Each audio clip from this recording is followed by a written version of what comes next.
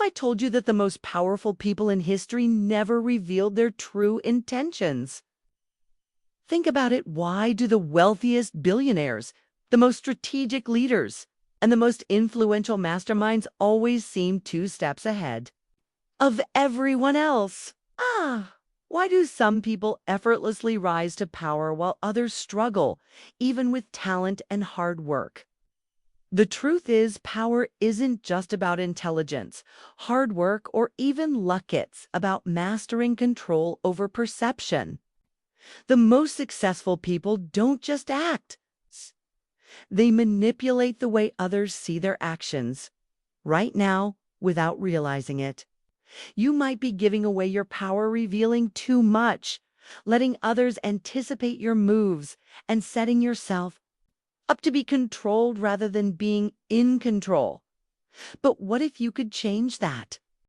What if you could learn the exact strategies that history's most powerful individuals used to dominate, win, and stay ahead of their competition?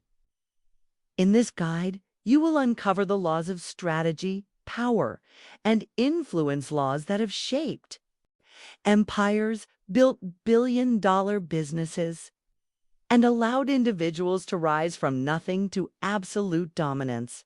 This isn't about tricks or shortcuts. It's about rewiring how you think, act, and project power in every situation, whether in business, relationships, or personal ambition.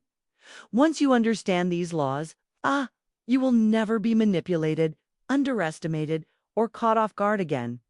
You will learn to move in silence, strike with precision, and command respect without even trying. Are you ready to step into a new level of power? Let's begin. Law 1. Never outshine the master. The dangerous game of overshadowing. No matter how skilled, intelligent, or charismatic you are, never make those above you feel small or insecure. People in positions of power are highly sensitive to any threat from those who are supposed to serve them. If you shine too brightly, you may unintentionally provoke jealousy, resentment, or outright hostility. Instead of outshining your superiors, make them feel secure and in control. Let them take the credit while you subtly build your influence in the background. This is the art of survival in power dynamics. Why this law is crucial. 1. Power is emotional. Not just logical. Most people assume that competence is all that matters. But power is built on ego, perception, and emotions. Example, a brilliant but arrogant employee can be fired, while a less competent but more politically savvy person rises. 2. The master must always feel superior. If you appear too competent, your master may feel overshadowed and insecure. Example, many kings and rulers have executed their most talented advisors simply because they felt threatened. 3. Jealousy is a silent assassin. People in power rarely admit they feel. They will find indirect ways to sabotage or remove you. Example, a boss might not fire you outright, but will ensure you never get promoted. How to use this law to your advantage. 1. Make your superiors look good always. Frame your success as their success. Let them feel like they are the genius behind it. Example, if you come up with a great idea, present it as a result of your superior's guidance too. Display intelligence, subtly, smart, but never too obvious about it. Let them think they are still the smartest person in the room. Example, speak with humility. Ask for advice and let them feel like they are mentoring you. Point 3. Use flattery. But make it subtle. Flattery works, but it must feel genuine, not excessive. Stroke their ego in a way that feels natural. Example, instead of saying, "You're a genius," say, "Your leadership has helped me grow so much." Historical examples of this law in action. 1.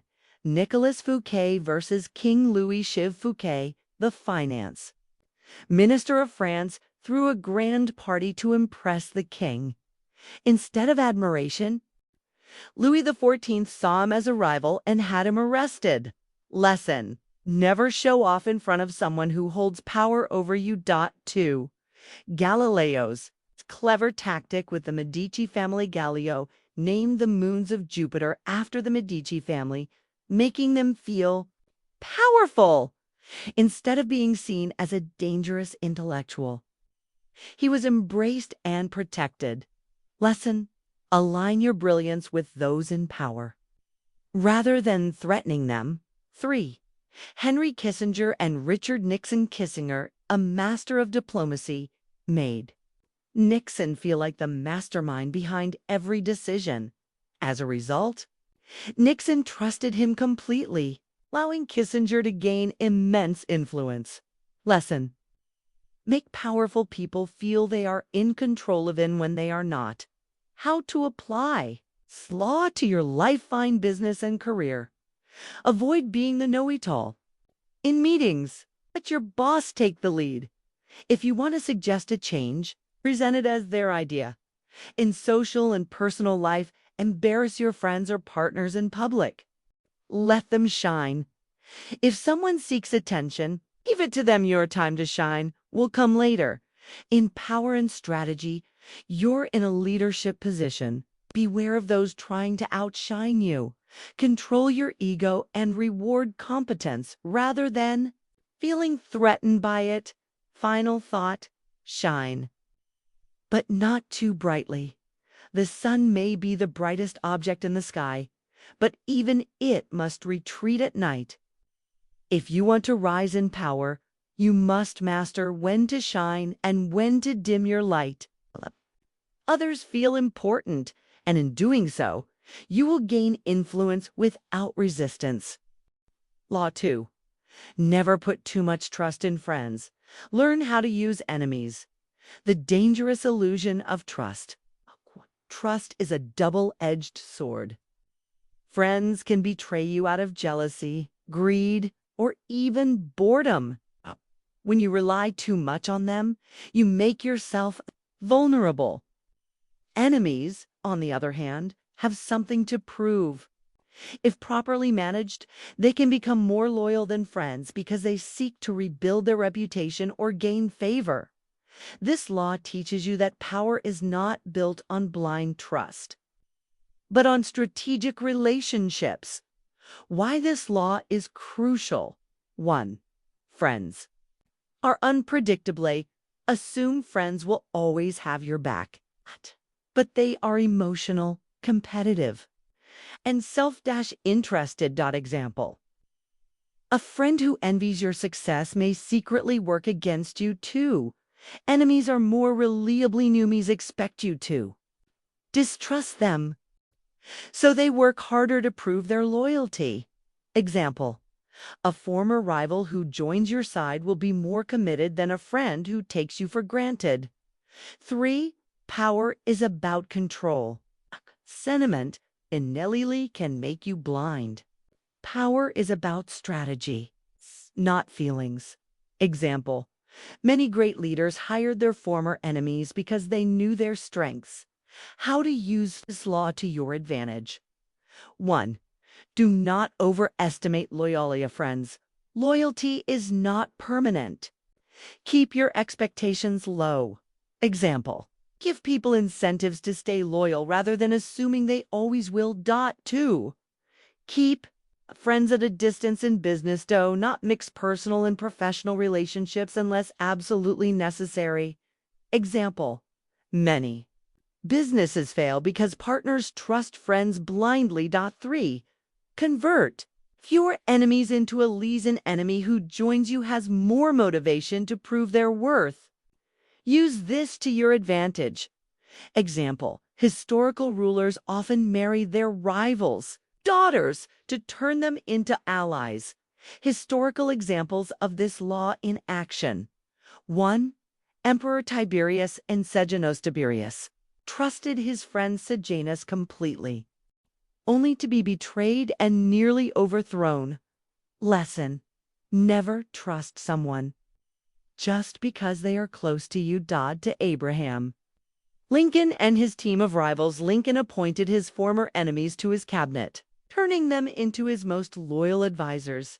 Lesson: enemies have more to prove than friends. Use them wisely. 3. Henry II of England and Thomas Kethenry II made his friend Thomas Becket the Archbishop of Canterbury. Expecting loyalty, Becket turned against him, leading to one of the most famous betrayals in history. Lesson: power changes people. Never assume friends will stay on your side. How to apply this law to your life, find business, and career. Avoid hiring friends or family unless you are ready to hold them accountable. If you need absolute loyalty, find someone with something to prove. In social and personal life, cautious of oversharing personal weaknesses with friends. If someone has wronged you before, see if they can be turned into an ally. In power and strategic competition to your advantage. Make rivals work for you. Never let emotions cloud your judgment when it comes to trust. Final thought: trust with strategy, not emotion. Blind trust is a weakness, not a virtue. Be strategic with your relationships. Keep friends at a healthy distance, and turn enemies into useful allies. Power belongs to those who control their alliances with wisdom, not emotion. Law 3. Conceal your intentions. The power of mystery. People are predictable. They react based on what they know. If they understand your true goals, they can resist, sabotage, or even steal your ideas. When you keep your intentions hidden, you maintain control. Keeping others guessing and unable to anticipate your next move? This law is about mastering deception, not through dishonesty, but by carefully revealing only what benefits you while keeping your real agenda private. Why? This law is crucial. 1. Transparency makes you vulnerable when people know your plans. They can block or undermine you. Example: if a company reveals too much about an upcoming product, competitors can rush to market first. 2. Mystery makes you powerful when people can't predict your next move. They are forced to react instead of plan. Example: poker players win by keeping their hand a secret while misleading their opponents. 3. Control the narrative. Whether one who controls what information is shared controls the game. Example: great leaders only reveal what is necessary, shaping perception while keeping their real goals hidden. How to use this law to your advantage. 1. Say less than necessary. More you talk, the more you reveal. Silence is power. Example: if negotiating a deal, never reveal your bottom line too early. 2. Misdirect and distract Semites. Revealing a false or partial intention can keep people off track. Example: Napoleon often sent fake battle plans to mislead his enemies before striking where they least expected. 3. Appear open while hiding. Depth make people think they understand you while keeping your true depth concealed. Example: Steve Jobs made Apple's competitors focus on minor details while secretly working on revolutionary products. Historical examples of this law in action. 1.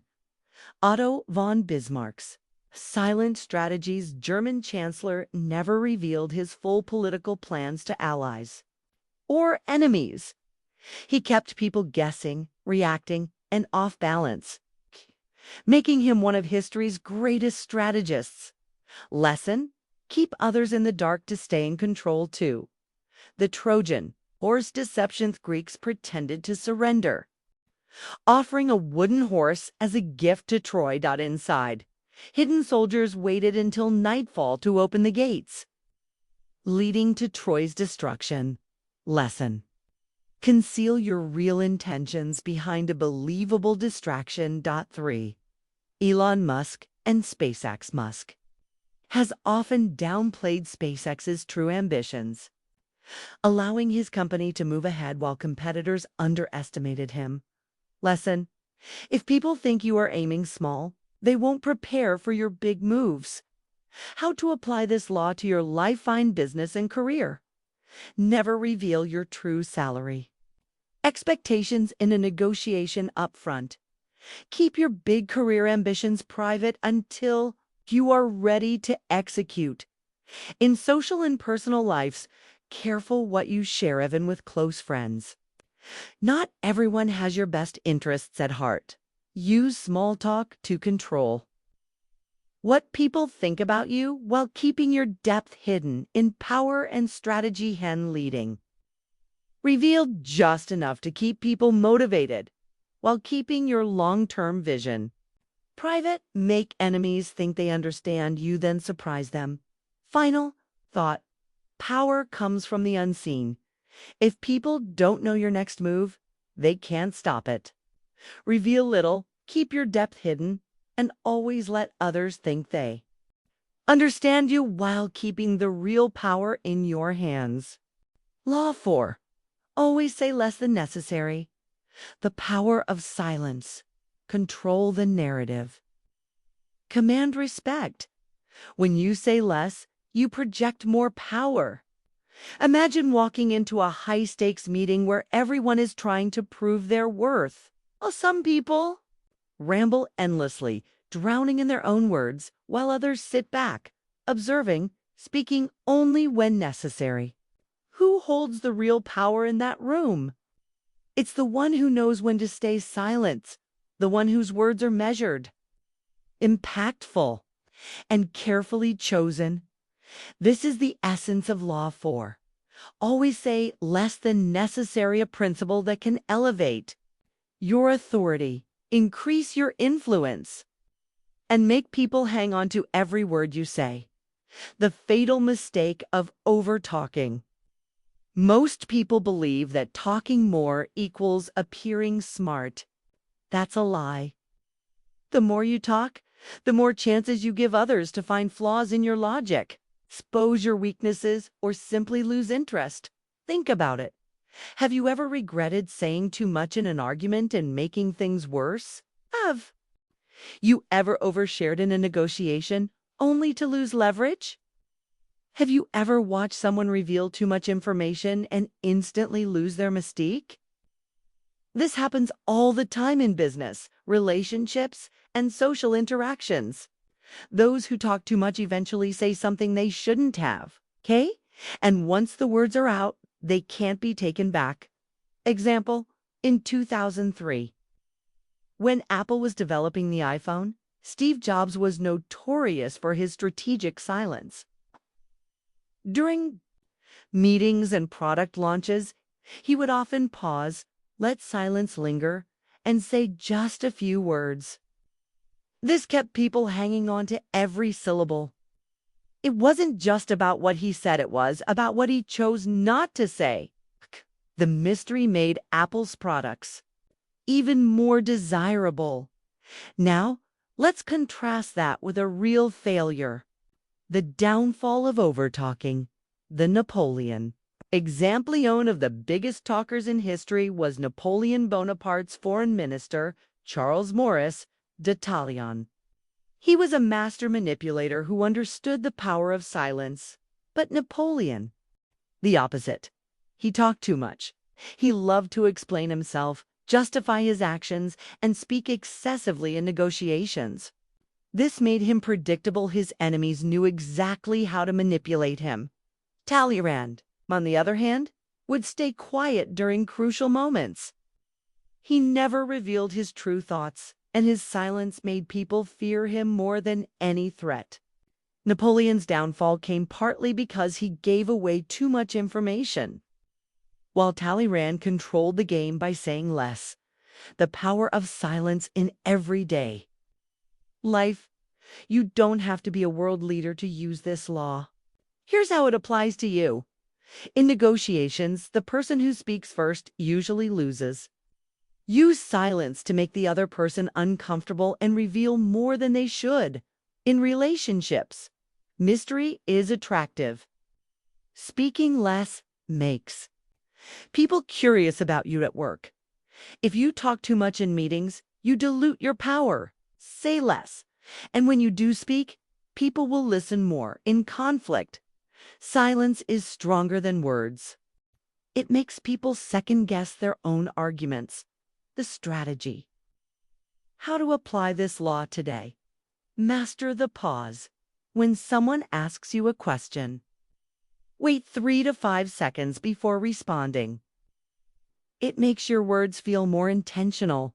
Use silence as a weapon. When someone tries to manipulate you into speaking more, simply smile and say nothing. The discomfort will make them talk more, revealing their true intentions. Speak in short, powerful statements instead of rambling. Learn to say things in 10 words instead of 100 to avoid nervous filler words. Like these weaken your presence. Speak with certainty and brevity. Let others fill the silence. The less you say, the more people feel compelled to talk. This gives you control of the conversation. Final thought. The less you say, the more you control. If you want to command respect, increase your influence, and become unforgettable, learn to say less. In a world where everyone is screaming for attention, the quietest person in the room often holds the most power. Master this law, and watch how people start treating you differently. Law 5. So much depends on reputation. Guard it with your life. Your reputation, the invisible currency of power. A single drop of ink can turn a glass of clear water dark. Reputation is everything. It's your silent ambassador, working for you even when you're not in the room. It determines how people perceive you, how they treat you, and whether they trust you or not. In the game of power, reputation is your strongest shield and most lethal weapon. But here's the harsh truth. You can spend years building a strong reputation and lose it in seconds. A single mistake, a careless comment, or a rumor can destroy everything you've worked for once tarnished. Rebuilding your reputation is 10x harder than guarding it in the first place. This is why Law 5 is non-negotiable. Protect your reputation as if your life depends on it, because in many ways, it does dot the fall of Napoleon's greatest rival. Let's step into the battlefield of reputation warfare with a historical example. There was a time when Napoleon Bonaparte feared one man more than any other, General Michel Ney. Ney was known as the bravest of the brave. His reputation struck fear into enemies and inspired soldiers. But then, Ney made one fatal mistake. When Napoleon was exiled, Ney switched sides and pledged loyalty to the new monarchy. But when Napoleon returned from exile, Ney quickly betrayed the monarchy and joined Napoleon again. The result was now seen as a traitor to both sides. His reputation was destroyed, and when Napoleon fell for the final time, Ney had no allies left to defend him. The once bravest of the brave was executed by a firing squad. Lesson? Your reputation isn't just about strength, it's about consistency. One act of betrayal, dishonesty, or recklessness can erase everything you've built. Your reputation is your brand. How people talk about you when you're not around. See this everywhere. In business, a single scandal can crush a company's reputation overnight. Just look at how Facebook Meta faced backlash for privacy issues. Years later, people still don't trust them fully in personal life. If you gain A reputation as untrustworthy, people will never fully invest in you, whether in friendships, relationships, or career opportunities. In social media, one wrong tweet can get you canceled in an instant. The internet never forgets. Your reputation is like glass strong when intact, but once shattered, the cracks remain. How to build an indestructible reputation. 1. Control the narrative before others doif. You don't shape your own reputation. Others will do it for you on, not in your favor. What do you want to be known for? Reliability? Strength? Integrity? Mastery? Start acting accordingly before people label you in ways you don't control. 2. Associate with the right people. Your reputation isn't just about what you do, but who you're seen with. Surround yourself with high-value individuals, and their reputation boosts yours. Hang around people with bad reputations, and you'll be guilty by association. 3. Never give enemies a week. Spot 2. Attic reputation attacks usually come when you least expect them. Someone will try to discredit you, spread rumors, or exploit your past mistakes. The best defense: live in a way that leaves no room for doubt. 4. Crush. Attacks on your reputation instant live. Seconds someone publicly questions your reputation, you must shut it down immediately. Delay only makes things worse. How? Address lies with undeniable truth. Respond with strength, not desperation. Use power moves. Don't get defensive. Stay in control. 5. Reinvent when necessary, but stay authentic. If you've made mistakes, all is not lost. Powerful individuals reinvent themselves while keeping their core reputation intact. Elon Musk, Robert Downey Jr., and Steve Jobs all had SPACs but reshaped their public image through strategic actions. The final word: reputation is a lifetime investment. Your reputation is either working for you or against you at all times. It determines how much respect, power, and influence you hold. Guard it with your life, and it will protect you in return. Now, let me ask you, what do you want to be known for? Because whatever it is, start building that reputation today. Law 6. Court attention at all costs. The harsh truth: if no one notices you, you don't exist in a world drowning in noise. Being invisible is the fastest way to failure. Think about it. How many brilliant people never get the recognition they deserve? How many hardworking individuals remain unnoticed while someone else who's louder, bolder, and more strategic gets all the rewards? The secret to power isn't just competence, it's attention. You can have all the talent, intelligence, and ambition in the world, but if no one sees you, none of it matters. Power follows those who refuse to be ignored. That's why Law 6 is non-negotiable. You must court attention at all costs. If you don't, someone else will steal the spotlight and with it the influence, the money, and the opportunities. The master of attention. P.T. Barnum.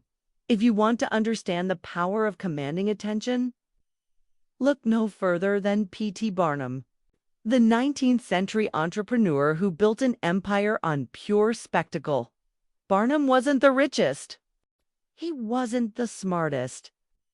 But what he did have was an unrivaled talent for getting people to notice him. Here's how he did it. He created controversy. Barnum once showcased an 80-year-old woman claiming she was George Washington's nurse. Was a complete lie, but the controversy drew massive crowds, making him a fortune. He made everything an event. When he opened his museum, he didn't just put up a sign. He paraded a giant elephant through the streets, forcing people to stop and watch. He understood that attention equals power. Whether people loved or hated him, they couldn't ignore him. And that, more than anything, made him unstoppable. The modern power of attention. Why some people rise while others fade. Look around and you'll see the same principle at work. Elon Musk, constantly in the headlines, whether for Tesla, SpaceX, or controversial tweets. Love him or hate him, you can't ignore him. Kim Kardashian, not the best singer, actress, or business person, but she mastered the art of staying in the spotlight, turning attention into an empire. Donald Trump, whether in business or politics, he made himself the center of every conversation, ensuring he was always top of mind. They all understood one thing: if you want power, you must make yourself impossible to ignore. How to make the world pay attention to you.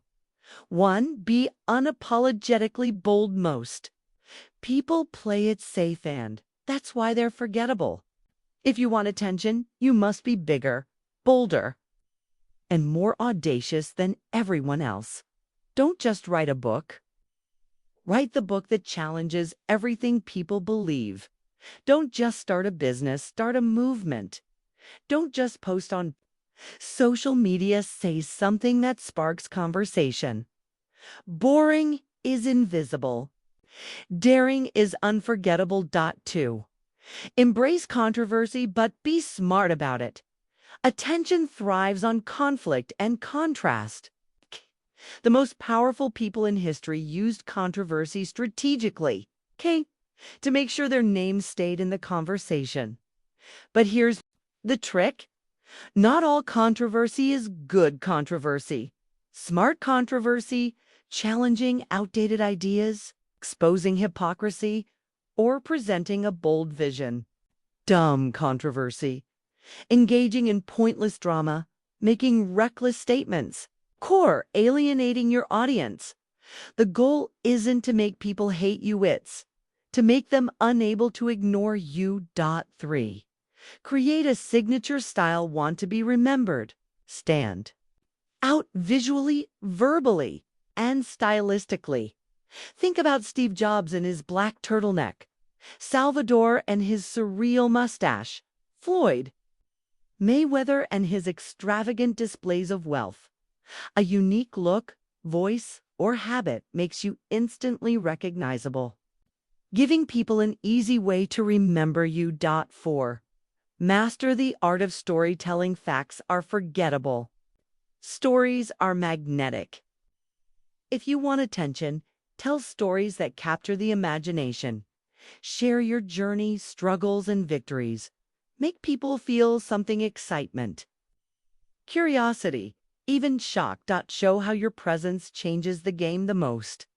Powerful figures in history weren't just leaders, they were storytellers. 5. Always stay in motion. Tall moment. You become predictable. People lose interest.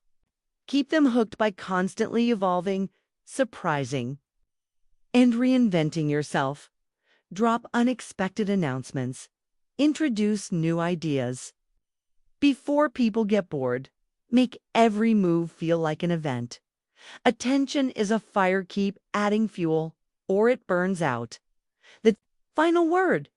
Be so unforgettable that the world has no choice but to watch. Power isn't about being the best. It's about being seen, remembered, and impossible to ignore. You can be brilliant, hardworking, and talented, but if no one notices, it's worthless. So ask yourself, how can I make the world pay attention to me? Because in the end, those who command attention command power. Law 7. Get others to do the work for you, but always take the credit. The harsh reality: hard work alone won't make you powerful. Let's be brutally honest. The world doesn't reward those who work the hardest. It rewards those who get the most done while doing the least themselves. Look at history's most powerful figures. They weren't the ones burning themselves out. They were the ones leveraging other people's time, talent, and resources to build their empires. The sad truth: if you do all the work yourself, you'll never have time to rise. The key to power is delegation, making others work for your success while you reap the rewards. But how do you do this without looking like a manipulator? By being strategic, charismatic, and playing the long game. The genius of Thomas Edison, the man who took credit for everything. If there's one person who perfected Law 7, it was Thomas Edison. Most people think Edison was a lone genius who invented everything himself. Wrong. Edison had a team of brilliant inventors working under him, but whenever one of them made a breakthrough, he took the credit. His employees did the research, built the prototypes, and tested the ideas. Edison, however, was the face of the company, the one the world remembered. The result? His name is written in history, while his workers remain forgotten. Was it unfair? Maybe. Was it effective? Absolutely. Power doesn't go to the person who works the hardest, goes to the one who controls the work. How today's most powerful people use Law 7. This strategy isn't just for inventors, it's used everywhere. Jeff Bezos, Amazon. Bezos didn't code Amazon himself. He built a system of talented people who did the work while he became the visionary. Steve Jobs, Apple. Jobs wasn't an engineer, but he took credit for designing Apple's revolutionary products, even though others built them. Billionaires and CEOs, the richest and most powerful people, aren't doing the work. They own the systems that do it for them. The lesson: if you do all the work yourself, you'll never be truly powerful. How to make this law work for you without being a jerk. 1. Build a team, not just a workload. Most people try to do everything themselves because they believe, if I want it done right, I have to do it myself. I can't trust others to do it as well as I can. I don't want to share the credit. Big mistake. True power comes from getting others to work on your behalf. The more you can delegate, outsource, and automate, the more you can focus on higher level moves. 2. Position yourself as the leader, not the worker. Look at the most powerful people. They aren't in the trenches doing the work. They're making big picture decisions while others execute their vision. To do this, you must make people want to work for you by inspiring them with a clear mission. Take ownership of the results. Okay, even if you weren't the one who physically did the work, be the face of success, because history only remembers the name on top. When people see you as the leader, they naturally give you the credit. 3. Reward talent, but keep the spotlight. Tone mistake people make: they don't give any recognition to their team. If you steal all the credit, people will resent you. If you give away too much, people will forget you. The balance: acknowledge your team's efforts, but make sure you are the one who gets remembered. Example: Steve Jobs always praised his team, but Apple's success was still tied to his name. That's the perfect balance. 4. Turn other people's work into your legacy. Here's the ultimate power move: ain't turn other people's work into a legacy that's tied to your name forever. Think about Henry Ford. Didn't invent the car, he revolutionized the way it was built. Elon Musk didn't build Tesla's first cars, he took over and made the company world famous.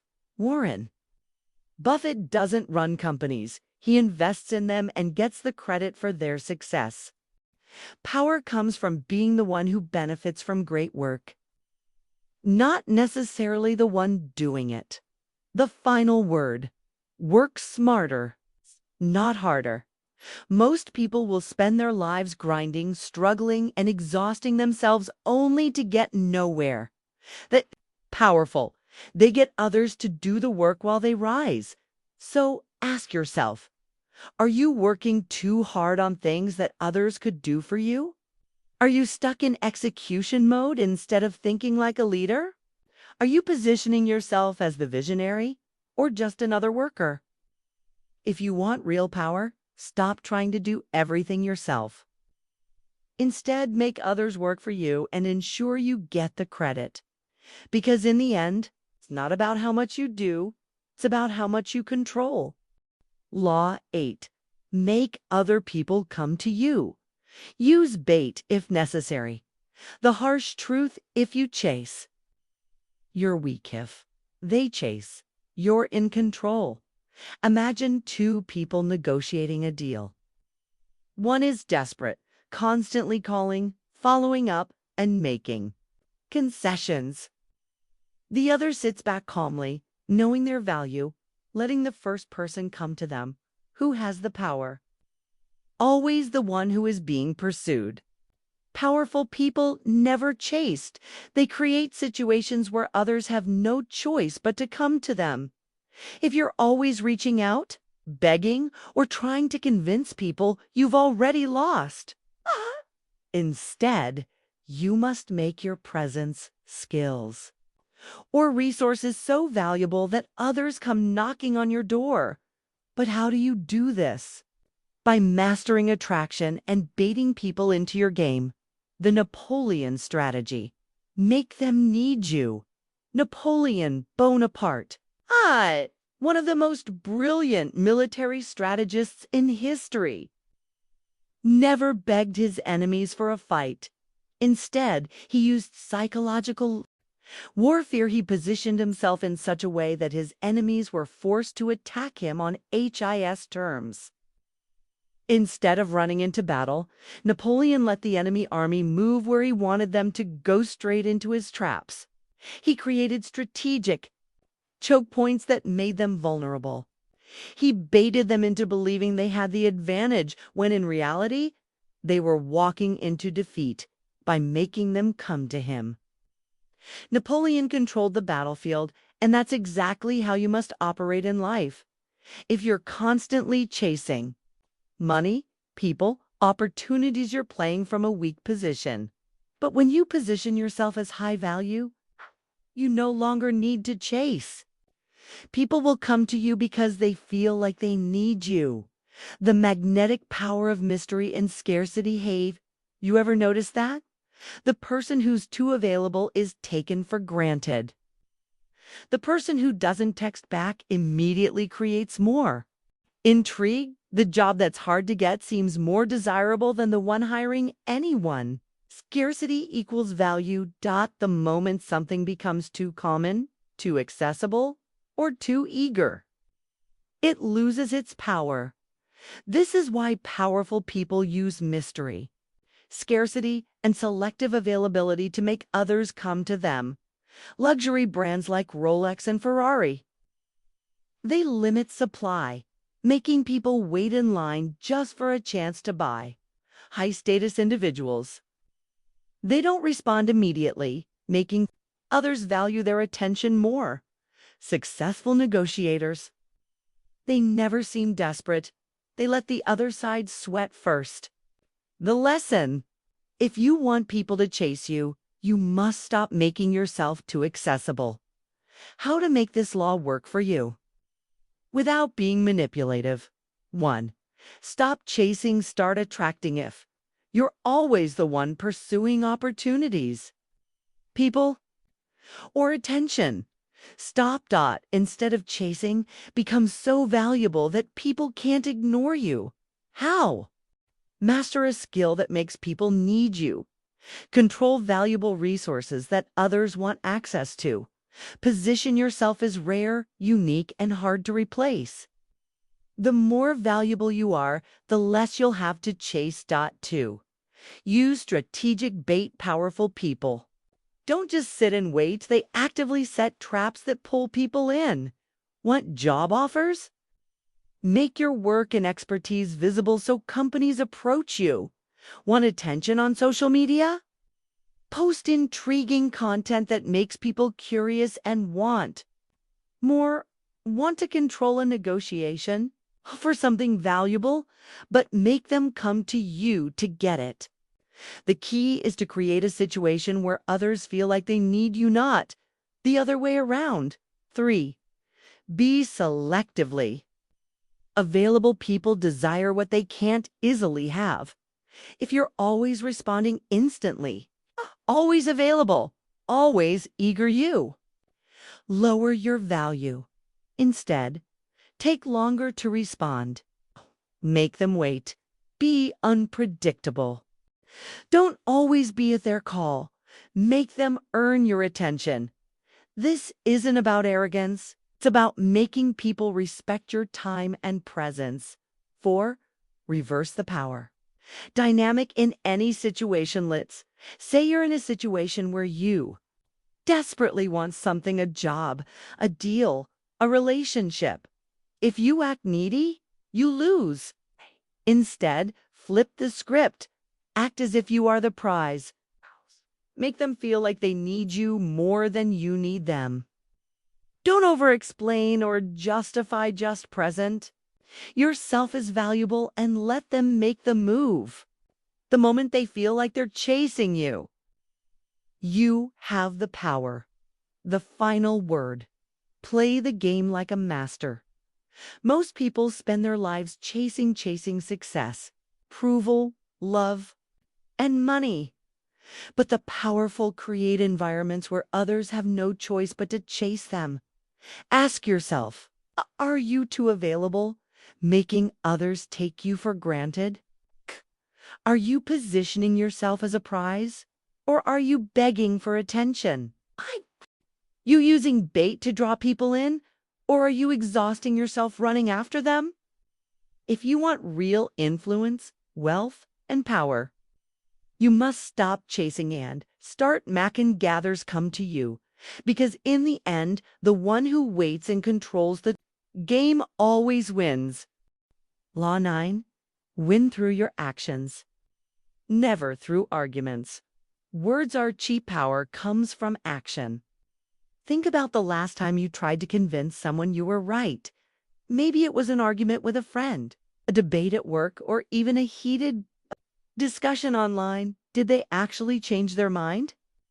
Chances are, no matter how logical or passionate you were, they still walked away believing they were right. That's because people rarely change their minds through words alone. They change when reality forces them to. Powerful people don't waste energy on pointless arguments. They let their actions do the talking. Instead of debating, they prove their point through results. The Galileo trap.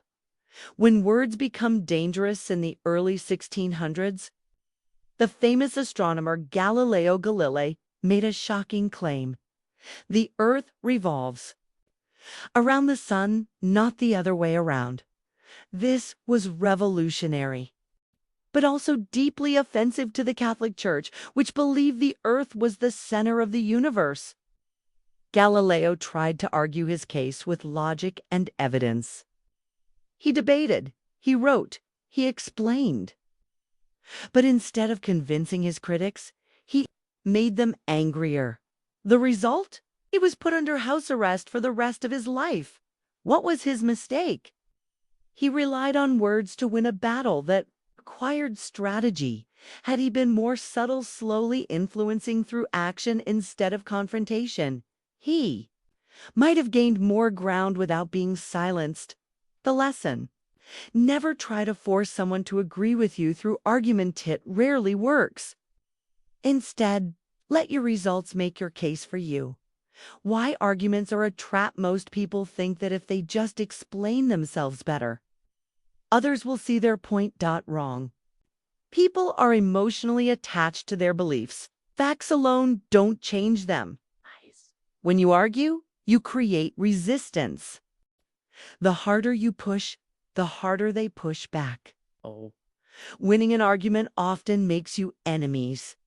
Even if you prove someone wrong, their ego will make them resent you. But when you demonstrate truth through action, people see reality for themselves. A great leader doesn't argue about what's possible, they show results. A great entrepreneur doesn't debate their idea, they build something people want. A great strategist doesn't fight, he maneuvers so his enemies defeat themselves. Powerful people understand that action always speaks louder than words. How to apply this law to your life. 1. Let success be your argument. Thing shuts down doubters and critics faster than results. If people say you can't do something, don't argue. Prove them wrong with action. Example, instead of debating whether your business idea will work, build it and let the results speak. 2. Use silence as a power move. More you argue, the weaker you seem. But when you stay calm and silent, you create mystery and power. When someone insults you, don't fire back, stay silent and let them expose their own insecurity. When someone doubts your abilities, don't defend yourself, just go and prove them wrong. Silence makes people uncomfortable. They will wonder what you're thinking, and that gives you control. 3. Redirect conflict instead of fighting. Instead of confronting someone head-on, guide them into seeing the truth for themselves. Example, if an employee is making mistakes, don't argue about what they did wrong. Instead ask, what do you think went wrong here? How could this have been handled better? This forces them to recognize the mistake on their own without you having to argue. People rarely resist conclusions, they reach themselves.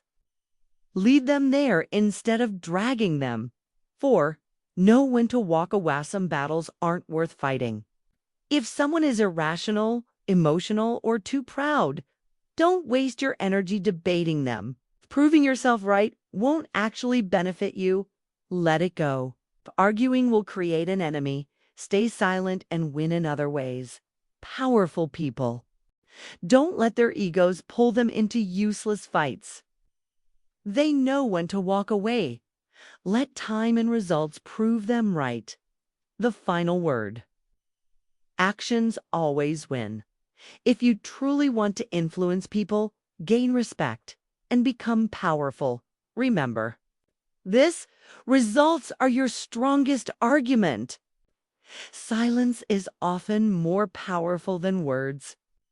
Winning an argument doesn't matter if you lose influence. The best way to prove someone wrong is to let them see it for themselves. Think like a master strategist, not an emotional fighter, because in the end, it's not the person who argues the most that wins, it's the one whose actions make debate unnecessary. Law 10. Avoid the unhappy and unlucky. Have you ever noticed that certain people seem to bring chaos wherever they go?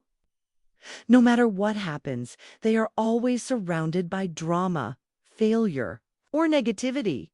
And when you get too close to them, it starts affecting you too. This isn't a coincidence, it's a pattern. And if you don't recognize it, it will pull you down before you even realize what's happening. Powerful people understand the danger of associating with the wrong people. They know that energy is contagious, both success and failure spread through proximity. That's why they avoid the unlucky, the miserable, and the constantly struggling. Not because they lack empathy, but because they know that being around these people is a trap that drains power, focus, and ambition. If you want to rise, you must be ruthless in choosing who you surround yourself with. The story of Michael 3. A king brought down by his closest friend. His story is filled with examples of powerful people who were destroyed because they trusted the wrong person. Take the story of Emperor Michael III of Byzantium. Michael was a young, reckless ruler, but he had one major flaw. He surrounded himself with fools and flatterers. One of his closest companions was Basil the Macedonian, a man who started as a lowly horse trainer. Basil was smart, but manipulative. He gained Michael's trust, convinced him to promote him to power, and eventually became emperor. But instead of being loyal, Basil plotted against Michael. One night, while Michael was drunk and unaware, Basil had him murdered and then took the throne for himself. Michael trusted the wrong person, and it cost him his life. The lesson: being around the wrong people isn't just dangerous, it's deadly. The hidden cost of negative associations. People think they can help or fix toxic individuals. But what they don't realize is that negativity spreads like a virus. When you spend time with complainers, you start complaining. When you listen to excuses, you start making excuses. When you surround yourself with failure, you lower your own standards. And before you know it, you're absorbing their bad habits, their mindset, and their problems. It doesn't matter if you're strong-willed or ambitious. You surround yourself with people who drag you down. They will pull you down with them. How to apply this law in your life. 1. Identify the people who drain you. Take a hard look at the people around you. Who always has a problem but never a solution? Who makes you feel exhausted, uninspired, or anxious? Who is always unlucky, always struggling, and never progressing? If you're constantly feeling drained or held back after interacting with someone, it's a sign they're not good for you. 2. Recognize that you can't save everyone money. People make the mistake of thinking they can help or uplift negative individuals. But here's the truth: people don't change unless they want to. If someone is always unlucky, always failing, or always caught in chaos, it's often because of their own mindset and habits. And no matter how much you try, you can't save someone who refuses to save themselves. 3. Gradually distance yourself. You don't always have to cut someone off dramatically, but you must create distance between yourself and toxic people. Stop answering every call or message. Spend less time around them. Avoid engaging in their negativity. Over time, it will either change their behavior or drift away on their own. 4. Surround yourself with winners. Best way to avoid the unlucky is to seek out the successful, the driven, and the positive. Success isn't just about skills or luck, it's about who you learn from and who you surround yourself with. Find people who are focused and ambitious, solution-oriented instead of problem-focused, always improving and pushing themselves. The more time you spend around winners, the more their mindset, energy, and habits will rub off on you. Final lesson: energy is contagious. Choose wisely. This law isn't about cruelty, it's about self-preservation and strategy. Your environment shapes you more than you realize. If you surround yourself with losers, complainers, and the constantly unlucky, you will absorb their energy. But if you surround yourself with winners, doers, and those who take control of their lives, you will naturally rise. Powerful people choose their company carefully because they know that who you stand next to determines where you end up. Law 11. Learn to keep people dependent on you. What's the fastest way to make yourself indispensable? How do you ensure that people never betray you, abandon you, or try to replace you? Make them dependent on you. The greatest power isn't in having control, it's in making sure that others need you so much that they can't function without you. If you want to stay in power, never teach people enough that they can survive without you. Make yourself the source of their success, their security, and their future. Because the moment they realize they don't need you anymore, you become disposable. The story of Cesare Borgia, the master of dependency. No one understood this law better than Cesare Borgia, one of the most ruthless leaders of Renaissance Italy. Cesare was a man of brilliance and brutality. His goal was to dominate Italy completely. But he had a problem. He couldn't fight every battle alone. He needed strong warriors, loyal politicians, and skilled generals. But instead of trusting them blindly, he made sure that they could never betray him. He gave them power, but only through him. His men couldn't rise unless he allowed it. He created enemies for them. He would make sure that without his protection, they would be destroyed. He controlled their ambitions. He gave them just enough success to keep them satisfied, but never enough to outgrow him. The result: his men had no choice but to stay loyal. They depended on him for survival, power, and protection. They knew that if Cesare fell, they would fall too. This is the essence of power, when people need you more than you need them. You control the game. Why dependence is the ultimate weapon. Most people try to gain power by being liked or feared. But there's something far better: being needed when people rely on you for their money, knowledge, success, or protection. They will never turn against you. A boss won't fire the one employee who knows how everything runs. A king won't execute the only general who can win wars, eh? Leader won't betray the advisor who controls his secrets. The more people depend on you, the safer you are. But if you make the mistake of teaching them too much, if you give them the tools to survive without you, you're setting yourself up for your own downfall. How to apply this law in your life. 1. Become the gateway to success whatever field you're in. Make sure that others can't succeed without you. If you're in business, control access to key clients, resources, or industry knowledge. If you're in a company, master a skill that no one else fully understands. If you're in leadership, become the one who makes critical decisions so that no one else can replace you. The moment you become the key to someone's success, they will never let you go. Point 2.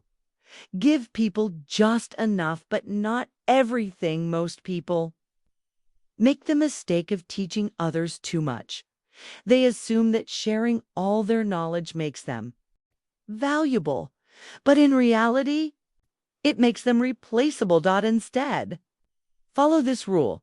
Give people enough to grow, but not enough to outgrow you. Teach them part of the system, but keep the most critical knowledge to yourself. Help them succeed, but make sure that their success always depends on you.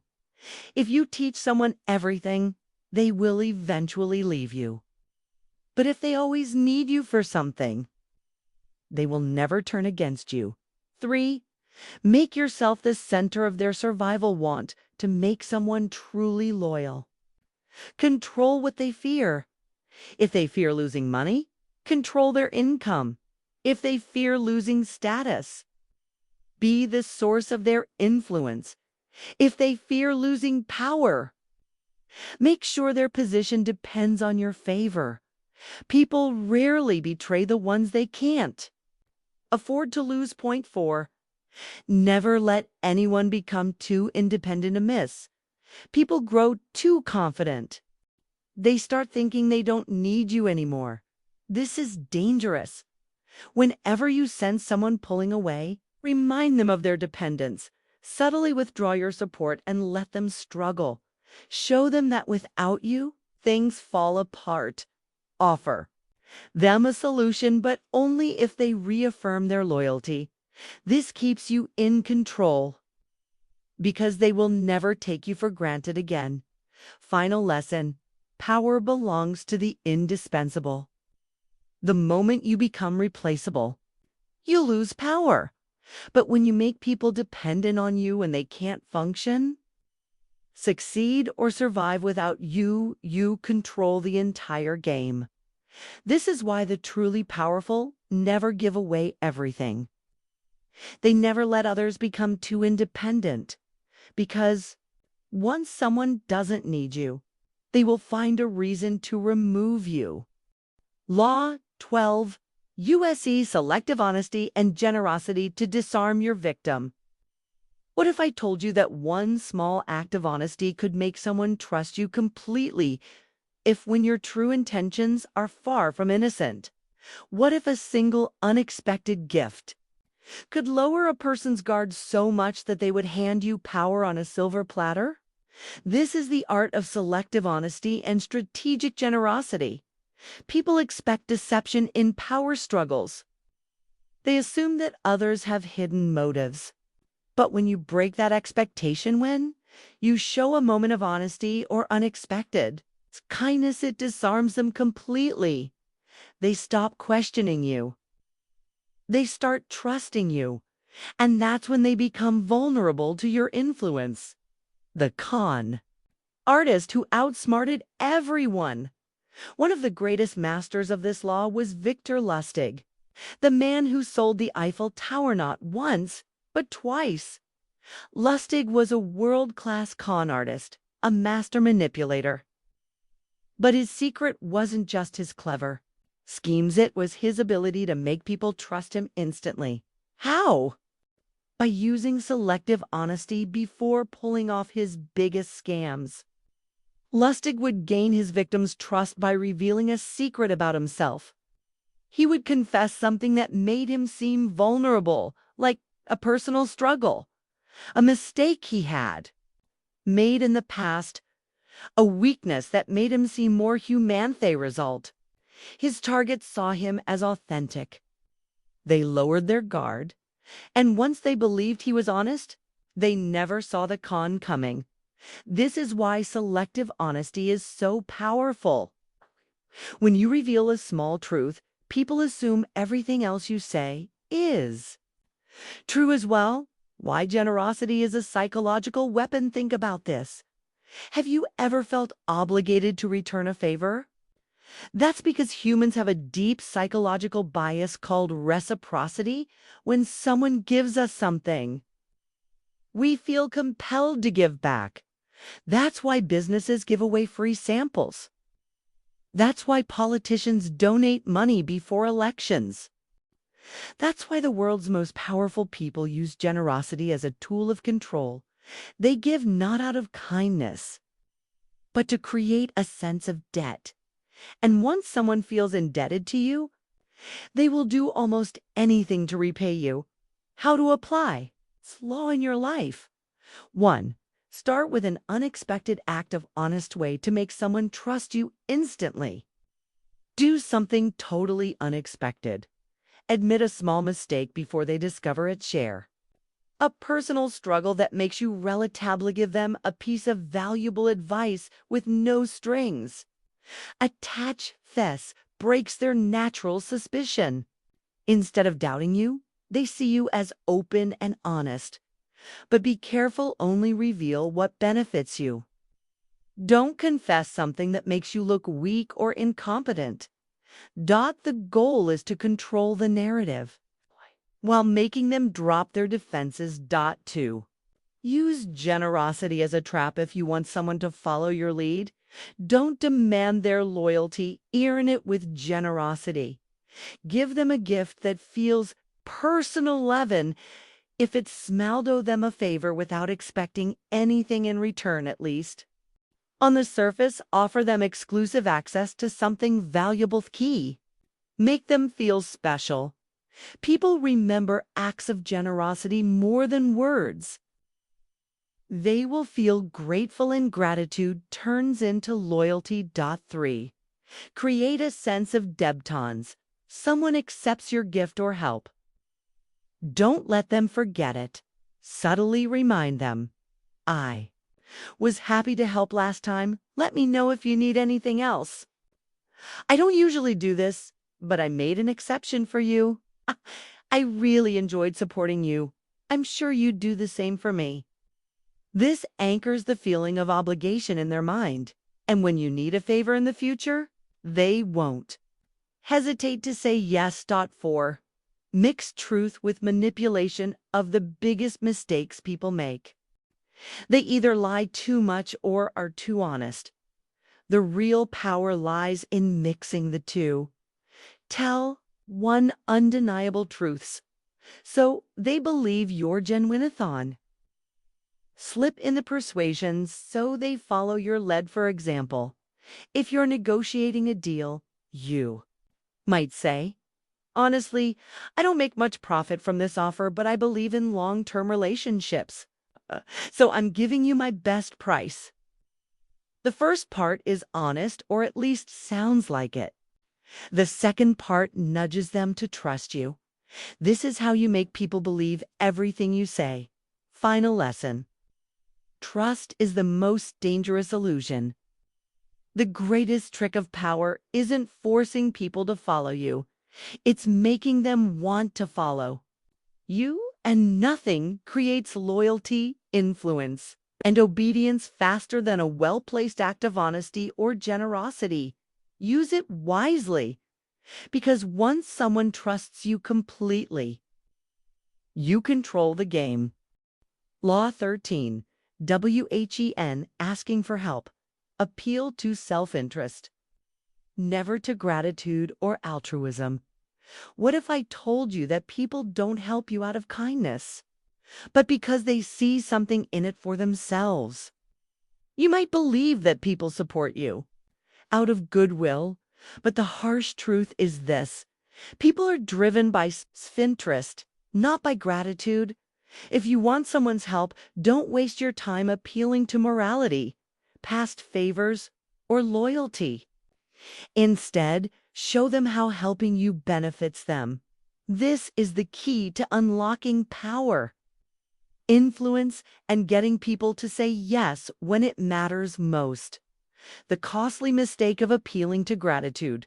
History is filled with people who made the mistake of expecting loyalty to be enough. One of the greatest examples, Charles the Bold, Duke of Burgundy. He was a powerful ruler who needed the help of King Louis XI of France. Instead of offering something valuable, he reminded the king of past favors and appealed to their friendship. Louis XI was a strategist. He had no interest in sentimental debts. He saw nothing to gain by helping Charles. So what did he do? He ignored him. And Charles, he lost his support, his power, and eventually his life. The lesson: people don't care about what they owe you. They care about what's in it for them. If you ever find yourself needing someone's help, never make the mistake of saying, "You owe me. I helped you before, so now it's your turn. We're friends, so you should support me." Instead, appeal to their desires, needs, and self-interest. Why people only say yes when it benefits them. Human nature is transactional. Even when people do things for free, deep down, they expect something. Recognition, a return favor, in the future a boost, and there's to choose a feeling of importance. If you want someone to do something for you, make them feel like they are gaining something valuable in return. And the trick? Frame it as if it's their idea, how to get what you want without begging or guilt-tripping. 1. Find out what they truly want before you ask for anything. Stop and ask yourself, what does this person desire most?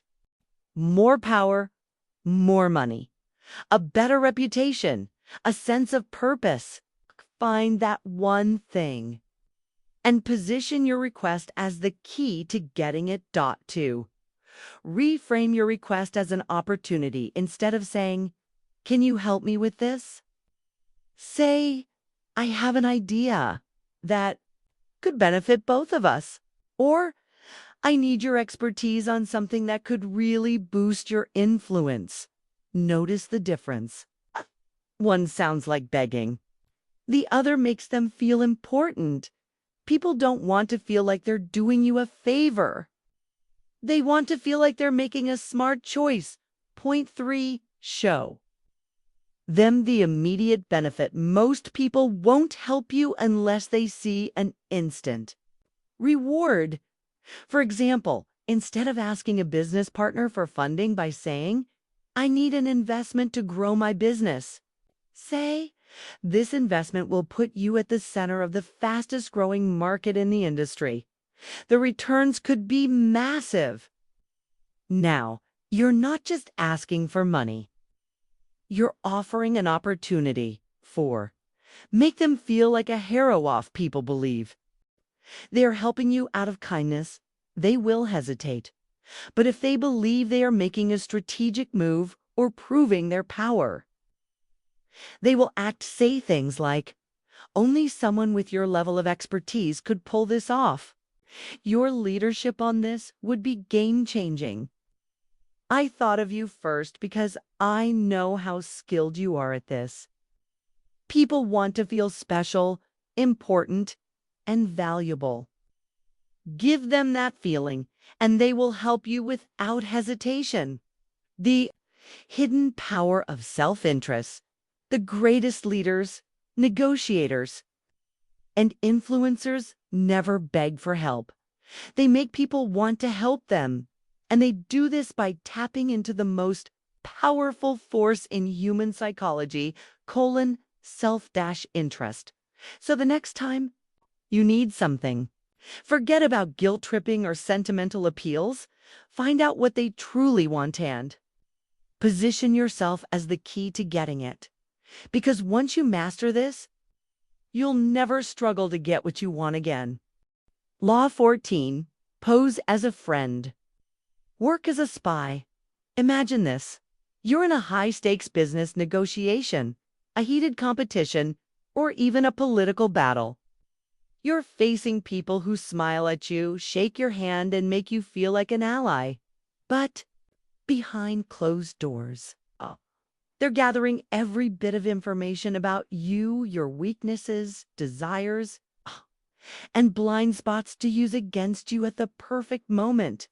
Here's the hard truth. The person who knows the most wins. That's why the most powerful people in history never rely on luck or intuition alone. They gather intelligence, and the best way to do it? Get people to reveal their secrets without them realizing it. Welcome to Law 14. Pose as a friend. Work as a spy. The hidden power of information. Power isn't just about strength, confidence, or control. Power is knowledge. The more you know about your opponents, competitors, or even your allies, the more you can predict their moves, manipulate their decisions, and turn situations in your favor. The key: make them feel comfortable enough to expose themselves. When people feel safe, when they believe you're on their side, their guard drops. They start talking more than they should. And that's when you extract exactly what you need. How? Napoleon mastered this law. Napoleon Bonaparte was a military genius, not just because of his strategies, but because of his ability to gather crucial intelligence. He made it a habit to have casual conversations with his officers, subordinates, and even enemies. Ever interrogating forceful, never interrogating. Instead, he'd ask harmless questions. What's the morale like in the enemy camp? What do you think their next move will be? How are our supplies holding up? The officers, believing Napoleon was simply making conversation, spoke freely. And Napoleon, he used every word they said to formulate his battle strategies. This is how he anticipated attacks, planned his countermoves, and crushed his opponents before they even saw it coming. Why people love to talk about themselves sure is the best part. You don't have to force people to reveal information. They will do it willingly if you know how to ask. Human nature is simple. People love to talk about themselves. They love to feel important, and they love the sound of their own voice. The trick: make them think you're genuinely interested. How to gather information like a master spy. 1.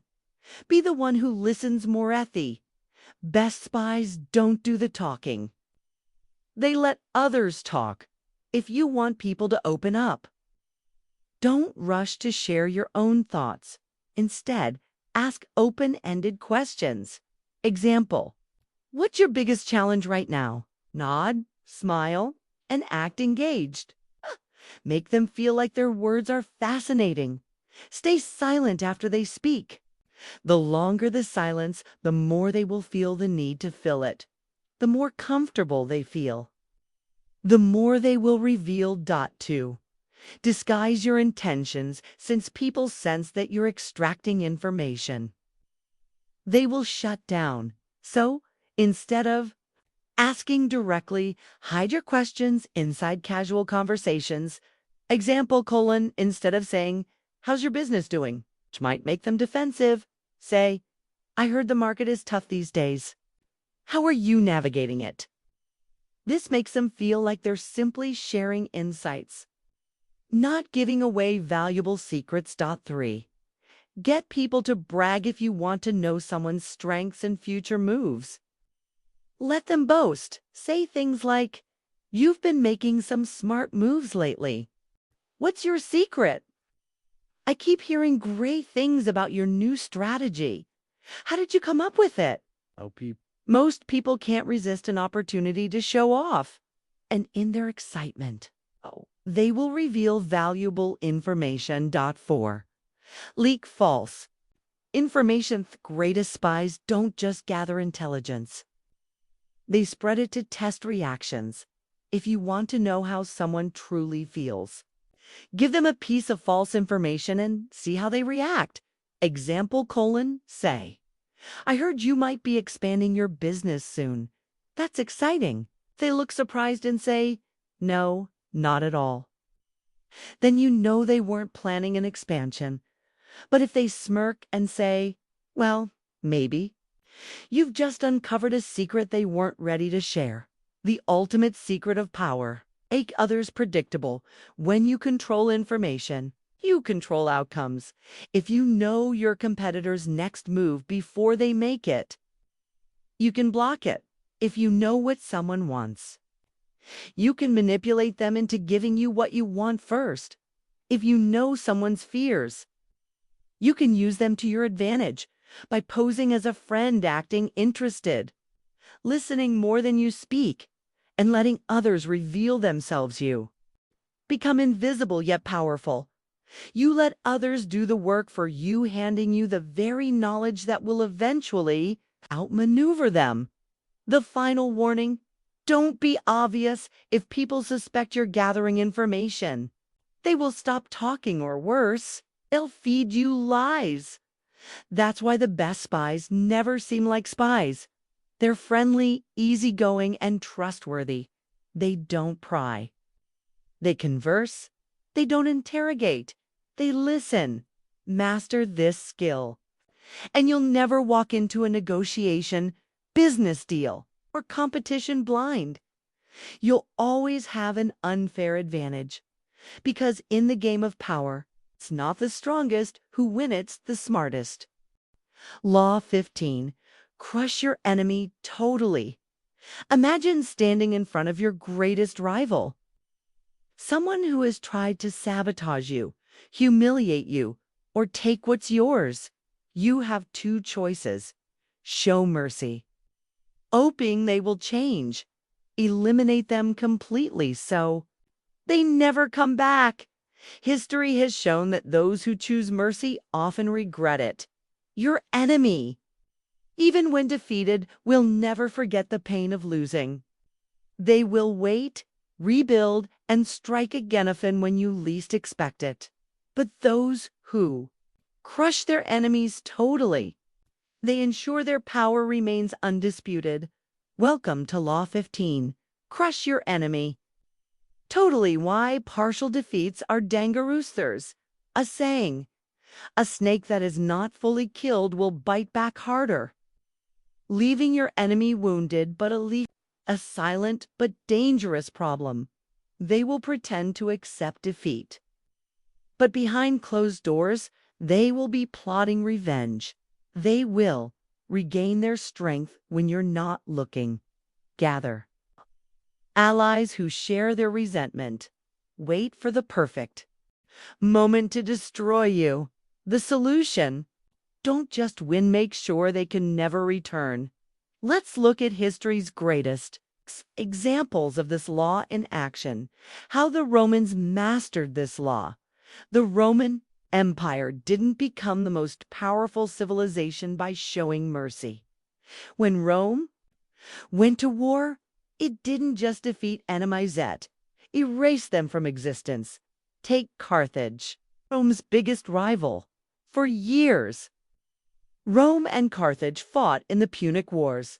Carthage was a powerful city-state, rich with resources and a dangerous military. Rome could have settled for a peace treaty, but they knew, as long as Carthage existed, Rome was never safe. So what did they do? They crushed Carthage totally. They burned the entire city to the ground. They killed or enslaved every citizen. They poured salt into the soil, so nothing could ever grow there again. Carthage was completely erased from history. Rome never had to fear them again. That's the power of total destruction. Why most people fail to follow this law. Most people hesitate to crush their enemies because they feel guilty, thinking that total destruction is too harsh.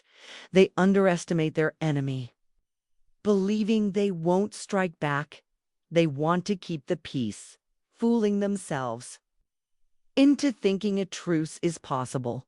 But history proves one thing: enemies don't forget.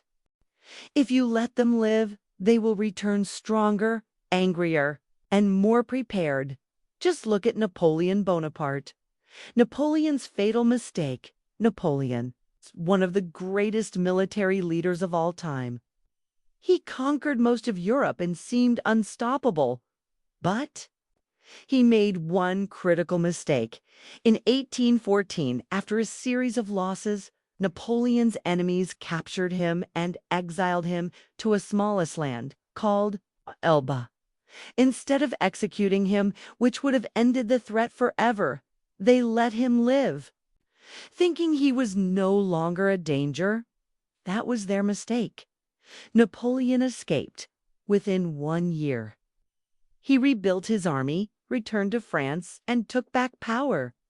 It took another war, the Battle of Waterloo, to finally defeat him. If his enemies had crushed him totally, they wouldn't have had to fight him again. How to use this law in everyday life. You may not be leading an empire or commanding armies, but the principle remains the same. In business, competition, and personal rivalries, half measures don't work. 1. Don't let competitors come back stronger. If you have a business rival who is trying to take your clients or ruin your reputation, you can't afford to play nice. Example: if they copy your product, create something so superior they can never catch up. If they spread lies about you, expose them so badly that they lose credibility forever. If you only hurt them slightly, they will find ways to recover. 2.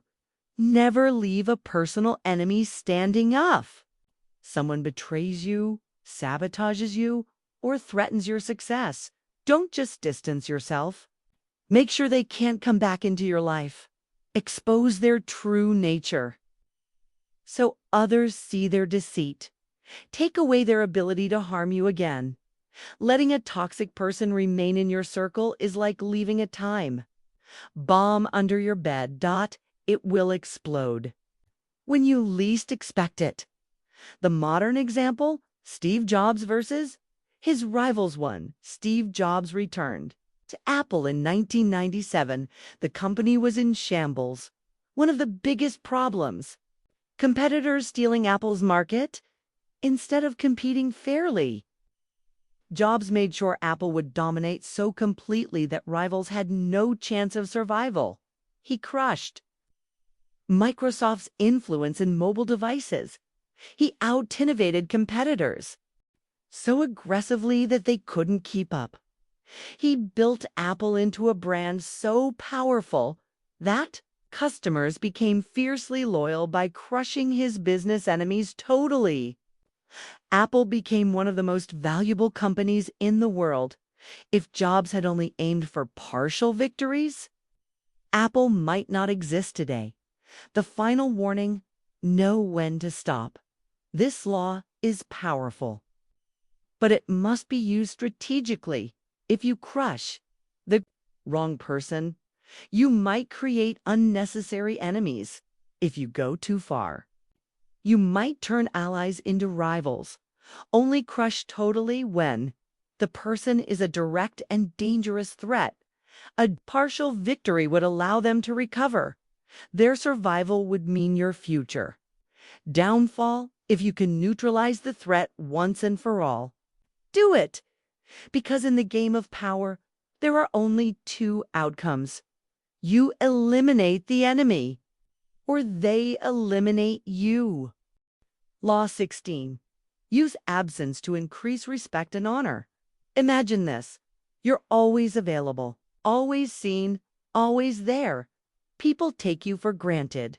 Your presence becomes ordinary, expected, even unnoticed. Now, think about the opposite. What happens when a powerful leader, celebrity, or even a close friend suddenly disappears? People start talking. They wonder where you are. They miss you. This is the power of Law 16. Use absence to increase respect and honor. By strategically removing yourself from situations, you increase your value. Let's break this law down and show you exactly how to use it to your advantage. The danger of over-exposure breeds contempt. When you're too available, people stop appreciating your presence. Take your value for granted. See you as common, replaceable, or even boring. Think about the rarest diamonds, the most exclusive VIP clubs, or the most powerful leaders. What do they all have in common? They're not easily accessible. Scarcity creates demand. If you want more respect, admiration, and influence, you need to make your presence more valuable. And to do that, you must disappear at the right moments. History's greatest example, Napoleon's. Silence. Napoleon Bonaparte was one of history's greatest military geniuses. But he didn't just win wars with weapons, he won with strategy. During his career, Napoleon wrote thousands of letters to his commanders, officers, and political allies. But there was something peculiar about his communication style. He often delayed his responses. Why? It's because Napoleon understood something most people don't. When he responded immediately, people would continue flooding him with more questions and demands. They would expect him to be constantly available. But when he delayed, people thought twice before disturbing him. They solved their own problems. His words became more powerful and rare. By making himself less available, Napoleon increased his perceived importance. Why absence increases value. Think about gold. What makes gold valuable? It's rare.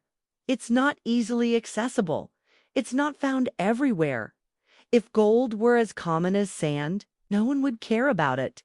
The same applies to people, ideas, and opportunities. The less available you are, the more people value your time, presence, and attention. How celebrities use this law to their advantage. Why do the biggest celebrities suddenly disappear from social media, public events, or interviews? Because they know this law. When they step away, people start talking. Fans miss them and demand their return when they finally come back. Their presence is more powerful than ever. If they were always in the spotlight, they would lose their mystique, power, and influence. A comeback is only powerful if you've been gone long enough to be missed. When and how to use this law in your own life.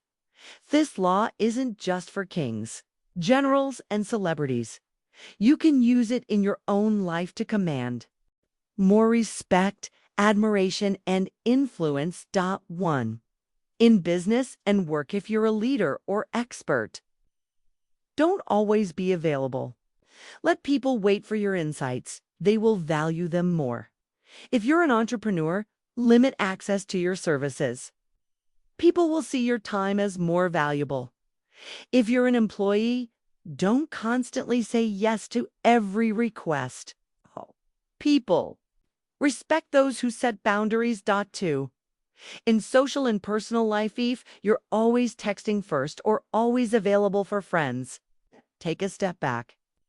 Let them reach out to you. In relationships, don't always be present. Absence creates mystery, attraction, and appreciation. In family dynamics, create space. Sometimes, stepping back makes people value you more. 3. In power and influence, make people miss your presence in meetings, social circles, and leadership roles. If you leave a group or position, do it at a high point so people remember you at your best. Avoid over-explaining yourself. Silence and mystery make people respect you more. The balance. Too much absence can be dangerous, like any powerful tool. This law must be used wisely. If you disappear too much, people will forget you. If you become too distant, people might replace you. If you neglect relationships entirely, they might die. The key: disappear just long enough to be missed, but not long enough to be forgotten. Final takeaway: make them chase you. Powerful people aren't always available. They make others work for their time, attention, and presence. If you feel like you're being taken for granted, overused, or underestimated, step back. Watch how people suddenly appreciate you more. Because in life, the rarest things are always the most valuable. Law 17. Keep others in suspended terror. Cultivate an air of unpredictability. What makes people fear and respect powerful leaders, warriors, and strategists throughout history? It's not just strength, it's unpredictability. When people can't predict your next move, they tread carefully. They hesitate. They respect your power because they can't control you. This is the essence of law. 17. Keep others in suspended terror. Cultivate an air of unpredictability. If people always know what to expect from you, they will feel comfortable. Comfort leads to complacency. Complacency leads to control. But if they can't predict you, they can't control you. This law is about mastering the art of uncertainty. The less predictable you are, the more powerful you become. Let's dive deep into how you can use unpredictability to your advantage without looking foolish or reckless. Predictability is weakness. Think about a chess game. If your opponent knows all your moves in advance, you're dead in the water. The same applies to life, business, relationships, and power. If you're always consistent, predictable, and easy to read, you're giving away your control. People anticipate your reactions. They manipulate your emotions. They use your patterns against you. But the moment you break expectations, you force them to recalculate. This is where power shifts in your favor. The power of unpredictability in history. 1. The madness of Genghis Khan was feared not just for his strength, but for his unpredictability. His enemies never knew if he would destroy an entire city or let it live. offer peace, or launch a sudden attack, retreat, or turn around and ambush them.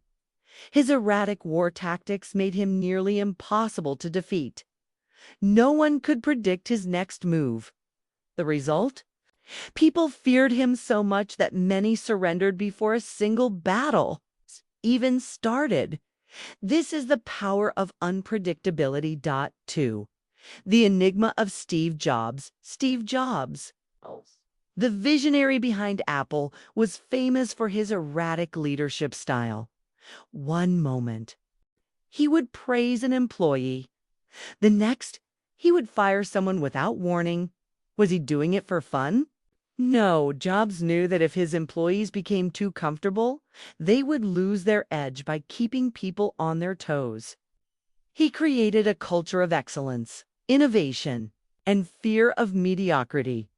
Even Apple's product launches were shrouded in secrecy. Nobody knew what to expect, and when Jobs took the stage, the world stopped and watched. Why? Because unpredictability breeds curiosity and influence. How to apply this law in your own life? You don't need to be a warrior or a CEO to use this law. You just need to break patterns and keep people guessing. 1. In business and work, avoid being too predictable in negotiations. If they know your bottom line, they will manipulate you, occasionally change your decision-making process. It keeps competitors and employees alert. Don't always react the same way to problems. Show people that you're flexible, and they will respect you more. 2. In relationships, don't be 100% available all the time. It makes people appreciate you more. Surprise people with unexpected gestures, both positive and negative. Be emotionally controlled. If people expect you to react a certain way, change it up. 3. In power and influence, unpredictable in conflicts. If an opponent thinks they've figured you out, switch tactics. Keep your goals and strategies partially hidden. Let people wonder, control information about yourself. The less people know, the harder it is to predict you. The right balance? Don't be a fool. Warning. Unpredictability is a tool, not an excuse to act recklessly. If you're too chaotic, people will see you as unstable and untrustworthy. The key is controlled unpredictability. Make deliberate, calculated moves that surprise people but never make random decisions. Your unpredictability should be strategic, not impulsive. Keep people guessing, but don't make them think you're incompetent. Use unpredictability like a chess master, not a wild gambler. Final takeaway. Become an enigma. If people always know your next move, they can outmaneuver you. But if they can't predict you, they will hesitate, respect you, and fear your potential actions. This is why the most powerful figures in history never let others fully understand them. Keep people in suspended terror. Make them question what you'll do next. Keep your power in your hands and watch as the world starts playing by your rules. Law 18. Do not build fortresses to protect yourself. Isolation is dangerous. What's the fastest way to destroy your power? Cut yourself off from the world. You might think that isolation keeps you safe, that by hiding behind walls, avoiding conflicts, and minimizing risks, you'll be untouchable. But in reality, the moment you shut yourself off from people, you weaken. Power is not built in solitude. It thrives in connections, influence, and control over the people around you. This is the essence of Law 18. Do not build fortresses to protect yourself. Isolation is dangerous. The more you separate yourself from others, the more vulnerable you become. Let's explore why isolation kills power and how you can stay strong by mastering the art of Ole, the art of strategic connections, the illusion of safety. Why isolation feels like a good idea. When people feel threatened, their instinct is to withdraw. A ruler under attack retreats into a fortress. A CEO facing criticism stops listening to employees. A person afraid of betrayal cuts off all relationships. It feels like protection, but in reality, it's a trap. The more you shut yourself off, the less information, support, and control you have. You become blind to shifting dynamics. You lose your influence, and when an attack finally comes, you have no allies left to defend you. The historical proof. Isolation always ends in disaster. 1. The fall of the last emperor of Qin, the early 20th century. China's last emperor, Py, lived in the Forbidden City, surrounded by high walls. Cut off from the outside world, he believed he was safe. But while he lived in luxury, China was changing. New political movements, revolutions, and foreign influences reshaped the country. Yet Pui remained isolated. He had no real allies, no power outside his walls. So, when the time came and the revolution overthrew the monarchy, he was completely helpless. His fortress became his prison. This is what happens when you disconnect from the real world. 2. Napoleon's exile. How isolation broke a titan. Napoleon Bonaparte was once the most powerful man in Europe. He led armies, conquered nations, and shaped history. But after his defeat, he was exiled to the island of Elba, cut off from France, cut off from his allies, cut off from power, even though he was still alive. He had lost everything. A man who once ruled an empire was now a prisoner, isolated from the world he once commanded. This is why power cannot exist in isolation. How to apply this law in your own life. 1. In business and work, stay connected to your network. The moment you stop engaging with people, you lose influence. Keep your enemies close. Never ignore rivals to understand them, control them, and influence their actions. Don't micromanage from an office fortress. Be present, interact with employees, and control your environment. 2. In relationships, nor isolate yourself out of fear. When relationships go bad, don't retreat, stay engaged, and keep control. Balance privacy with social influence. Having strong connections gives you power, options, and allies. Surround yourself with people who challenge and sharpen you. 3. In power and influensive, the center of information flow. The more people you know, the more you control. Always have alliances. You never know when you'll need support. Avoid becoming an outcast. The moment you're isolated, you become vulnerable. The fortress trap. When isolation becomes a curse, warned. This law doesn't mean you should trust everyone blindly. Some people are threats. Some will betray you. But the answer isn't to hide in isolation. It's to build a web of influence.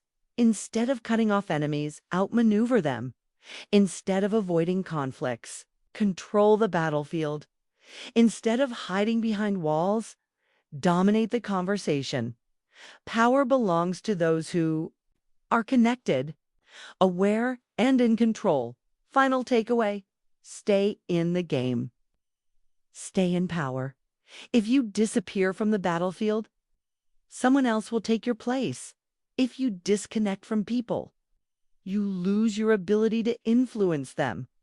If you hide in a fortress, it becomes your tomb. Stay engaged, stay connected, stay powerful. Law 19. Know who you're dealing with. Do not offend the wrong person. Have you ever seen someone make a small mistake, a joke, criticism, a harmless remark only to have their entire world turned upside down? Right?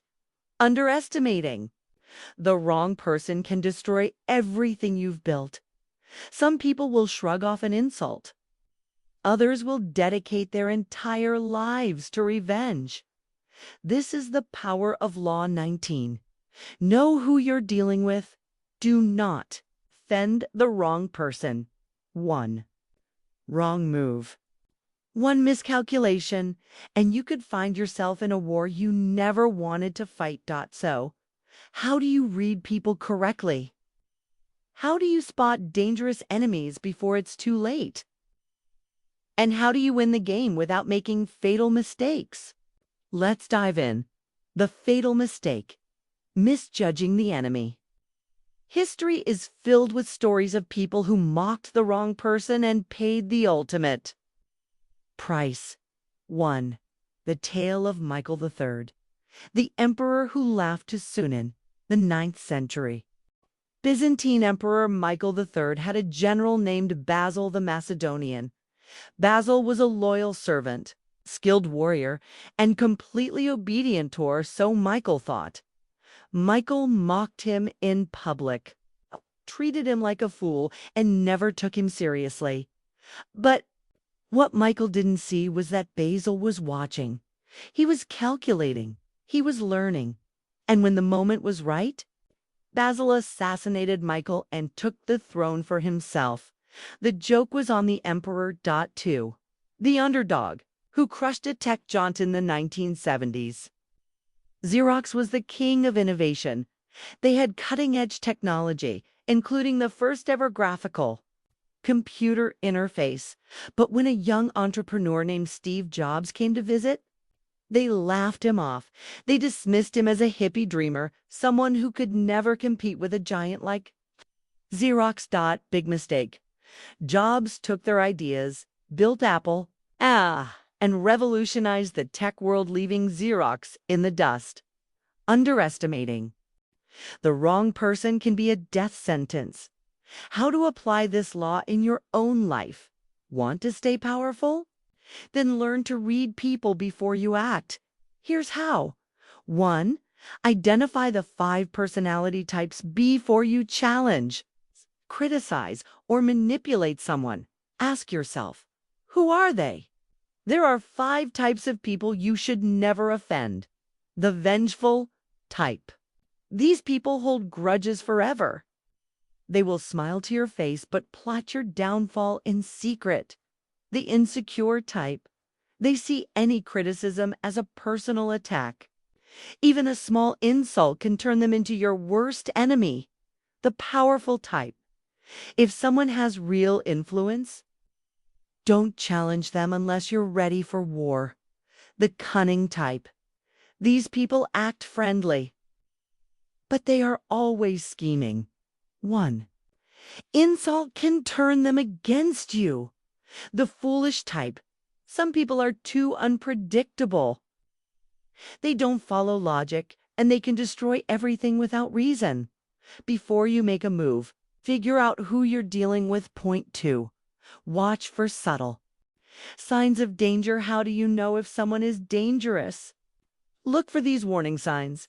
They never forget a slight. Even small criticisms stay with them forever. They react emotionally. Instead of logic, they respond with rage, bitterness, or obsession. They have nothing to lose. Desperate people are the most dangerous. They'll risk everything to hurt you. They enjoy revenge. If they seem to enjoy watching others fail, they might be waiting for your downfall. Learn to read people before you act. 3. Avoid unnecessary battles. Every fight is worth fighting. Sometimes the smartest move is to walk away before things escalate. If you offend the wrong person, apologize before it's too late. If you sense danger, don't challenge them, outsmart them instead. If someone is obsessed with revenge, remove yourself from their reach. The best warriors win without fighting. How to turn this law into power. If you want to win in business, relationships, or life, use this law to control situations before they control you. In business, never underestimate a small competitor. They might be the next Steve Jobs. In friendships, some people never forgive betrayals. Choose loyalty carefully. In power, don't humiliate enemies, turn them into allies instead.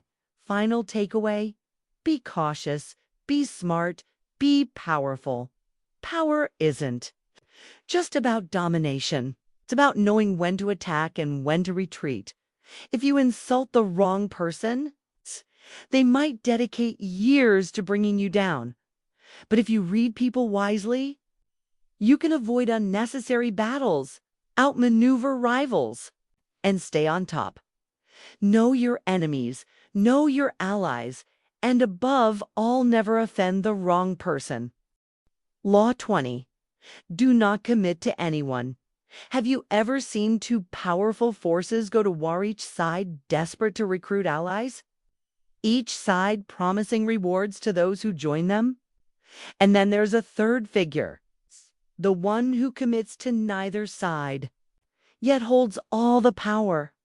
This is the essence of Law 20. Do not commit to anyone. Commitment is control. The moment you fully commit to one person, one ideology, one side, you give up your freedom. You become a pawn in someone else's game rather than the master of your own fate. The powerful, on the other hand, they stay neutral, unpredictable, and independent, forcing others to chase their loyalty, fight for their favor, and pay the price to have them on their side. If you want to hold power, you must learn to play both sides while belonging to none. So, how do you do it without looking weak, untrustworthy, or disloyal? Let's break it down. The power of remaining unpredictable. History is filled with masters of neutrality, those who refused to commit but ended up holding absolute power. 1. Napoleon's trail.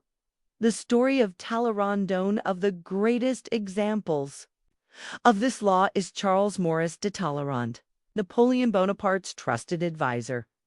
Napoleon believed Talleyrand was loyal to him, but in truth, Talleyrand played every side.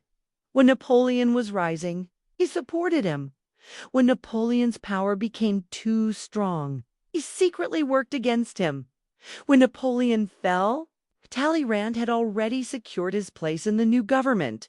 He never fully committed to any ruler, and yet he was always in a position of power. Napoleon was defeated and exiled. Talleyrand remained untouchable. This is the power of never fully committing. Point 2. The billionaire who never picked a city. Elon Musk is a master at staying unpredictable. In business, he partners with governments but never depends on them. In politics, he makes statements that appeal to all sides, but never fully aligns with any iron competition. He plays both the underdog and the giant, keeping rivals off balance. This strategy keeps him valuable to all but controlled by none. By refusing to fully commit, he forces everyone to chase his favor. How to apply this law in your own life? If you want power, influence, and control, you must learn to stay independent while keeping people invested in winning you over. 1. Never pledge loyalty too soon. Loyalty is currency. Spend it wisely. In business, if two companies want to hire you, never rush into signing a contract. In negotiations, keep your options open. The more choices you have, the more power you hold. In personal relationships, don't give everything to someone too fast. Keep some mystery, some leverage. The less predictable you are, the more valuable you become. 2. Make others compete for you. If two powerful sides are fighting for your loyalty, don't pick one. make them fight harder. Example, imagine two job offers. One company offers you $80,000 a year. Instead of accepting immediately, you tell the second company, "I love the offer, but another firm is offering $80,000. I'd like to hear what you can do now." The second company increases their offer to $90,000 by refusing to commit too soon.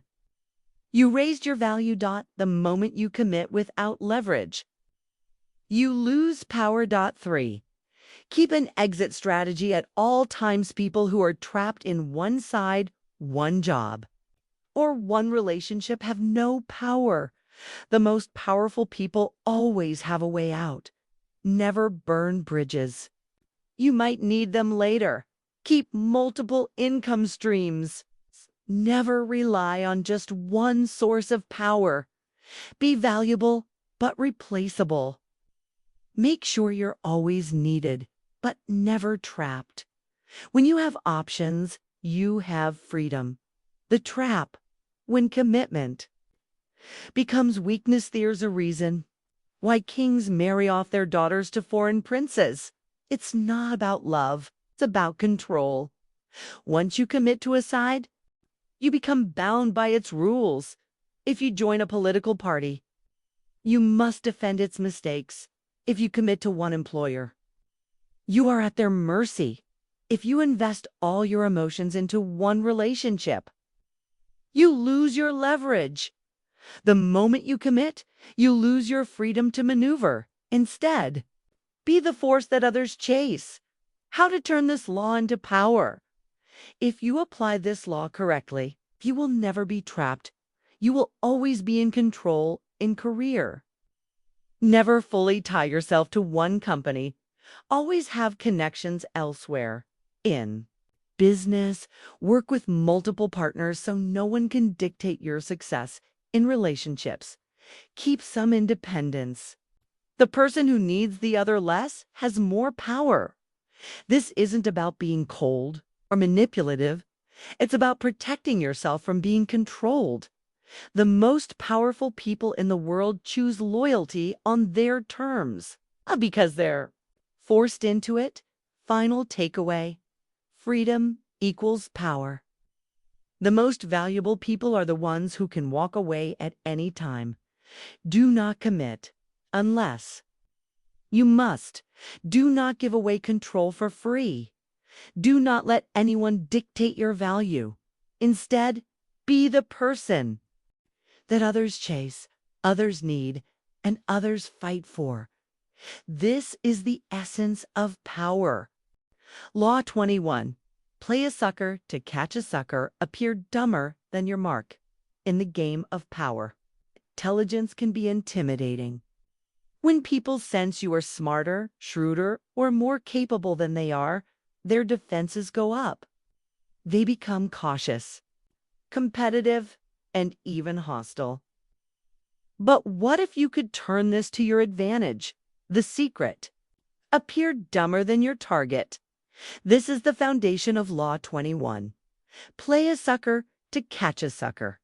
Throughout history, the greatest strategists have pretended to be weaker, dumber, or less capable than they truly were, only to strike when their enemies least expected it. By acting like a fool, you make others underestimate you, drop their guard, and reveal their true intentions. Why this law works: most people have fragile egos. They love feeling superior. If you let them believe they are smarter than you, they will lower their defenses and show their hand. Once they do, you gain control. When you appear too intelligent or competent, people see you as a threat and try to bring you down. They become guarded and refuse to share valuable information. They feel insecure and try to compete with you instead of working with you. But when you play the fool, people reveal their secrets thinking you won't understand. They underestimate you, giving you an edge in negotiations. They drop their guard, allowing you to manipulate situations in your favor. This law is about tactical deception. not actual ignorance. How masters of power use this law. 1. The idiot, who became president in the early days of his career. Ronald Reagan was often dismissed as just an actor, a man with no real political knowledge or strategy. His opponents laughed at his simple mannerisms and underestimated him. What they didn't realize was that Reagan was playing the fool to disarm them. Behind the scenes, he was a brilliant strategist. He let critics believe he wasn't smart enough to be dangerous. While they were laughing at him, he was gathering support, winning debates, and securing power. By the time they realized his true skill, it was too late. He was already president. Lesson: if your enemies underestimate you, they won't prepare properly. That's when you strike. Point 2. The billionaire who played broke Warren Buffett, one of the world's richest men, is known for his folksy and humble image, dressing simply, eating McDonald's, and cracking self-deprecating jokes. People assume he's just an old-fashioned lucky investor. But behind that friendly, simple image, he is one of the most ruthless, calculating investors in history. He lets competitors think they have the upper hand. He never appears aggressive or too smart so people don't fear him. By the time his rivals realize their mistake, he's already bought them out or beaten them. Lesson: the more harmless you appear, the less resistance you face. How to apply this law in your life? You don't need to be a politician or billionaire to use this strategy. You can apply it in business, negotiations, and everyday interactions. 1. Pretend not to know everything. Most people love to show off their knowledge. If you let them feel smarter, they will happily teach you things you already know, giving you valuable insights without realizing it. In negotiations, act clueless and let the other side feel superior. When competing for a promotion, downplay your ambitions. Let others get arrogant and make mistakes. When someone brags about their achievements, impressed, but take note of their weaknesses. The key: make them comfortable enough to reveal their cards. 2. Use the power of self-deprecation. Missed powerful. People use self-deprecating humor to seem less threatening. If you're too confident, people may want to bring you down. But if you make fun of yourself, people feel comfortable around you. This makes them drop their guard, giving you the chance to strike when it counts. Example: imagine you're in a sales meeting. Instead of pushing aggressively, you say, "I'm still learning the art of negotiation, but I'd love to hear your perspective." Now, the other side feels smarter and you've just gained their trust. 3. Let others take the credit. People love to feel important. If you let them believe they are in control, they will be less defensive. In the workplace, act like you're just following along, but secretly guide the direction. When dealing with competitive colleagues, let them think they are winning while you take strategic actions in the background. In social situations, let others boast while you observe their weaknesses. The more they think they have control, the easier they are to manipulate. The trap: when playing the fool back for rest, this law is not about actually being ignorant. It's about tactical deception. If you act too dumb for too long, people may lose respect for you, not take you seriously, overlook you for important opportunities. The secret is timing. Appear clueless in the beginning, but slowly reveal your intelligence when it benefits you. Let others get comfortable thinking they have the advantage. Then use their mistakes against them. Never overplay your weakness, just enough to disarm, but not diminish your power. How to turn this law into power? If you use this law correctly, people will never see you coming. At work, let others feel like they are in charge, but influence. Decisions behind the scenes in business. Keep competitors thinking you're not a threat until you make your move. In social circles. Let people underestimate you, then surprise them with your true abilities when it matters most. This law is about psychological warfare by playing dumb. You make others drop their guard. By letting them think they are smarter, you control them. By appearing weaker, you become stronger. This is the essence of power. Law 22. Use the surrender tactic. Transform weakness into power. Power is not always about fighting head-on. Sometimes the strongest move is to surrender strategically when faced with overwhelming opposition. Resisting can drain your energy, resources, and reputation. Instead, play the long game. By surrendering when necessary, you gain time, weaken your enemy's guard, and position yourself for a stronger comeback. The greatest rulers, generals, and business leaders knew this secret. Losing a battle can help you win the war. Why this law works: most people instinctively fight back when attacked. They believe resistance is strength, but in reality, blind resistance can lead to destruction. When an enemy is too powerful, resisting only fuels their aggression. By surrendering, you deny your enemy the satisfaction of crushing you. Create the illusion of submission while secretly planning your counterattack. Preserve your energy and resources instead of wasting them on a losing battle. Manipulate your opponent into lowering their guard. The best way to control your enemy is to make them think they have already won. How masters of power use this law. 1. The unbreakable strategy of Mao Zedong. The early days of the Chinese Civil War. Mao Zedong and his communist forces were massively outnumbered by the nationalist army.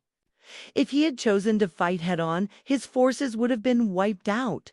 Instead, he retreated strategically. He surrendered key territories, making the enemy believe they were winning. He let the enemy overextend, waste resources, and grow overconfident. Once they were weak, tired, and exposed, he struck back with full force, eventually taking over all of China. Lesson: surrendering doesn't mean giving up. It means choosing the right time to fight back too. The businessman who outsmarted his enemies, John D. Rockefeller, the oil tycoon, used this tactic in business. When smaller oil companies resisted his empire, he didn't fight them directly. Instead, he offered to buy them out or work together. Some companies resisted. He let them struggle and fail on their own. Others accepted his help only to realize too late that he was slowly taking over. By appearing cooperative, he neutralized threats without direct conflict and built an empire. Lesson: a well-timed surrender can eliminate enemies without bloodshed. How to apply this law in your life. 1. When attacked, absorb the blow instead of fighting back. If you are publicly criticized or insulted, resist the urge to defend yourself aggressively. When you fight back, you give your enemy more attention, energy, and power. Instead, absorb the blow. Let them believe they've won. Stay silent, smile, or agree in a disarming way. This throws them off balance. Then, when they least expect it, use the moment to make your move. Example: if a coworker spreads rumors about you, don't attack them publicly.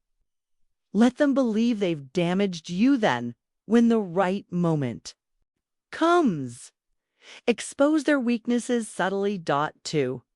Pretend to be weak while gathering strength. If a competitor is overpowering you in business, don't challenge them directly. Instead, align yourself with them, study their weaknesses, and wait for the right moment to take control. If a rival at work is trying to dominate, play along.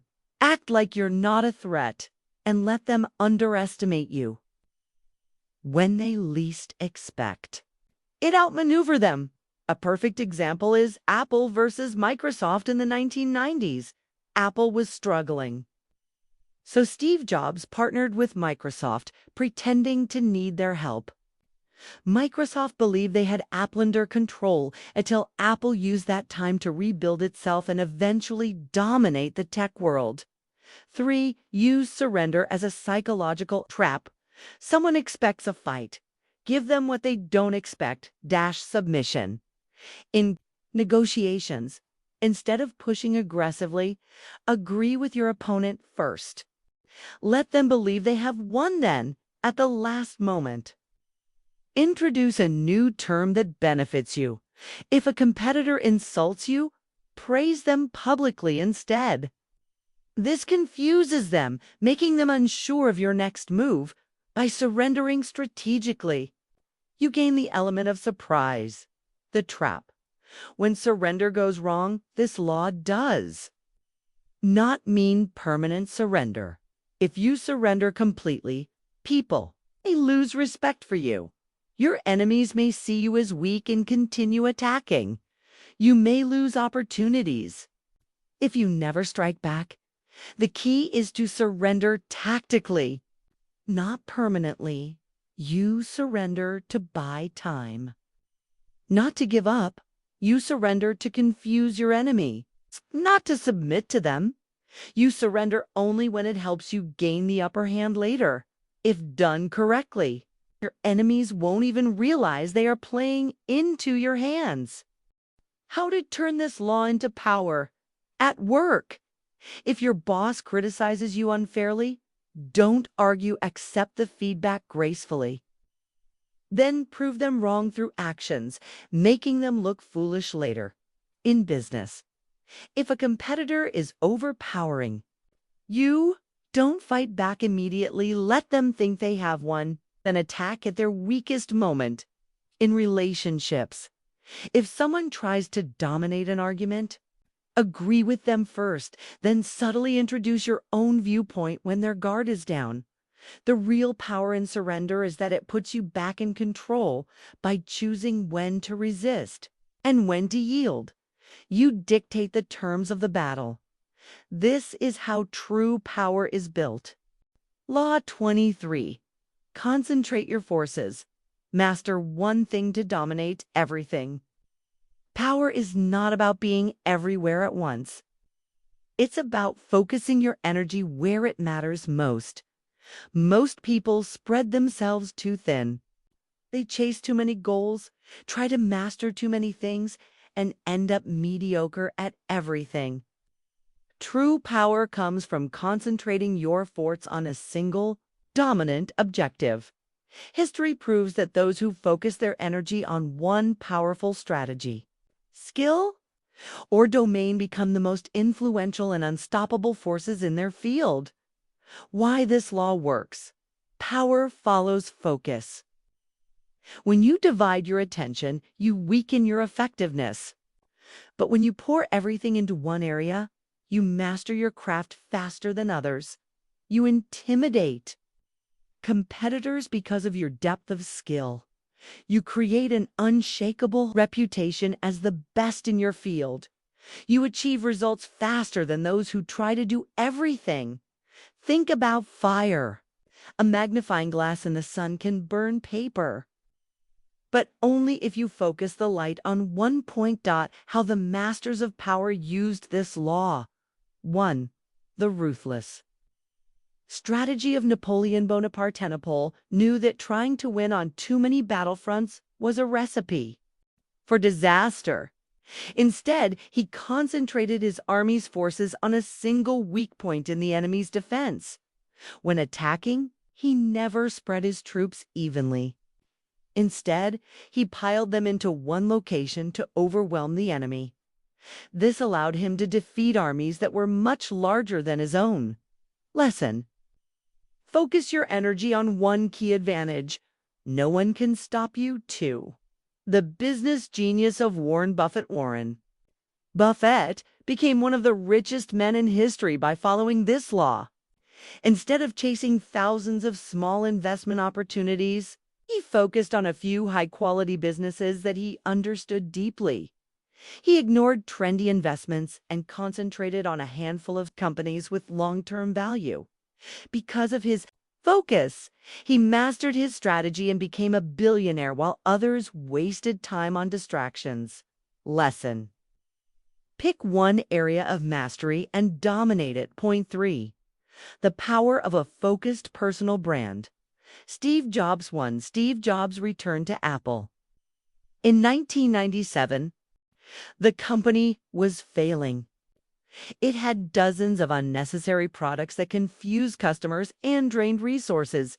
Jobs eliminated 70% of Apple's products and focused on just 4. One desktop computer for consumers and desktop for professionals, own laptop for consumers and laptop for professionals. His ruthless focus allowed Apple to regain dominance and later launch the iPhone. It's changed the world. Lesson: don't try to be everything to everyone. Master one thing and let it define you. How to apply this law in your life. 1. Stop chasing too many goals. If you try to start a business, learn a new skill, get fit, build a social media presence, and invest in stocks all at once, you will fail at all of them. Instead, choose one area where you will put 100% of your focus until you master it. Point 2. Become the best at one skill before moving to the next. If you want to be powerful, specialize. All trades are weak. The world respects and rewards specialists. If you try to be good at everything, you will never be great at anything. Example: if you're in business, become the best at sales, marketing, or product development. Try to master all 3 at once. 3. Destroy distractions and stay locked in. Stop saying yes to everything. Every time you agree to a distraction, you dilute your power. Avoid chasing trends. Focus on what works and what will make you unstoppable in the long run. Simplify your commitments. Less is more. The fewer things you focus on, the more powerful you become. Power comes from mastery, and mastery comes from ruthless focus. The trap when focus goes to farthest law is powerful, but it has one danger: focusing on the wrong thing. If you concentrate all your efforts on a dying industry, you will fail. If you invest all your time into a skill that no longer has value, you become irrelevant. The key is to focus, but also adapt. Master one thing, but be willing to pivot if needed. How to turn this law into power. At work, stop trying to be good at everything. Pick one valuable skill and master it until no one can ignore you. In business, focus on one core product or service and become the best at it. Don't try to serve everyone. In life, cut out distractions. If it doesn't contribute to your main goal, eliminate it. When you concentrate your forces, you stop being average. You become a force of nature. This is how true power is built. Law 24. Play the perfect courtier. Master the game of powerful people. Power isn't just about strength, it's about playing the game better than anyone else. Have you ever wondered why some people effortlessly climb the social and corporate ladder while others, no matter how skilled, remain stuck? It's not just about talent, it's about mastering the art of influence. Throughout history, the most powerful individuals weren't always the smartest or the strongest. They were the ones who understood one fundamental truth: power is a game, and those who play it well rule the world. To rise in any environment, whether in business, politics, or society, you must master the delicate art of the courtier. Why? This law works in any hierarchy, Those who succeed are rarely the loudest or the most aggressive. Instead, they are the ones who move strategically, charm effortlessly, and navigate power dynamics with precision. A perfect courtier knows how to flatter without seeming desperate, influence without looking manipulative, disarm enemies without open confrontation, make powerful allies without appearing opportunistic. If you fail to understand this game, you will always be at the mercy of those who do. How the masters of power use this law. 1. The rise of Louis XIV's most trusted adversaries. 14. The Sun King of France ruled with absolute authority, but he didn't do it alone. He surrounded himself with a court of nobles, all desperate for power. Only the most skilled courtiers survived. One of the greatest was Jean-Baptiste Colbert's finance minister. Colbert didn't openly compete with rivals. Instead, he played the courtly game masterfully. He flattered the king subtly, always making him feel like the ultimate authority. He avoided direct confrontation with enemies, preferring whispers over open battles. He made himself indispensable by solving problems before they even reached the king's ears. By mastering the art of the court, Colbert gained power while his rivals fell one by one. Lesson: true power isn't taken nets given by those who trust and rely on you too. The secret of Machiavelli's Machiavelli. The master strategist wrote The Prince to teach rulers how to maintain power. But in his personal life, he played the game of the court himself. He flattered those in power, even those he disliked. He made others feel smarter and more important. Even when he was the real genius, he avoided being too direct in his ambitions, understanding that those who seem too eager for power often lose it. By acting like a loyal, humble servant, he positioned himself next to some of the most powerful rulers of his time. Lesson: the courtier's power comes from influence, not forethought. How to apply this law in your life? 1. Master the art of subtle flatter-pelcrave validation. Give compliments, but make them feel natural and genuine. Make others feel important, and they will open doors for you. Example: instead of saying, "You're brilliant," say, "Your insight on this completely changed the way I see things." 2. Never outshine the master, make them feel secure. Powerful people are often insecure. They see you as a threat. Okay, they will crush you. Make your boss feel like the genius, even if you did all the work. Example: if you come up with a brilliant idea, let them take some credits. It will make them trust you more. 3. Be indispensable, but not threatening. Best courtiers solve problems quietly, making themselves invaluable. Example: if you work in an office, find a way to be the person everyone turns to for solutions, but never act like you're above your boss. 4. Learn the art of passive aggression. Direct confrontation creates enemies. Instead, win through subtlety. If someone disrespects you in public, don't fight back immediately. Instead, let them dig their own grave. Use humor to turn their insult into a joke. Make a strategic move that weakens them later. 5. Build alliances, but keep distance from drama. Perfect courtier has allies, but never gets caught in petty conflicts.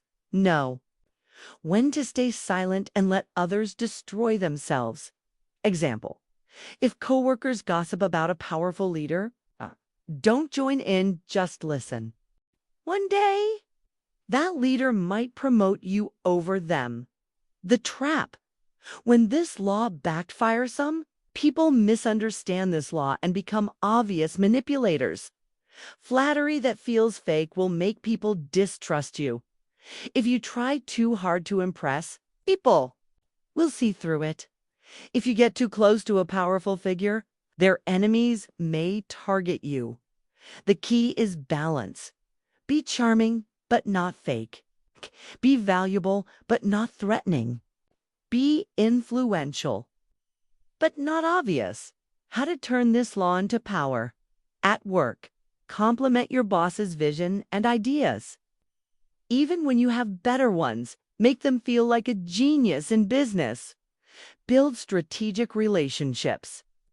Make others feel special. And they will support you in life. Control your emotions.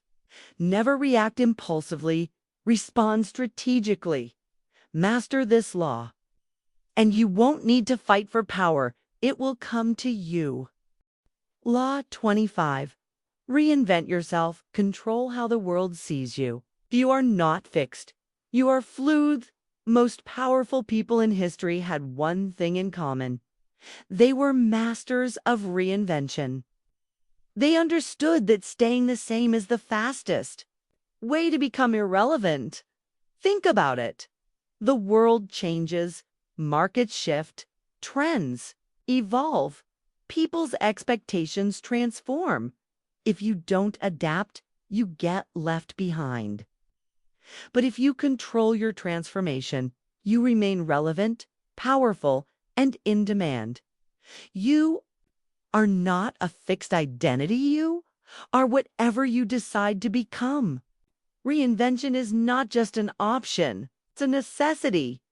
Why this law works. Society rewards adaptability and punishes rigidity. A stagnant person becomes predictable. A predictable person becomes boring. A boring person is forgotten. On the other hand, those who strategically reinvent themselves stay ahead of the curve, keeping people intrigued and engaged. The greatest leaders, artists, and entrepreneurs intentionally evolve, ensuring they are always relevant, always influential. How the masters of power used this law. 1. Leonardo da Vinci. The ultimate reinventor, Leonardo da Vinci, wasn't just a painter. He was a scientist, engineer, architect, and philosopher. Every time he mastered one field, he moved to the next. People saw him as a genius, not because he was just an artist, but because he constantly evolved. If he had remained only a painter, he would have been just another Renaissance artist. Instead, became a legend. Lesson: never let people define you by one role. Always evolve into something greater. 2. David Bowie, the chameleon of music. David Bowie didn't just make music, he reinvented his persona with every era. When the world got used to Ziggy Stardust, he killed the character and became something new. When rock was fading, he pivoted into electronic music and dominated the charts again. Because of this, Bowie's career lasted decades, while other musicians faded away. Lesson: if you don't change, the world will move on without you. How to apply this law in your life. 1. Control your narrative. Shape how people see you. People will label you if you don't label yourself first. Choose how you want to be perceived, then act accordingly. Example: if you want to be seen as a leader, start talking like one, acting like one, and making decisions like one. 2. Never let others box you in. If people see you as just an employee, they won't think of you as a leader. If they see you as just an artist, they won't think of you as a business mind. Break expectations before they break you. Example: if you're a corporate worker but want to be an entrepreneur, start branding yourself as a thinker, innovator, and risk taker even before you quit your job. 3. Destroy your old image before it destroys you. If your image is outdated, kill it before others do. Example: if your industry is shifting, don't hold on to the past. Pivot before you are forced to. Act before the world decides for U4. Use reinvention as a weapon if people think they've figured you out. Surprise them. Mystery creates attraction. Unpredictability creates power. Example: never be completely transparent about your next move. Let people guess. 5. Adapt to every new environmental situation. Requires a different version of you. The person you are in a business meeting shouldn't be the same as the person you are at a party. Powerful people shift their persona depending on what the situation demands. The trap: when this law backfires, reinvention must be strategic. If you change too fast or too often, people will see you as unstable, inconsistent, or inautentic. If your new persona isn't believable, people will reject it. If you reinvent yourself too frequently, you'll confuse people instead of inspiring them. If you lose sight of your core strengths, your reinvention may make you weaker instead of stronger. The key is to evolve naturally. The clear vision: how to turn this law into power. At work, if you want a promotion, reinvent yourself as a leader before your boss event considers you. In business, if the market is changing, adapt before your competitors do. In life, if you feel stuck, change the way you present yourself to the world. Reinvention is not a sign of weakness. It is the ultimate display of power. Law 26. Keep your hands clean. Never be the villain in the game of power. Perception is everything. A story doesn't just remember who wins, it remembers how they win. The most powerful figures of all time understood a critical truth: your reputation is your greatest asset, and once it's tainted, it's almost impossible to restore. People trust what they see, it's not what's true. If you are seen as corrupt, ruthless, or immoral, that perception becomes reality even if it's false.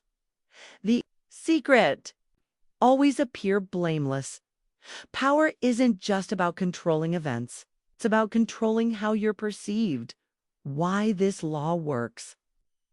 The public is quick to judge and slow to forget. Scandals stick, even if they're disproven. The most powerful people let others get their hands dirty while they remain untarnished. This isn't about avoiding bold moves. It's about executing them without destroying your own image. How the masters of power used this law. 1. The Medici family ruling. From the shadows, Medici were one of the most powerful families in Renaissance Italy, controlling Florence's political and financial world for centuries. But here's the secret to their longevity: they rarely appeared responsible for any ruthless actions. When rivals needed to be removed, they used intermediaries. When political maneuvering got ugly, they stayed in the background, letting their allies take the fall. This way, their public image remained untarnished, even while they pulled the strings. Lesson: powerful people don't commit the crime themselves, they orchestrate it from a distance. 2. Richard Nixon.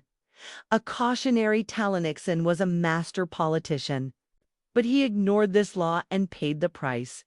During the Watergate scandal, he was not personally involved in the break-in, but because he tried to cover it up, he became guilty in the eyes of the public. The moment people saw him as a liar, his entire career collapsed. Lesson: once your hands are dirty, no amount of washing will clean them. How to apply this law in your life. 1. Use intermediaries. Never be directly responsible at work. If you need to enforce an unpopular decision, let someone else deliver the bad news. In business, if a controversial move is required, position yourself as the problem solver, not the enforcer. In leadership, guide decisions without visibly forcing them. The goal: Make it seem like events unfold naturally, while you remain above the chaos. 2. Protect your reputation like a fortress. People will judge you not by what you say, but by what they think you did. If your name is linked to scandal, even if you're innocent, you will be blamed. Appear virtuous at all times, even if the reality is more complex. 3. Never show your true involvement in controversial decisions. Something risky must be done. Let others handle it. If you need to take credit, ensure your hands look clean. Example: if a company must lay off workers, the CEO should present it as an unfortunate necessity, while a manager delivers the actual cuts. 4. Create a scapegoat. When necessary, the best way to protect your hands is to redirect blame before it reaches you. Example: if a project fails at work, position yourself as the problem solver, not the cause. Powerful people never take the fall, they find someone else to absorb the impact. 5. When you make a bold move, control the narrative. You must make a ruthless decision. Frame it as a noble action. Example: instead of saying, "I fired him because he was underperforming," say, "We had to make a strategic shift for the company's future." The trap: when this law backfires. This law is about perception, not deception. If you are caught manipulating events too obviously, you will look worse than if you had just taken responsibility. If your intermediaries are careless, your connection to the act will be exposed. Example: if you use someone else to spread a rumor and they revealed that it came from you, your credibility will be shattered. The key is subtle: to never let people trace anything back to you. How to turn this law into power at work. If you need to make an unpopular decision, let others enforce it while you appear as the voice of reason. In business, if a risky strategy is needed, frame it as a natural market shift rather than a personal choice. In leadership, if you must eliminate an opponent, ensure they self-destruct while you remain uninvolved. Powerful people don't just control actions, they control how those actions are perceived. Law 27. Play on people's need to believe to create a cult-like following.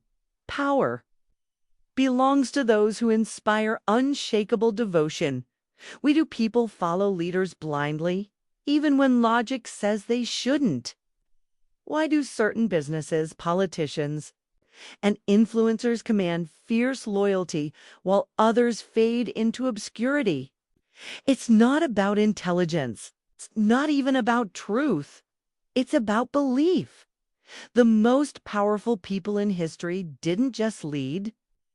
They inspired a near-religious devotion.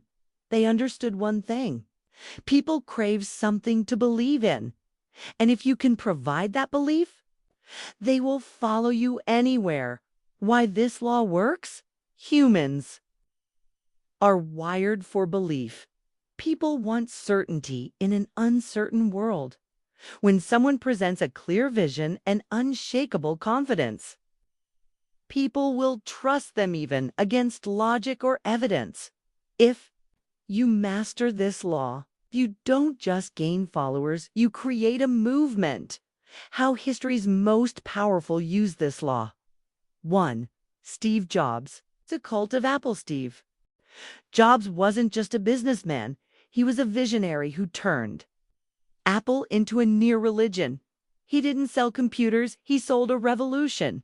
He made people believe they weren't just buying a phone, they were part of something greater.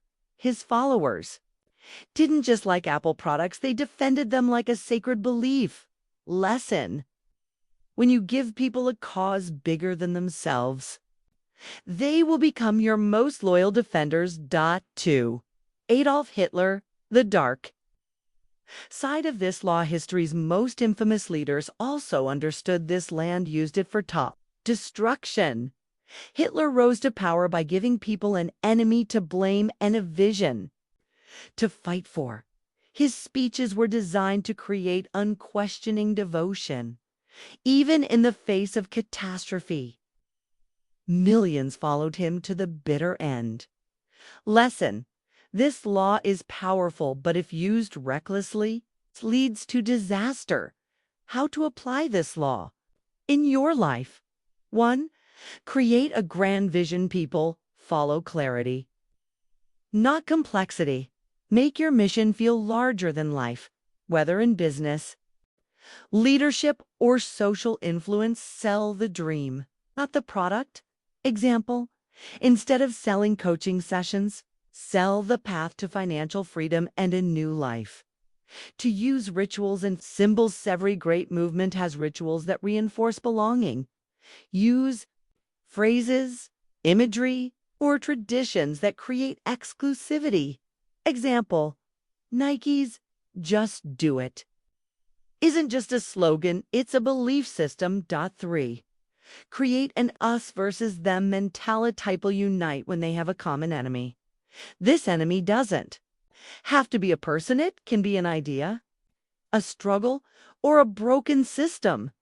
Example: Tesla positioned itself as the rebel against outdated industries, and its followers became warriors for the cause. Point 4.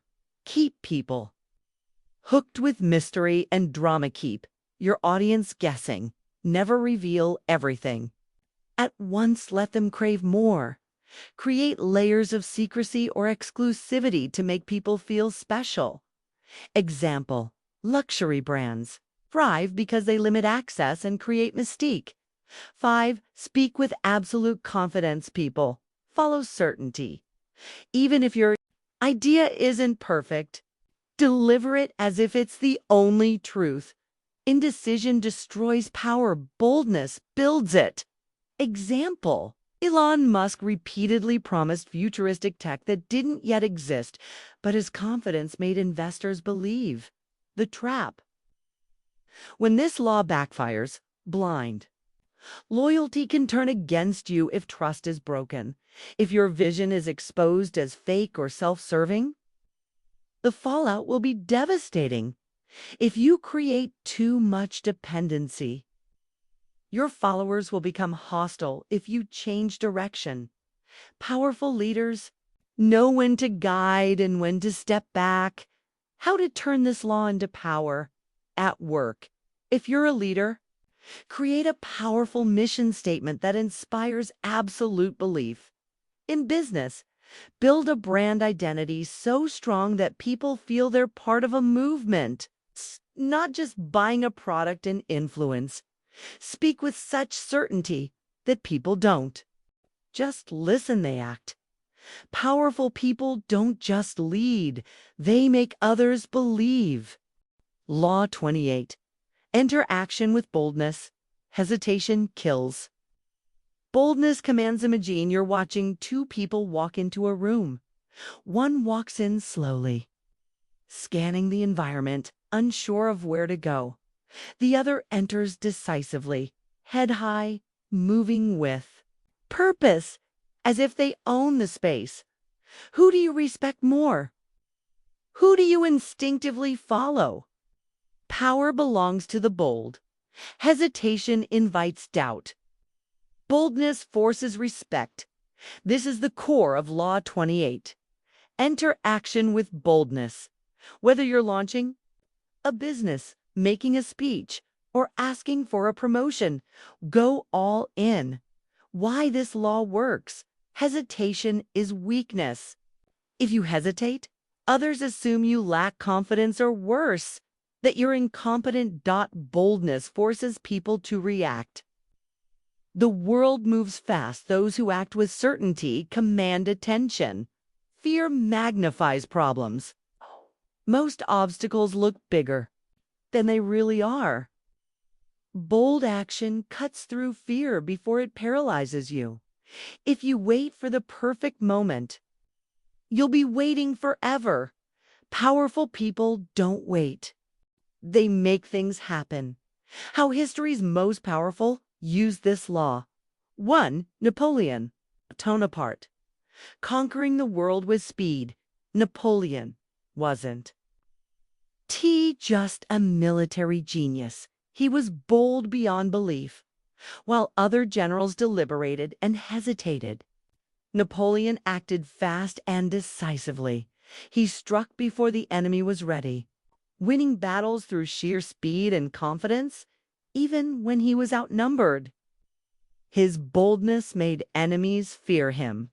Lesson: when you act boldly, others hesitate. Hesitation is defeat. 2. Elon Musk. Betting everything on his vision. Musk never plays small. When Tesla was on the brink of failure, he put his last $35 million into the company. He made massive promises about SpaceX that seemed impossible, but he acted as if they were inevitable. He doesn't ask, "Can we do this?" He says, "We will do this." Lesson: boldness makes the impossible seem inevitable. How to apply this law in your life.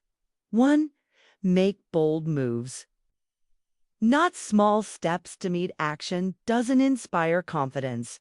If you're pitching an idea, don't just suggest, declare it with certainty. If you're starting a business, don't dip your toes and commit fully. Example: Jeff Bezos didn't test Amazon, he bet everything on it. That's boldness. 2. Speak with absolute conviction. People believe confidence. It's not just facts. Even if you're unsure, speak as if your words are undeniable. If you say, "I think we should do this," people hesitate. If you say, "We're doing this," people follow. Example: the best leaders don't ask permission. They declare a vision. 3. Face fear with immediate action. Fear grows when you hesitate. Kill it by moving first. If you're afraid of public speaking, step up before fear takes over. If you're scared to make a decision, decide quickly, then refine as you go. Example: bold entrepreneurs launch before they feel ready, because waiting is a trap. 4. Make your presence unforgettable. Walk into a room as if you belong there. Speak louder, clearer, and with more certainty. Move with purpose. Don't fidget or hesitate. Example: watch the difference between an average speaker and a great one. The great one owns the stage.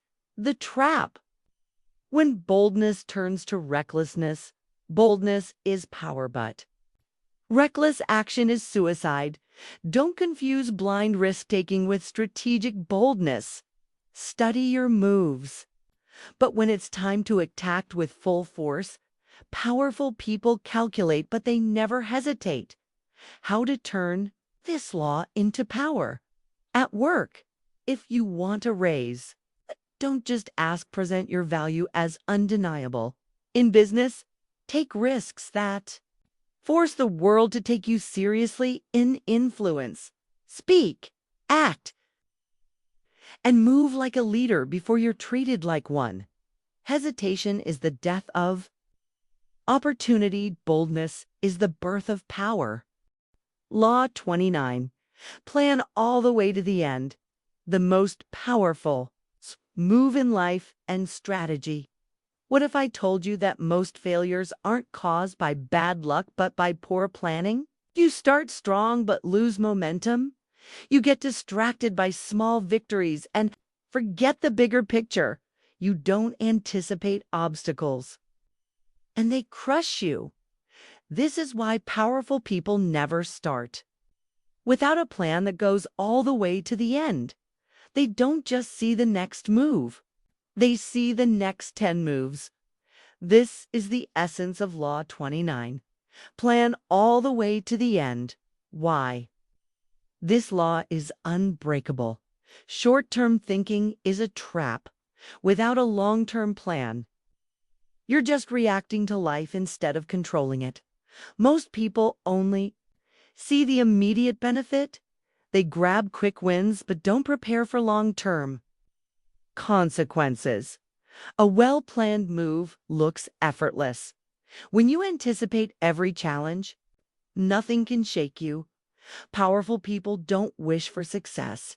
They engineer it. One calculated move at a time. How history's greatest minds used this law. 1. Alexander the Great, the man. Who conquered the known world Alexander the Great didn't just wake up and decide to invade Persia. He had a master plan that accounted for logistics, how to move his army, diplomacy, how to turn enemies into allies, psychological warfare, how to make enemies fear him before battle. He didn't stop after winning a battle. He planned the entire empire before setting foot in Persia. Lesson: most people only think about winning today. The truly powerful plan for decades ahead. To Steve Jobs, the genius.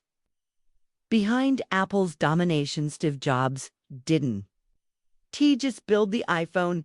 He built a world-changing ecosystem. Most companies launch a product, hoping it sells. Jobs had a grand vision that connected. iTunes gives iPod, gives iPhone, gives App Store, gives Apple. Watch, he didn't just react to the market, he created the market. Lesson: power isn't just about doing something great today. It's about making every move lead to an inevitable victory. How to apply this law in your life. 1. Think in chess moves. Not checkers, move checkers. Players think one step ahead. Chess masters think 10. Ask yourself, if I take this action, what happens next? And after that? And after that? Before making any decision, map out every possible outcome. Example: if you're negotiating for a raise, don't just think about the money. How will your boss react? What leverage do you have? If they say no, what's your next move? 2. Anticipate problems before they happen. Most people only react when problems arise. Powerful people predict problems and neutralize them in advance. Example: if you're starting a business, don't just think about success. What happens if a major supplier fails? What if a competitor undercuts your prices? What if your marketing strategy doesn't work? If you plan for these before they happen, nothing can break you. 3. Never let small wins distract you from the big picture. Most people celebrate too early. They land a deal, make some money, and lose focus. Powerful people never stop moving toward the ultimate goal. Example A. Boxer who dominates the first few rounds but underestimates his opponent will get knocked out. The key to power is never losing sight of the bigger game. 4. Have a clear exit strategy. Most powerful people don't just plan how to win. They plan how to exit before the game even begins. Example: look at powerful CEOs. They don't just build companies. They plan how to sell or exit with the maximum reward. If you start a business, how will you cash out? You start a project, how do you make sure it doesn't trap you? A true strategist never enters a game without knowing exactly how to leave it. The trap: what happens if you ignore this law? You become a victim of your own impulsiveness. You react instead of control. You win battles but lose the war. If you don't plan to the end, someone else will control the ending for you. How to turn this law into power at work. If you want a promotion, don't just impress your boss today. Plan your entire career move. In business, if you're launching a product, don't just focus on selling. Build a vision that lasts years. In personal life, don't just think about where you are. Now think about where you want to be in 10. Years short-term thinkers get temporary victories. Long-term thinkers build empires. Law 30. Make your accomplishments seem effortless. True power is silent but devastating. Imagine watching a world-class pianist perform. Every movement is fluid, every note perfect as if they were born with the ability. Now, imagine another pianist. Struggling, their effort visible, their mistakes apparent. Which one impresses you more? This is the power of effortless mastery. The greatest people make their success look natural.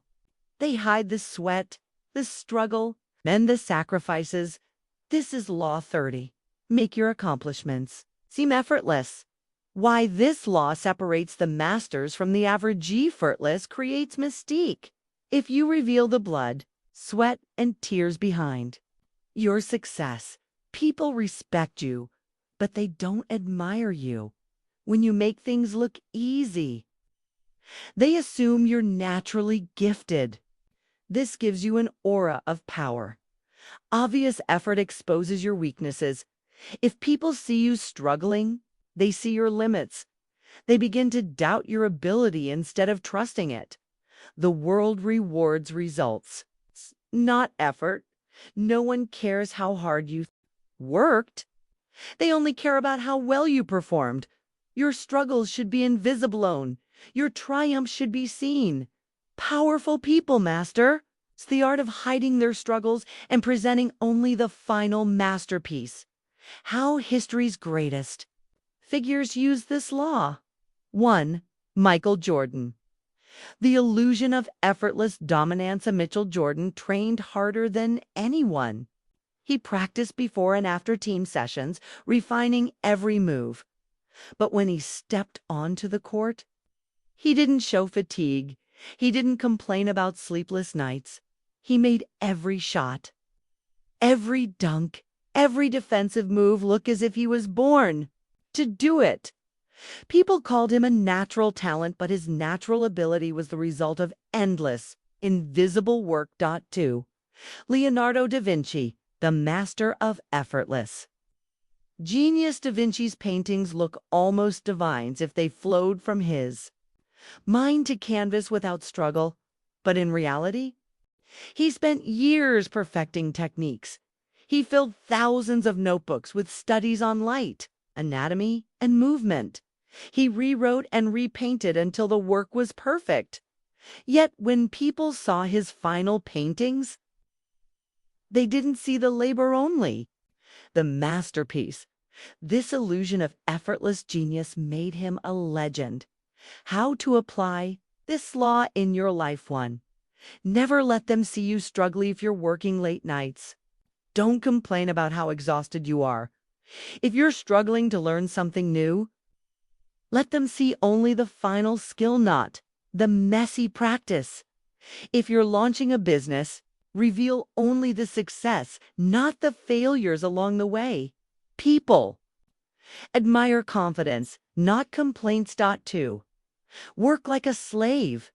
Appear like a king behind the scenes. You must grind harder than everyone else. Practice until your skills look effortless. Study until your knowledge seems instinctive. Prepare so deeply that your execution is flawless. But in public, speak calmly, move gracefully. Let your actions speak louder than any words. About your hard work, they should see only the finished product, never the process. 3. Master the art of the grand. Reveal, never show your work in progress. Reveal only the finished masterpiece. The first impression must be flawless. Once people believe in your ability, they won't question how you got there. Example: a magician never tells the audience how the trick works. If they did, the magic would disappear. Instead, they make the impossible look effortless. Be a magician in your field. Let them see the magic, not the method. 4. When you fail, do it in private. Expose your weaknesses publicly. If you need to practice, do it alone.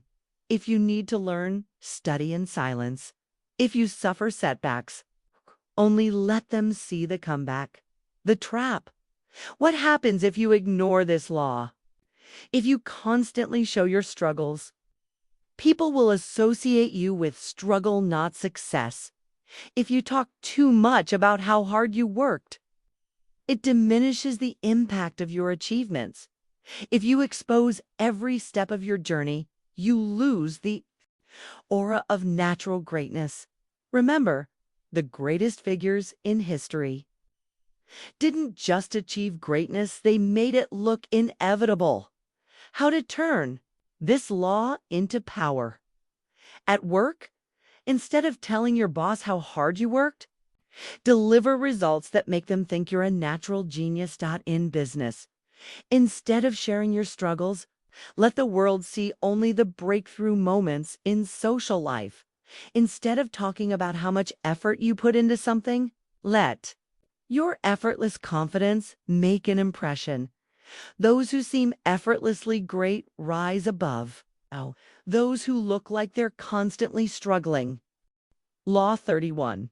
Control the options. Get others to play on your terms. Power is not about playing the game.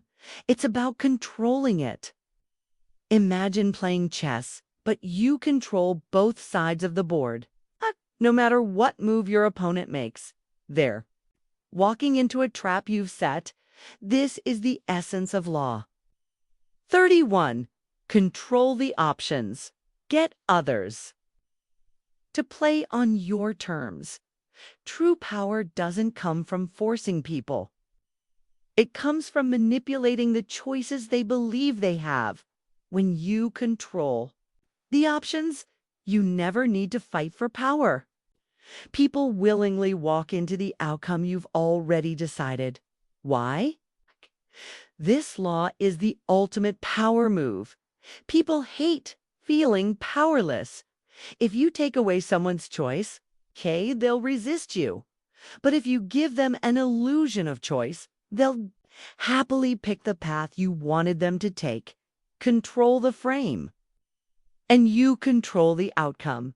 If you control the conversation, the debate, or the marketplace, people can only act within the limits you've set. When you let others decide, they become emotionally invested. If people feel like they made the choice themselves, they will defend it if it benefits you more than them. Your power grows when people think they are in control while, in reality, you control the entire game. How history's greatest figures used law. 1. Henry Ford. The illusion of choice in business. When Henry Ford first mass-produced cars, he famously told customers, "You can have any color you want as long as it's black." Customers thought they had a choice. In reality, Ford had already controlled the options. By producing only black cars, he streamlined production, lowered costs, and dominated the market. Customers felt like they were choosing, but they were actually walking straight into Ford's plan. 2. Napoleon Bonaparte. The master of political choice. Napoleon often presented his enemies with two options, both of which led to his victory. He would offer peace on humiliating terms, or he would go to war where he had already set a trap for their army. His enemies believed they had a decision to make. But in reality, Napoleon had already dictated the outcome. How to apply this law in your life. 1. Always give people a choice that serves your interests when negotiating, pleading, or persuading. Never give an open-ended choice. Example, instead of asking, "Do you want to work late?" which gives them power to say no. Say, "Would you rather finish this today or come in early tomorrow?" Either way, the work gets done. You frame the options so that no matter what they choose, you win. 2. Control the environment. Not just the choice Apple controls its ecosystem. You can choose from many Apple products, but they all keep you locked into their system. Grocery stores control your buying habits. Expensive products are placed at eye level, forcing you to notice them first. Casinos remove clocks and windows. This makes sure you choose to stay longer. People believe they are making free choices, but in reality, their decisions are being engineered. 3, use the heads. I win. Tails, you lose. Strategies. Someone must make a choice. Ensure both paths lead to your benefit. Example: a politician offers 2 tax plans. One slightly raises taxes but appears fair. The other drastically raises taxes but is framed as bold leadership. Either way, taxes go up and the politician wins. This is how the world's most powerful people operate. The trap. What happens if you ignore this law? If you allow too many choices, people get confused and walk away. If you give people full control, they may act against your interests. If you force people into one option, they will rebel. But if you control the available options, they will choose what you wanted all along. Power is not about controlling people. It's about controlling the choices they believe they have. How to turn this law into power in business. Present limited but favorable options to customers, so that any choice benefits you. In negotiations, frame the choices so that either option leads to your victory. In leadership, give people the illusion of control, while making sure every road leads to the outcome you've designed. Those who understand this law dictate the future. Those who ignore it are trapped by others who use it against them. Law 32. Play to people's fantasies, sell dreams, not reality. The world runs on illusions, not logic. What do people truly want? Is it reality, or is it the dream of a better, richer, more exciting life? Most people are not searching for the truth. They are searching for an escape. They want to believe in something bigger, something magical, something that promises more than ordinary life ever could. And this is where power is created. Law 32. Play to people's fantasies. Sell dreams, not reality, is one of the most powerful and seductive strategies you can use. It's how leaders inspire, businesses sell, and the most charismatic people in the world capture attention. If you can offer people a dream they desperately want to believe in, they will follow you, buy from you, and fight for you even if it defies logic. Why this law works? The human desire for fantasy. 1. People hate harsh reality. Reality is boring, hard, and often disappointing. Fantasy is exciting, easy, and full of possibilities. People don't want to hear the truth. They want to hear what makes them feel good, too. The most successful people understand this. Steve Jobs didn't sell computers. He sold a vision of revolution and creativity. Politicians don't sell policies, they sell a brighter future. A world free of problems. Luxury brands don't sell products, they sell status, exclusivity, and a dream lifestyle. 3. Reality can be challenged. Fantasies are irresistibly. You tell people a logical fact, they might argue with you. But if you paint a dream they want to believe in, they will defend it with their heart and soul. The greatest power in the world is not truth, it is belief. How history's most powerful figures used this law. 1. P.T. Barnum, the greatest showman of illusions. P.T. Barnum didn't just run a circus. He mastered the art of selling dreams. He promised people a world of wonders, oddities, and magic that defied their everyday lives. He knew that people wanted to be fooled, entertained, and amazed, whether it was a giant or a mermaid. It didn't matter if it was real. People paid because they wanted to believe. He understood. The bigger the illusion, the more people will want to believe it. 2. Elon Musk, selling the dream of the future. Elon Musk, isn't just selling electric cars, he's selling the dream of a better world. A futuristic utopia and the possibility of space travel. His speeches are filled with visionary promises colonizing Mars, AI-powered civilizations, and limitless clean energy. People invest billions into Tesla and SpaceX because they care about the science, but because they believe in the fantasy of what the future could be. Musk understands that the most powerful way to lead is to make people dream. How to apply this law in your life? 1. Sell emotion. Not just facts. People don't buy products. They buy how products make them feel. People don't follow leaders, they follow visions that excite them. Example, instead of saying, "This course will teach you how to make money," say, "Imagine waking up every day with financial freedom, traveling the world, and never worrying about money again." The first statement is boring. The second statement sells the fantasy. 2. Make people feel like they're part of something special. Most successful movements, brands, and leaders create a sense of exclusivity. People want to feel chosen, important, and different from the rest. Example, Apple users don't just buy iPhones, they believe they're part of a creative elite group, secret societies, luxury brands. And elite memberships sell exclusivity, not just a product. If you can make people feel like they're stepping into a secret world, they will do anything to be part of it. 3. Use the power of mystery. And storytelling mystery captivates the mind. Stories create emotional connection.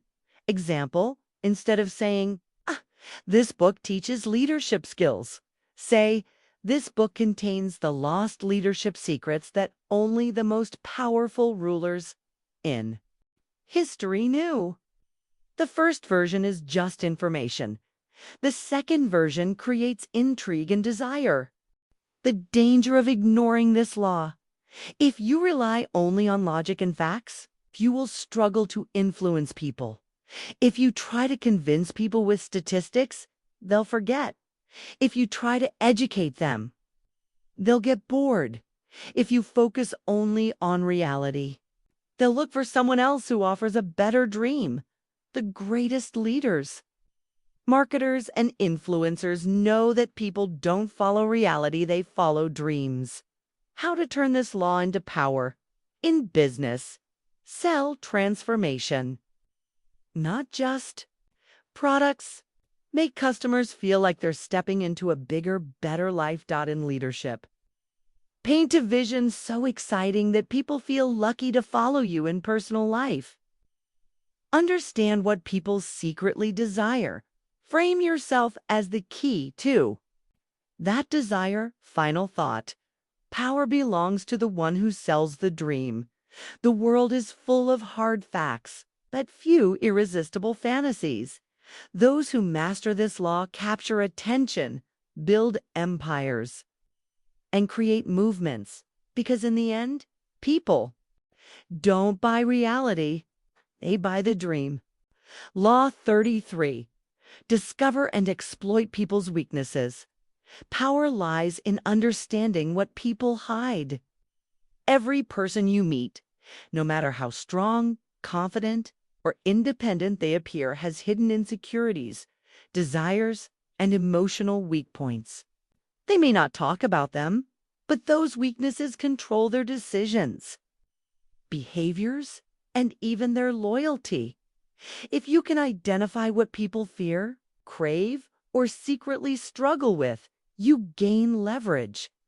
Powerful people do not manipulate. They understand. They observe, listen, and find out what makes others vulnerable. Then, they position themselves as the solution to those unspoken needs. This is not about harming people. It is about understanding human nature so you can influence, persuade, and lead with precision. Why this law works. The psychology of weakness. 1.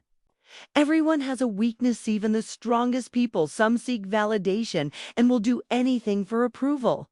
Some fear loneliness and will attach themselves to whoever provides companionship. Some are driven by greed, power, or revenge, and these desires can be used against them. 2. Weaknesses are often hidden beneath strengths. The perfectionist fears failure. The leader fears losing control. The wealthy often fear losing it all. The intellectual fears being exposed. As ignorant, don't find these hidden fears. And you gain the ability to influence people without them even realizing it. 3. People are blind to their own weakness. Most people do not recognize what truly controls them. Their fears, insecurities, and desires are subconscious. But if you can see what they cannot, you have an advantage they will never detect. How history's most powerful figures used this law.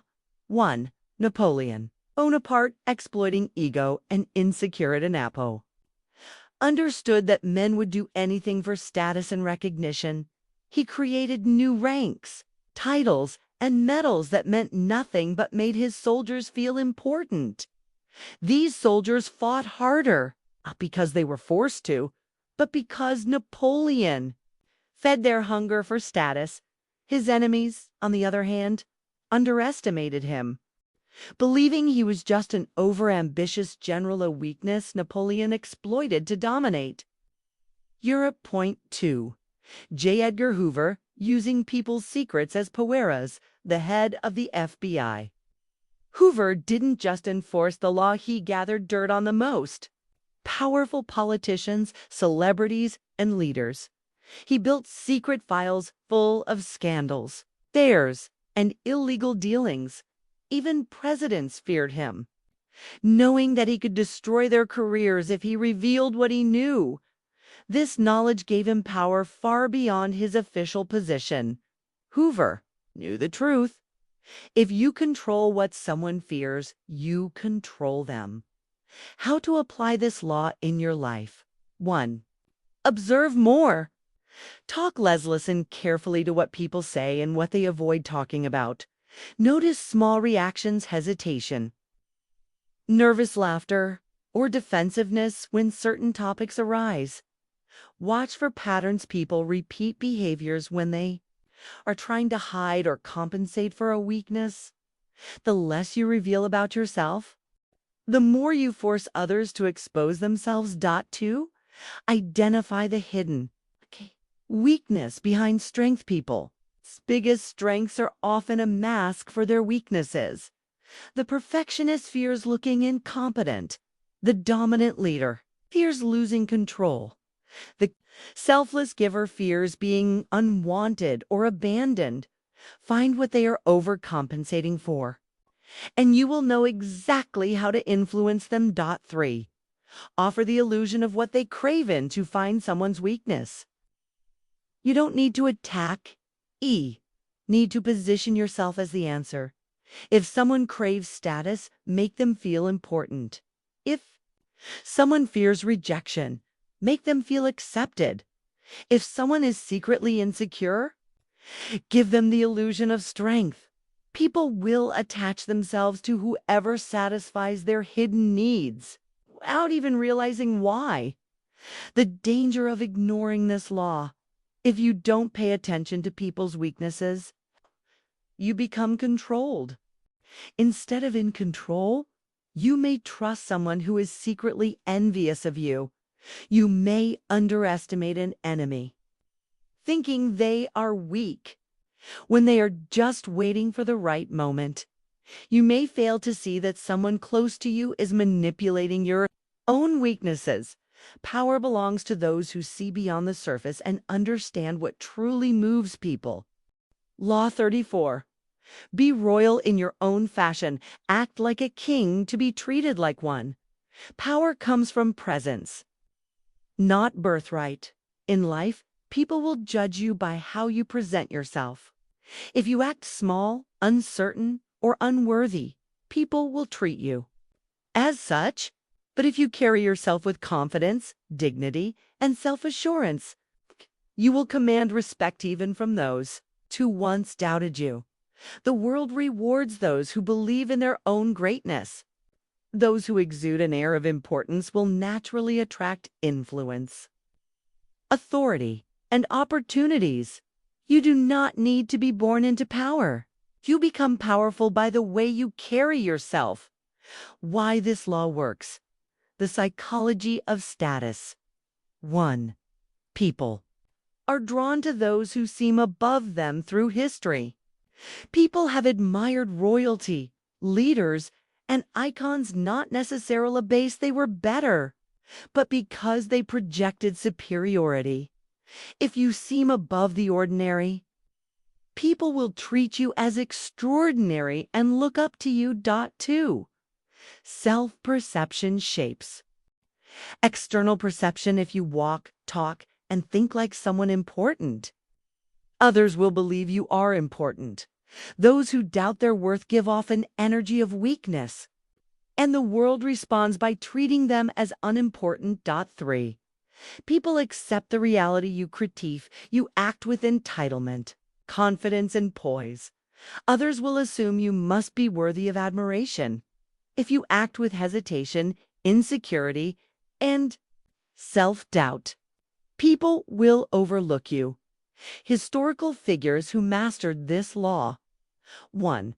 Louis XIV, the king who became the son. Louis XIV of France didn't just rule, he became the embodiment of power by crafting his image as the Sun King.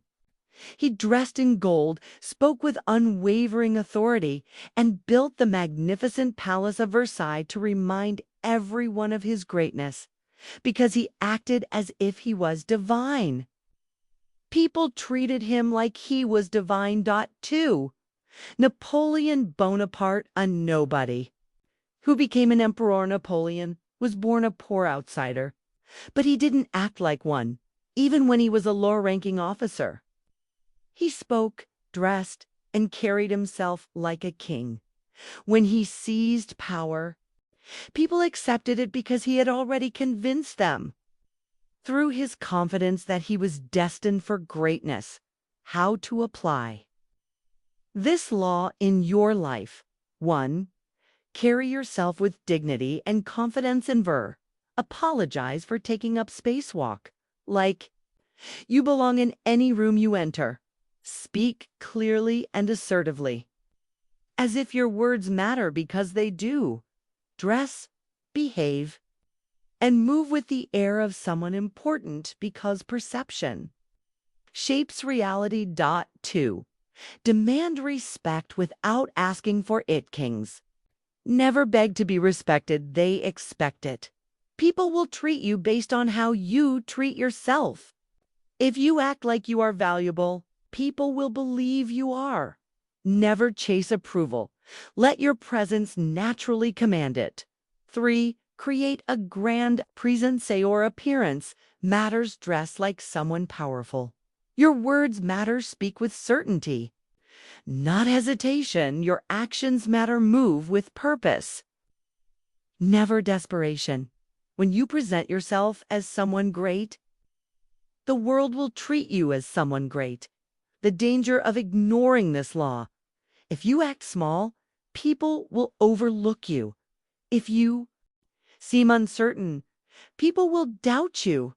If you wait for others to give you status, you will remain invisible.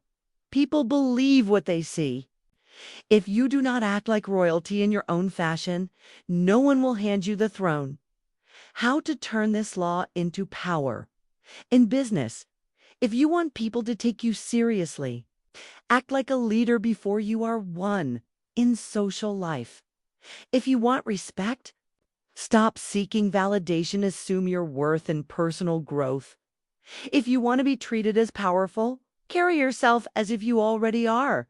Final thought. Become the king or queen of your own world. The world is full of people waiting for permission to be great. but those who assume greatness without. Waiting are the ones who actually get it. Power is not something you ask, for it is something you embody. If you want to be treated like royalty, start acting like it today. Law 35. Master the art of timing. Why timing is the ultimate power move. Have you ever seen someone push too soon and ruin an opportunity? Or someone who waits too long and lets success slip away? The difference between winning and losing in life often comes down to one thing: timing. Powerful people never act out of impatience or desperation. They understand that in war, business, relationships, and even daily life, the right move at the wrong time is still the wrong move. Mastering the art of timing means knowing when to strike, when to wait, and when to walk away. It means developing an instinct for when the moment is ripe hand, then making your move with absolute confidence. Let's break down how to master this law so you can control the tempo of your success. The 3 secrets to mastering timing. 1. Learn. To wait without getting restless. People who lack patience reveal their weakness. They become predictable, desperate, and easy to manipulate. The most powerful people know that waiting is an art. They make it seem effortless, while others rush and stumble. Example: the stock market rewards those who have the discipline to hold on to investments through volatility, while impatient traders lose everything. 2. Observe the patterns of time. Every situation in life follows a rhythm: growth, decline, chaos, stability, opportunity, and collapse. Smart strategists don't fight time, they flow with it. Example: Warren Buffett didn't get rich by chasing trends. He waited for market crashes, bought when others panicked, and reaped rewards when the cycle turned in his favor. 3. Strike at the perfect momentum. You sense the perfect moment. Act decisively. When the iron is hot, hesitation is fatal. Example: Napoleon waited for the perfect moment to strike at Austerlitz, tricking his enemies into attacking too soon, then crushing them with perfect timing. How timing creates power in real life. 1. Business and career. If you ask for a raise when your company is struggling, you'll be ignored. But if you ask after you've just completed a major success, you'll have the leverage.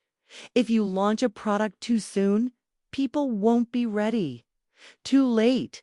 The opportunity has passed. Great businesses master market timing. 2. Relationships and influence. Ever seen someone ruin a relationship because they pushed too hard too fast? Confidence is attractive, but desperation kills attraction. Those who master timing let the other person come to them. Example: the most influential negotiators don't rush. They let the other party feel the pressure of time and then strike at the moment of maximum leverage. 3. Personal development and growth. Some people force growth when they're not ready, leading to burnout. Others wait forever and never take action. The key: know when to push yourself and when to let things unfold naturally. Example: a bodybuilder doesn't train the same muscles every day. They understand the rhythm of growth, rest, and rebuilding. Historical examples of perfect timing. 1. Julius Caesar and the Rubicon. Caesar didn't rush into war. He waited until the Roman Senate was vulnerable, then crossed the Rubicon River at the perfect moment, seizing power with no way back. If he had moved too soon, it would have been crushed at. If he had waited too long, someone else would have taken control. 2. Steve Jobs and the iPhone. Apple didn't create the first smartphone. Other companies tried, but the market wasn't ready. Jobs waited for technology, demand, and culture to align. Then Apple launched the iPhone, changing the world. The lesson? The first to market isn't always the winner, the best timed move. Is how to apply this law in your life? 1. Train yourself to read the room, whether in business, relationships, or daily life. Watch people's reactions. The best negotiators and leaders don't just talk, they observe. To resist the urge to act out of firminy, people act too soon because they're afraid of missing out. Powerful people don't chase, they position themselves. To receive. 3. Develop a feel for a moment to mask yourself. Is this the right moment to push forward, hold back, or change direction? If something feels forced, pause and reassess. If everything aligns, act without hesitation. The danger of ignoring this law: if you move too soon, you look desperate and weak. If you wait too long, you miss your opportunity forever. If you let others control the tempo, they will dictate your success or failure. Timing is the hidden force behind all power. Those who master it control opportunities, people, and even fate itself. Final thought: become a master of time. The world rewards those who know when to move and when to wait. Power isn't just about strength, intelligence, or strategy. It's about mastering the perfect moment to act. Be patient, be aware, be ready. And when the time comes, strike without hesitation. Law 36. Disdain what you cannot have. Ignoring it is the best revenge. The power of indifference. Nothing is more frustrating to your enemies than being ignored. When someone tries to provoke you, your attention is there, oxygen, and taking it away suffocates them. When you react emotionally to an insult, a loss, or an enemy's success, you give them power over you. They win because they have influenced your thoughts and actions. But when you refuse to acknowledge what you cannot have or control, you strip it of power.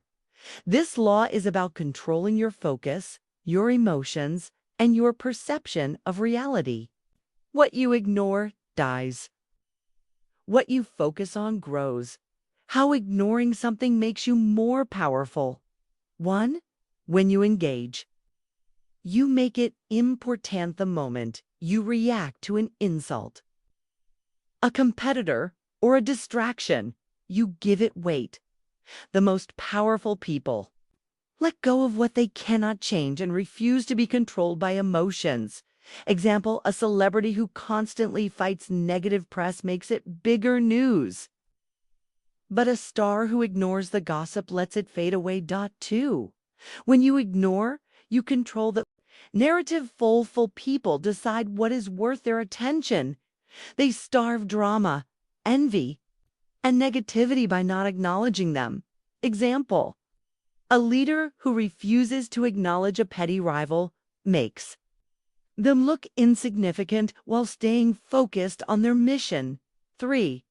When you obsess over what you can't have, you desire something you can never attain. You become bitter and weak. If you focus on what you do have and can control, you grow stronger. Example: a man obsessed with winning back an ex who has moved on destroys his own dignity, while the one who walks away becomes more attractive. How to use this law to gain power. 1. Ignore insults and provocations. Weak people react to every criticism. Powerful people know that silence is the ultimate form of control. If you do not react, your enemies grow frustrated and powerless too. Starve your rivals of attention. More you acknowledge competition, the stronger they become. The best revenge is to act as if they don't exist. Example: a powerful CEO never mentions a rising competitor, making them seem irrelevant in the industry. 3. Accept what you cannot change and move on. If you fail, you lose. Do not dwell on it. Those who obsess over past mistakes or lost opportunities trap themselves in misery. Powerful people always look forward, never backward. Historical examples of this law in action. 1. Napoleon versus the British press. British press constantly mocked Napoleon, hoping to provoke him into responding. He ignored them completely, making them seem desperate and irrelevant. His silence made his enemies look foolish, while he remained powerful and untouchable. 2. Steve Jobs versus competitor Apple. Never acknowledged cheap competitors who tried to copy them by ignoring them. Apple positioned itself as superior, while competitors remained nameless and forgotten. How? Ignoring things can improve your life. 1. Business and career. If a coworker tries to provoke you, ignore them, weakens their position. If a competitor copies your ideas, don't react, keep innovating, and stay ahead. 2. Relationships and social life. If someone tries to make you jealous, don't give them the satisfaction of a reaction. If an ex-partner moved on, don't walk away with confidence. 3. Personal growth and mental strength. You obsess over what you cannot have. You drain your power. Shift your focus to what you can create, build, and improve. The danger of ignoring this law. If you obsess over things out of your control, you become weak and bitter. If you acknowledge your enemies too much, you elevate them. If you let your emotions control you, you will be manipulated. Final thought. The true power of disdain. The most powerful people control their attention like a weapon. They refuse to be drawn into battles they cannot win by ignoring what you cannot have, dismissing enemies, and focusing only on what matters. You become untouchable. Your silence is louder than words. Use it wisely. Law 37. Create compelling spectacles. Visuals speak louder than words. The power of dramatic imagery. People are moved more by what they see than by what they hear. The most powerful leaders, rulers, and influencers throughout history have understood that a single powerful image can inspire, control, and mesmerize more effectively than words alone. This law teaches you to master the art of spectacularly using dramatic gestures, grand symbols, and unforgettable imagery to capture attention, create loyalty, and amplify your influence. Why this law works. 1. People remember what they see, not what they hear. Words fade, but powerful visuals stick in people's minds forever. The most successful movements, brands, and leaders create iconic images that define them. Example: the Eiffel Tower is more than a structure. It's a symbol of romance and French identity too.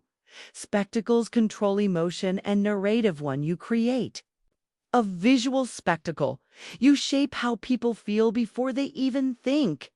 A well-designed event or image instantly conveys a message without explanation.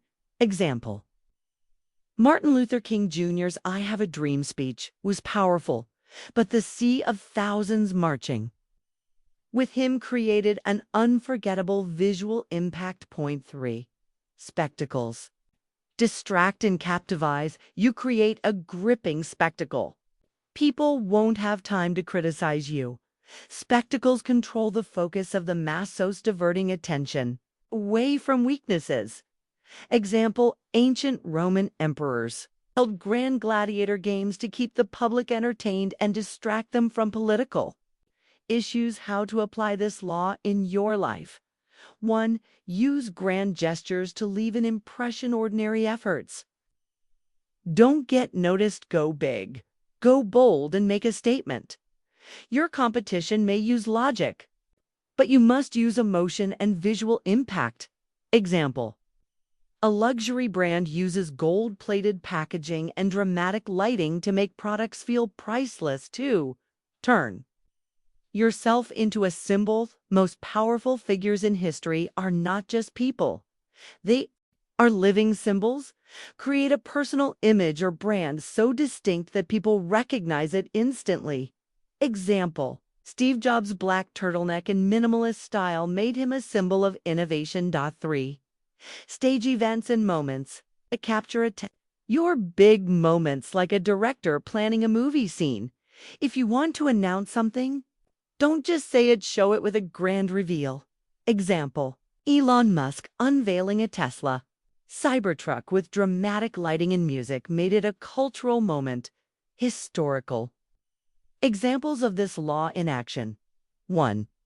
Napoleon's coronation, crowning himself instead of letting the Pope crown him. Napoleon placed the crown on his own head. This single act symbolized his dominance over both church and state. The spectacle was so powerful that it reshaped European politics forever. 2. The moon landing, a global spectacle. Thus could have announced their dominance in the space race with words, but instead, they broadcasted the moon landing worldwide. Millions watched as an astronaut planted the American flag on the moon, a powerful symbol of victory. How to use this law to gain power in business and branding.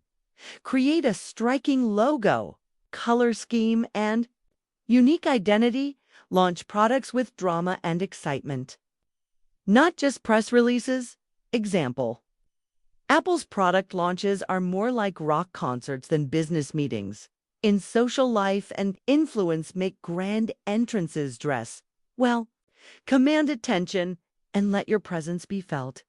Use powerful, bold gestures that make you memorable.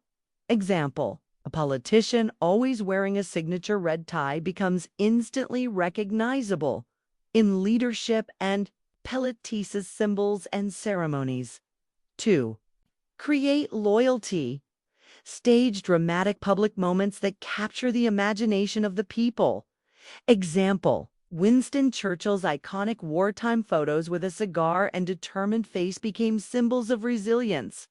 The danger of ignoring this law. If you rely only on words and logic, you'll be forgotten. If you don't control the visual narrative, someone else will shape it for you. If you fail to create a strong personal image, you will blend into the background. Final thought: make them see what you want them to believe. Powerful people control perception. They create moments so bold, emotional, and visually stunning that people cannot look away. Master the art of spectacle, and you will control the hearts and minds of the masses. Law 38. Think as you like, but behave like others. The power of social camouflage. True power does not come from rebelling openly, but from understanding the rules and bending them subtly to your advantage. You may think differently from the crowd, but if you show it too obviously, you will face resistance, suspicion, or even hostility. The wise person hides their true thoughts while appearing to conform. This law is not about losing your individuality. It's about playing the game strategically so that you do not become a target. Why? This law works. 1. Society punishes the obvious. Rebel people are naturally threatened by those who seem too different. If you openly challenge norms, you will be ostracized or even destroyed. Example: Galileo was persecuted by the church not because he was wrong, but because he openly defied the accepted worldview. 2.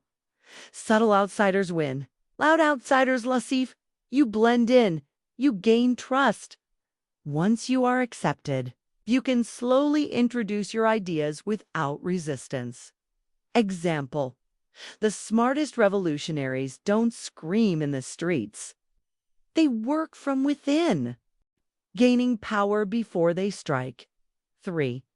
Society loves symbols, not contradictions. If you behave like others, People feel comfortable around you once they trust you. You can shape their beliefs without triggering alarm. Example: many great thinkers pretended to accept the system while secretly reshaping it from the inside. How to apply this law in your life. 1. Blend in while observing the game. Study how people think, behave, and react before making any moves. If you appear too different, 2. Soon, you will be rejected. Example: a new employee who criticizes company traditions immediately will be seen as a troublemaker. 2. Speak carefully, don't reveal your true thoughts to soon hold your real opinions until you understand the power dynamics. Pretend to agree, but act strategically behind the scenes. Example: a politician who hides their radical ideas until they gain power can later make real changes. Point 3. Gain influence. Then introduce change gradually first. Earn trust by appearing like everyone else. Once you have power, you can introduce new ideas without resistance. Example: a CEO who slowly shifts company culture instead of making drastic changes wins employees' loyalty. Historical examples of this law in action. 1. Machiavelli playing the political game. After being exiled, Machiavelli did not attack his enemies. Instead, he pretended to support the ruling Medici family by blending in. He stayed alive and maintained influence. 2. The founding fathers secretly building revolution. American revolutionaries didn't start by shouting rebellion first. They acted as loyal British subjects while secretly building a movement. By the time they revealed their true intentions, they were strong enough to win. How to use this law to gain power in business and leadership. Don't criticize company culture to soon win trust first. Dress and act like the successful people in your field. Example: a young entrepreneur dresses like an investor to gain credibility before pitching an idea in social life. And influence: adapt your behavior to the social environment without losing your core identity. Make people feel comfortable by mirroring their attitudes before slowly introducing your own. Example: a new student who blends in first will later have the freedom to lead. In politics and power, game sappier loyal to authority while quietly building your own power. Act agreeable in public, but work towards your real goals in private. Example: a rising leader who avoids radical statements until they have full control. The danger of ignoring this law: if you reveal your true beliefs too soon, you will face resistance or destruction.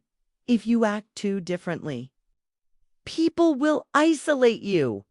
If you try to change things overnight, you will be crushed before you gain power. Final thought: win by playing the game first. Powerful people know how to act like everyone else while secretly moving towards their goals. Blend in, study the game, and strike when the time is right. Law 39. Stir up waters to catch fish. The power of emotional manipulation. In the battle for power, minds dominate, while emotional people lose control. When you remain composed while others act out of anger, fear, or frustration, you gain the upper hand. If your enemies are too calm, provoke them, disrupt their thinking, and force them to react emotionally. Once they lose their cool, you can predict their next move and strike strategically. Control emotions, yours and theirs. Those who master this art can manipulate situations, draw enemies into traps, and create opportunities out of chaos. Why this law works. 1. Emotional reactions are predictable. When people are angry or afraid, they become impulsive and careless. If you control their emotions, you control their actions. Example: In business negotiations, those who get frustrated first often accept worse deals just to end the discussion. 2.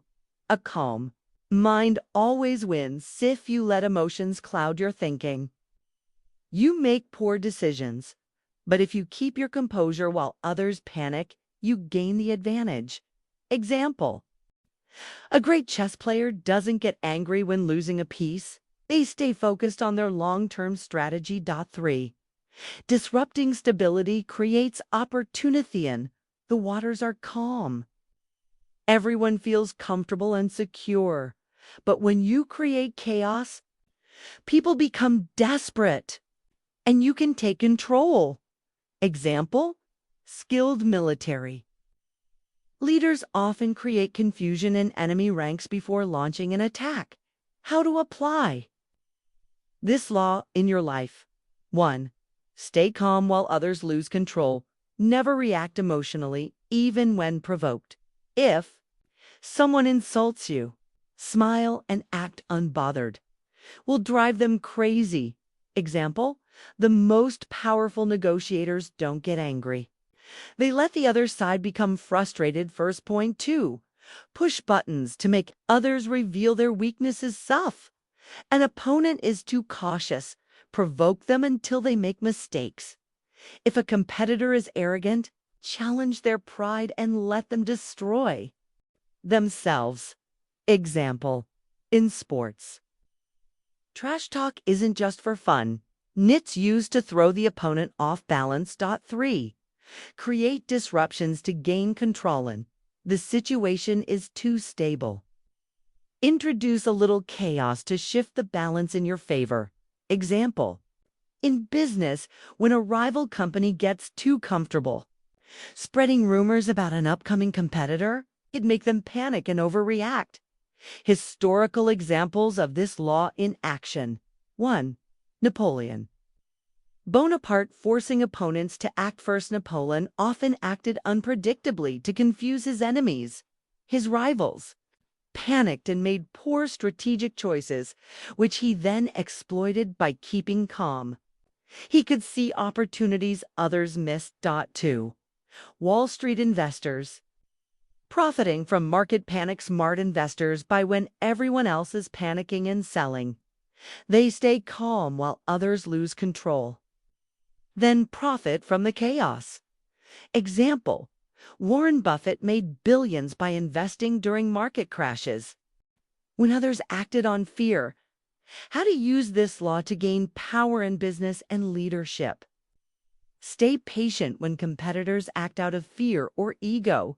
Create controlled disruptions to force rivals into bad decisions. Example: a company leaks a new product idea to make competitors rush into costly mistakes. In social life and influence, keep your emotions in check while making others react impulsively. Use subtle remarks to get rivals to reveal their weaknesses. Example: a person who stays calm during an argument gains psychological dominance over the one who loses their temper in politics and power. Gamester controversy. To make opponents lose their credibility, use emotional manipulation to influence public opinion. Example: political leaders often create distractions to make people focus on emotional issues instead of logical ones. The danger of ignoring this law: if you let emotions control you, others will easily manipulate you. If you stay calm but don't act strategically, chaos may work against you. If you provoke the wrong people at the wrong time, you might create enemies too powerful to handle. Final thought: control chaos. Don't be controlled by it. True power belongs to those who can remain calm in the storm and make others drown in their own emotions. Law 40. Despise the free lunch. The hidden cost of free offers: nothing in life is truly free. Every gift, favor, or offer comes with strings attached. Those who eagerly accept something for nothing often pay a higher price later, whether in loyalty, obligation, or loss of power. The wise reject freebies, choosing instead to pay their own way, which preserves their independence and control. Free things come with invisible costs, debt, dependence, or manipulation. Those who control wealth understand that giving gifts can be a tool of dominance, binding others to them in subtle but powerful ways. Never be naive about free. Why this law works. 1. Free things create psychological debt when you accept something for free. You subconsciously feel obligated to return the favor. People who give you something for free often expect something bigger in return. Example: a company offers free trials not out of generosity, but because they know you'll feel pressured to continue using their product. 2. Free reduces perceived value when something is free. It is often seen as worthless. People respect and desire things that come at a price. Example: luxury brands never give away their products for free because exclusivity increases value. 3. True power lies in independence paying for things yourself keeps you in control. Accepting free favors puts you under someone else's influence. Example: many people remain in toxic relationships because they depend on their partner financially. How to apply this law in your life. 1. Pay your own way always if you pay for something. You owe nothing to anyone. Don't always be wary of gifts from people who might use them as leverage. Example: a wealthy mentor offers to fund your business. If you accept, you may become a puppet in their hands. 2. Never offer freebies charge for your value if you give away your work for free. People won't take it seriously. If you charge, they'll see it as valuable and respect you more. Example: a consultant who works for free is seen as desperate, but one who charges premium rates is seen as an expert. 3. Use free as a strategy, not a weakness. Instead of accepting free things, be the one offering them strategically. Give small gifts to create goodwill, but always ensure they lead to a bigger benefit for you. Example: a politician funds public projects out of generosity but to gain votes and influence. Historical examples of this law in action. 1. The Trojan horse. Deadly free gift. Greeks presented a giant wooden horse to the Trojans as a gift. The Trojans, thinking it was a free offering, accepted it without question. That night, Greek soldiers hidden inside emerged and destroyed the city. Lesson: free gifts often come with hidden dangers. 2.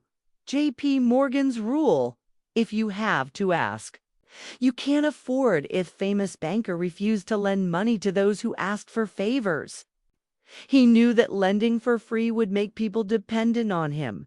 Instead, he only worked with those who had the means to stand on their own. Lesson: power belongs to those who avoid financial dependence. 3.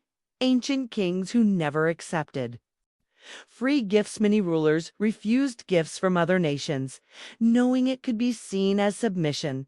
By refusing freebies, they kept their power intact. Lesson: always pay your own way to remain in control. How to use this law to gain power in business and money. Don't accept free advice from those with hidden agendas. Charge premium prices for your skills and expertise. Example: Apple never gives away free products, reinforcing their brand's high value. In social life and influence, cautious. When someone offers you free favors, they may expect loyalty in return. Use small, calculated gifts to subtly gain influence over others. Example: wealthy people sometimes pay for dinners to establish dominance in social circles. In politics and power games, never accept donations or favors that could compromise your independence. Offer free Think strategically to gain leverage over people. Example, governments offer free aid to weaker nations, but in return, they gain influence over them. The danger of ignoring this law. If you accept too many free things, you become dependent on others. If you always give away things for free, people won't value you. If you let others pay for you, they will expect something in return. Final thought. True power comes from independence. A person who pays their own way answers to no one. I don't know. Let the illusion of free blind you to the hidden costs behind it. Law 41. Avoid stepping into a great man's shoes. The weight of legacy can crush you. When you succeed a powerful leader, the world will compare you to them. If you try to follow in their footsteps, you'll always be seen as second best. Instead of copying them, forge your own path, redefine the game, and break free from their shadow. Many ambitious individuals fail because they inherit power but lack originality. The public and their enemies judge them by the standards of their predecessor. They are expected to be just as great, not greater, but few can live up to this impossible standard.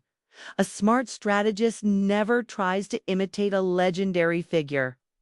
They create a new vision, shift expectations, and build their own legacy. Why this law works. 1. The burden of comparison can destroy you if you take over from a great leader. People will constantly measure you against them. If you try to match their style, you will always come across as weaker. Example, after Steve Jobs passed away, Tim Cook became Apple's CEO, while Cook is a skilled businessman. He has always been compared unfavorably to Jobs. 2. Inherited. Power creates resentment when you inherit success instead of earning it. People assume you are lucky, not deserving. You become an easy target for critics who look for ways to tear you down. Example, King Louis XVI inherited a kingdom from his powerful grandfather, but failed to rule with the same strength. He was overthrown in the French Revolution. 3. True leaders rewrite the rules instead of copying your predecessor. Change the expectations entirely. People respect innovators, not imitators. Example, Barack Obama didn't try to be the next John F. Kennedy. He created his own political movement. How to apply this law in your life? 1. If you take over, change the gamut. Try to replicate the success of those before you. Break the mold, introduce new ideas, shift the narrative, and make people see you as a pioneer. Example, when Jeff Bezos stepped down as Amazon's CEO, Andy Jassy didn't try to be the next Bezos. Instead, he focused on expanding Amazon Web Services. 2. Never let a powerful mentor overshadow you if you are following a great leader. Find ways to differentiate yourself. Do not let people see you as just an apprentice. Showcase your unique strengths. Example, Alexander the Great inherited a powerful kingdom from his father, but expanded it by conquering lands his father never dared. 2. 3. Avoid clinging to the past. Create the future. 8th world moves forward. Those who try to live in a past leader's glory fade into irrelevance. Innovate instead of preserve. Example, when Walt Disney died, his company risked becoming a museum of his past work. Instead, Disney executives expanded into new markets, making the brand more powerful than ever. Historical examples of this law in action. 1. Napoleon versus the French kings. As French Revolution ended the reign of kings, and the people rejected monarchy. Napoleon, instead of acting like the kings before him, rebranded himself as an emperor, ran entirely new ruler. Not just another king. This allowed him to rule with greater power and support than the kings before. Him lesson. Reinvent yourself rather than follow in someone else's footsteps. To Elon Musk's SpaceX versus Gnosis boss didn't try to be the next. NASA revolutionized space travel by making it private and commercial. Musk didn't just follow NASA's legacy. He created a new era of space travel. Lesson. Instead of copying the old system, build something new. 3. Queen Elizabeth I versus Queen Marie. Queen Mary, also known as Bloody Mary, ruled with harsh Catholic policies. When Elizabeth I took the throne, she distanced herself from Mary's rule and created her own era of tolerance and strength. She became one of England's most beloved rulers. Lesson. If your predecessor failed, do the opposite. How to use this law to gain power in business and money. Don't try to be the next Steve Jobs, Warren Buffett, or Oprah Winfrey. Be the first you when taking over a leadership role. Change the company culture to reflect your vision. Example, Satya. Nadella didn't run Microsoft like Bill Gates or Steve Ballmer. He transformed it into a cloud-first company in social life. And influence if you enter an established social group. Don't copy the existing leader's style. Instead, bring something new and valuable that makes people respect you in your own way. Example. A new manager in a company shouldn't just follow the old boss's methods. They should introduce fresh ideas. In politics and power games, new leaders who try to mimic past heroes often fail because they can never measure up. Instead, focus on creating a new legacy and making people forget about your predecessor. Example, Franklin D. Roosevelt didn't try to be like the presidents before him. He redefined the role during the Great Depression. The danger of ignoring this law. If you imitate a powerful figure, you will always be seen as second best.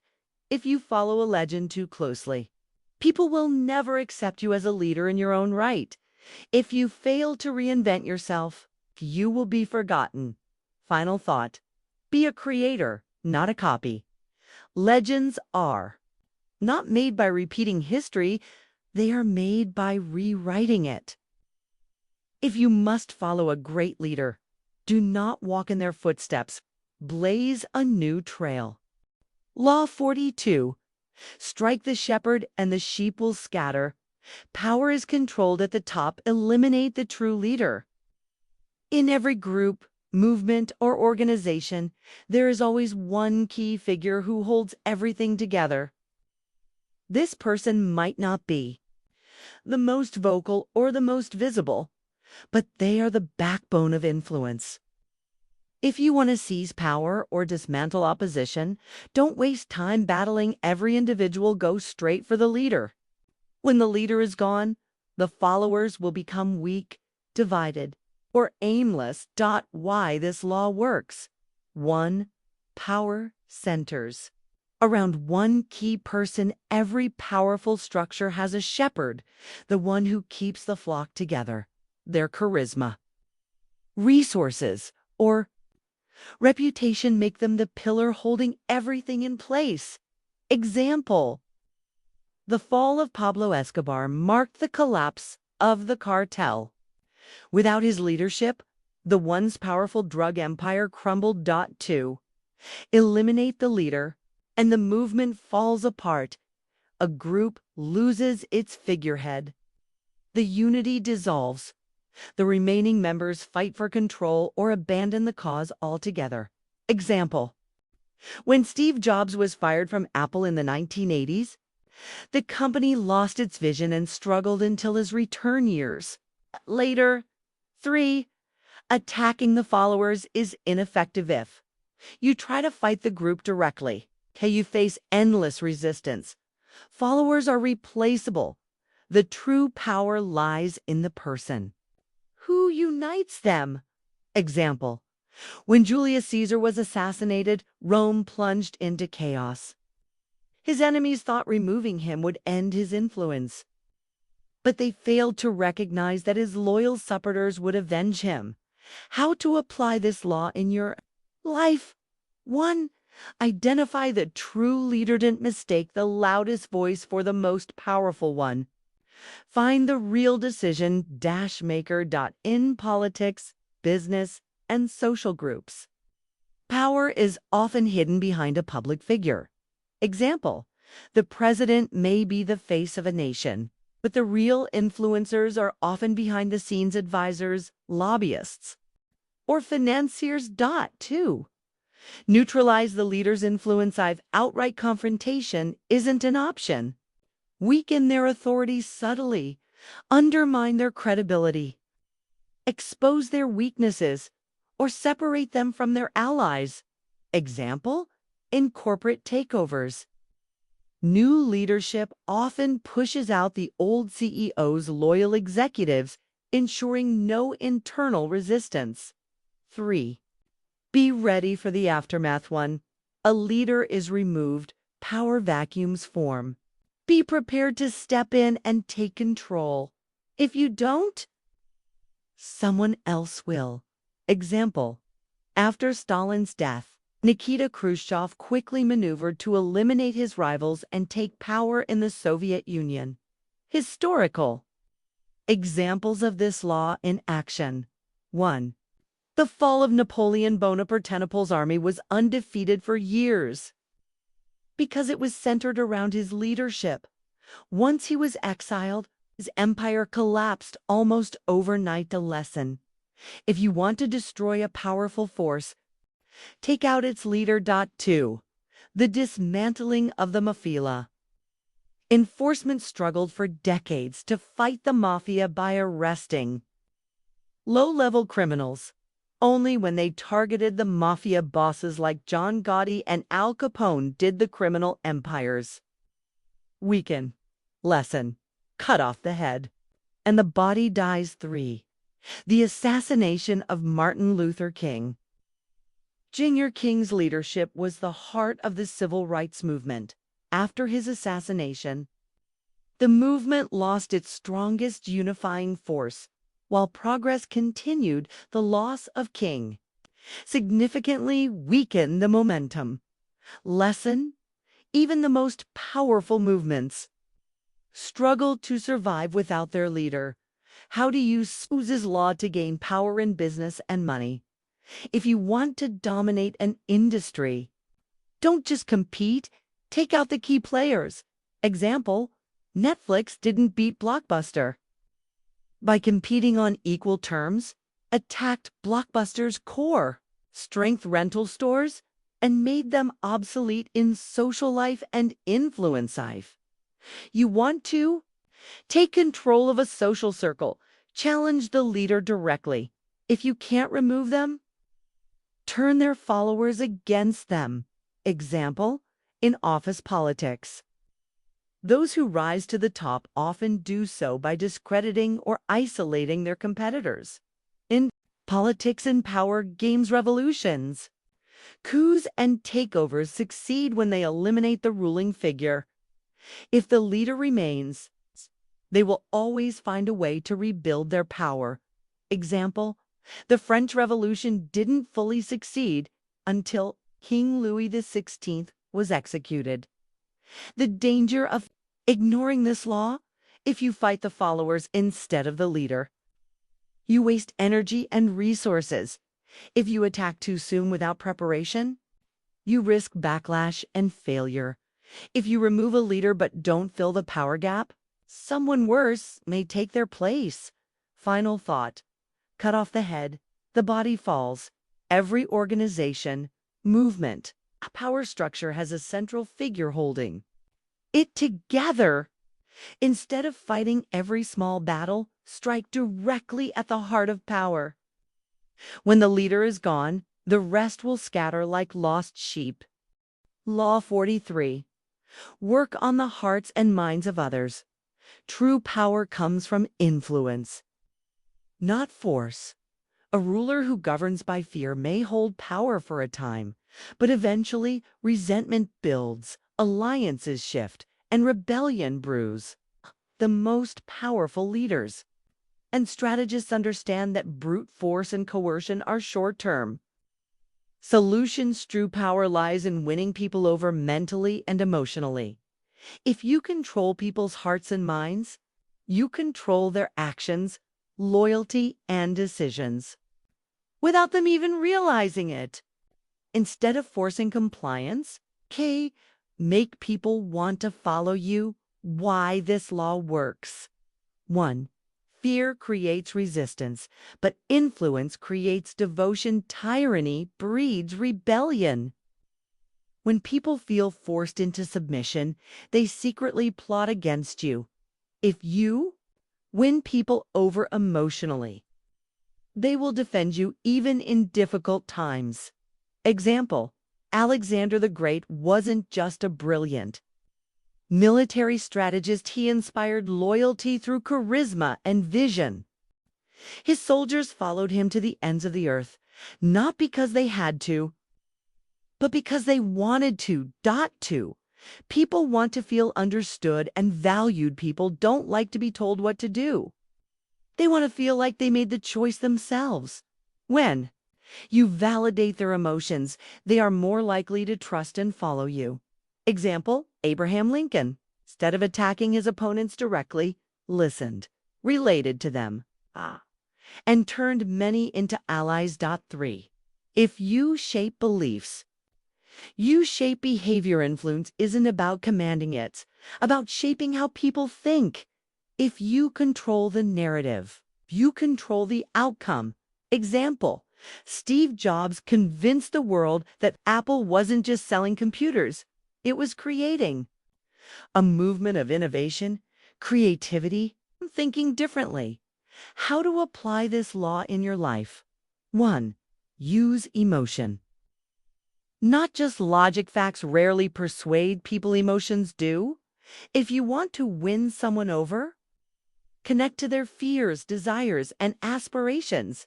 Example, great political speeches rarely focus just on policies. They tell stories, paint pictures of a better future, and appeal to emotions. 2. Make others feel like they are part of something bigger. People crave belonging. If you offer them a sense of purpose, they will be fiercely loyal. Example, cult leaders, movements, and successful brands all create an identity that people want to be part of. 3. Reward loyalty and make others feel special. People want to feel valued and recognized. If you reward those who follow you, they will naturally want to do more for you. Example, successful businesses retain customers by making them feel exclusive, offering VIP memberships, personal experiences, and special treatment. Historical examples of this law in action. 1. Julius Caesar's genius in winning hearts. Unlike other Roman generals who ruled by fear, Caesar treated his soldiers like family. He fought alongside them, listened to their concerns, and made them feel part of a greater cause. Because of this, his army remained loyal to him even against Rome itself. 2. Nelson Mandela's leadership through influence. Instead of seeking revenge after being imprisoned for 27 years, Mandela focused on reconciliation. He won over both Black and white South Africans, gaining loyalty from groups that once saw him as a threat. This strategy prevented South Africa from descending into civil war. 3. Disney's mastery of winning hearts. Disney didn't just create movies, he created a world of magic and nostalgia. People don't just watch Disney films, they feel emotionally attached to them. This deep connection keeps Disney at the top of entertainment even after decades. How to use this law to gain power in business and money. Sell a feeling, not a product. People buy things based on emotion first, logic second. Example, Nike doesn't sell shoes, sells motivation, inspiration, and achievement. In social life and influence make people feel heard and understood. Okay. If someone feels you genuinely care about them, they will want to be around you. Example: charismatic leaders aren't just great speakers, they are great listeners. In politics and power game SIF, you control public perception. You control everything. Example: governments and corporations use media and marketing to shape public beliefs, making people feel they arrived at decisions on their own. The danger of ignoring this law: if you rule by force, people will obey out of fear, but the moment they can turn against you, they will. If you ignore people's emotions, they will never truly be loyal. If you fail to shape the hearts and minds of others, us, someone else will final thought, win people over, us, and they will follow you willingly. Power isn't just about control, it's about influence. If you can capture people's hearts and shape their thinking, they will become your strongest allies. Instead of forcing them to do your bidding, make them want to follow you. Law 44. Disarm and neutralize your enemies through strategic unpredictability. The power of keeping others off balance. Predictability is a weakness. If people can anticipate your next move, they can counter, manipulate, or attack you. The most powerful individuals and strategists know that the key to dominance is being unpredictable. When people don't know what to expect from you, they remain on edge, hesitant, and unable to prepare effective resistance.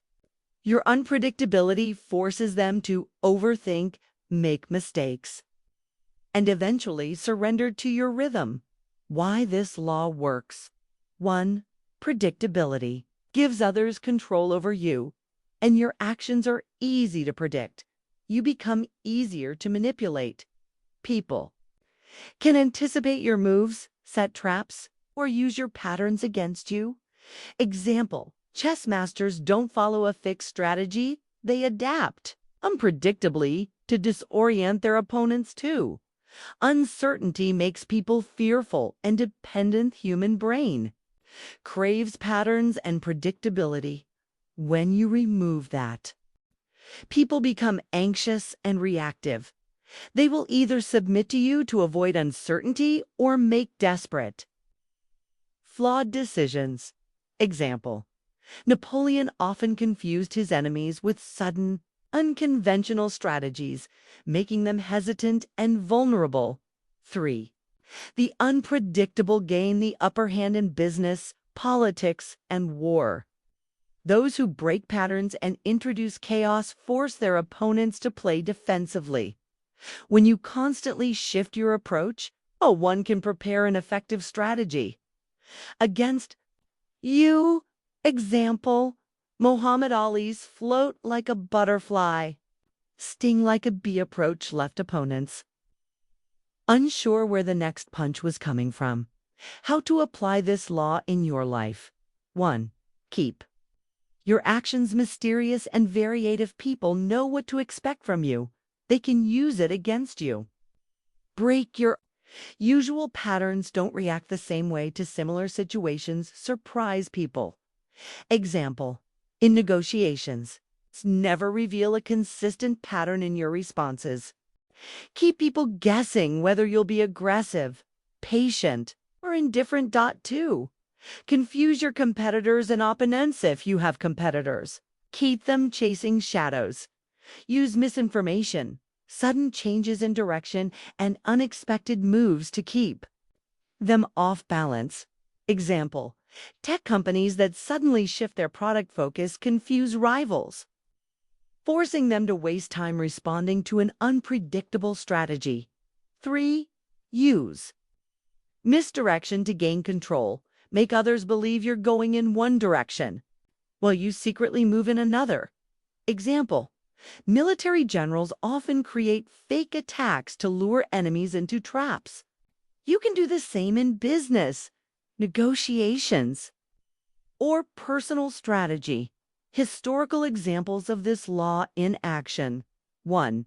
The unpredictability of Genghis Khan's armies were known for feints and deceptive retreats. His enemies never knew whether he was attacking, retreating, or regrouping, leaving them paralyzed and vulnerable by the time they figured it out. It was too late, too. Steve Jobs' unpredictable innovation tactics Apple never followed predictable industry patterns. While rivals competed in one area, Apple shifted focus to something unexpected. Like music with the iPod or smartphones with the iPhone, this unpredictability made Apple an unstoppable market leader. 3. The strategic madness of Winston Churchill during World War II. Churchill used psychological unpredictability to keep both allies and enemies guessing.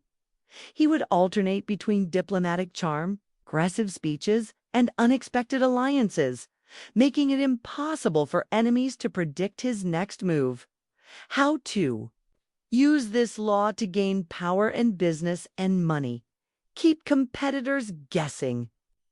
If they know your plan, they will copy or sabotage it.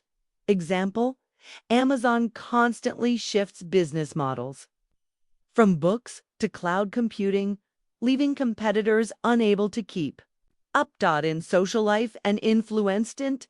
Be too available or predictable. Keep a level of mystery. If people can't figure you out, they will obsess over understanding you. Giving you power. In politics and power games, if you are too predictable, your enemies will know exactly how to weaken you. Keep shifting strategies and alliances to stay ahead. The danger of ignoring this law: if you are predictable, you are vulnerable. Your enemies, competitors, or even friends will exploit your patterns. If people always know what to expect, they become indifferent. Surprise is what commands attention. If you fail to create uncertainty, you give others the power to dictate the game. Final thought: be unpredictable, and you control the game. The most powerful people control the narrative by keeping others guessing. If people can't predict you, they can't prepare for you. Make unpredictability your weapon, and you will always have the advantage. Law 45. Master the art of timing. Strike at the right moment. Why timing is everything. Powerful individuals don't rush, nor do they hesitate. They understand the flow of time and move in sync with it. It's too early and the world is not ready. For you, too late, and you miss your chance. The secret to dominance is to observe, wait, and strike at the perfect moment. Great leaders, investors, and warriors have all mastered patience and precision. They don't waste energy fighting battles. That time will eventually win for them. They anticipate trends, predict opportunities, and move at just the right time. The power of perfect timing. 1. The right move at the wrong time is still ephemeral. Can have the perfect idea, but if the world is not ready for it, you'll be ignored. Example: many inventors created versions of the smartphone before Apple, but the market wasn't ready. Steve Jobs waited for the right time, then struck with the iPhone. 2. Those who rush get crushed. Acting too soon can make you look desperate, reckless, or out of touch.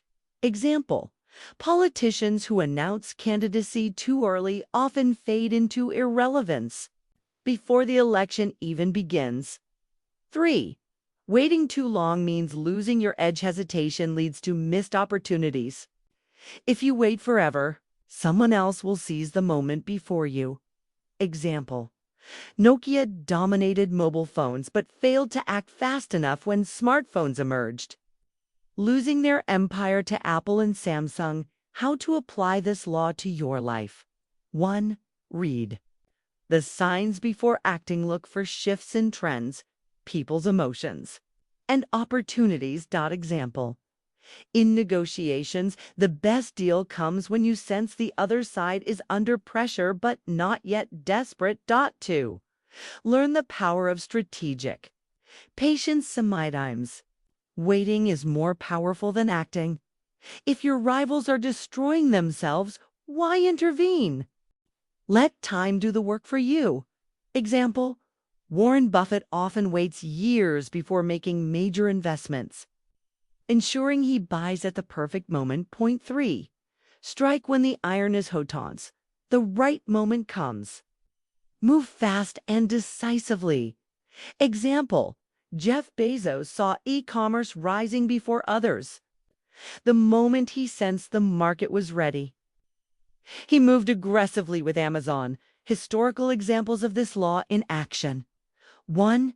Julius Caesar's perfectly timed coup. Instead of attacking Rome immediately, Caesar waited until his enemies were weak, then crossed the Rubicon at the perfect moment. His timing made him unstoppable. 2. The fall of Napoleon. A lesson in bad timing. Napoleon rushed into Russia before winter had passed, leading to one of the greatest military disasters in history. If he had waited, his army would have survived. 3.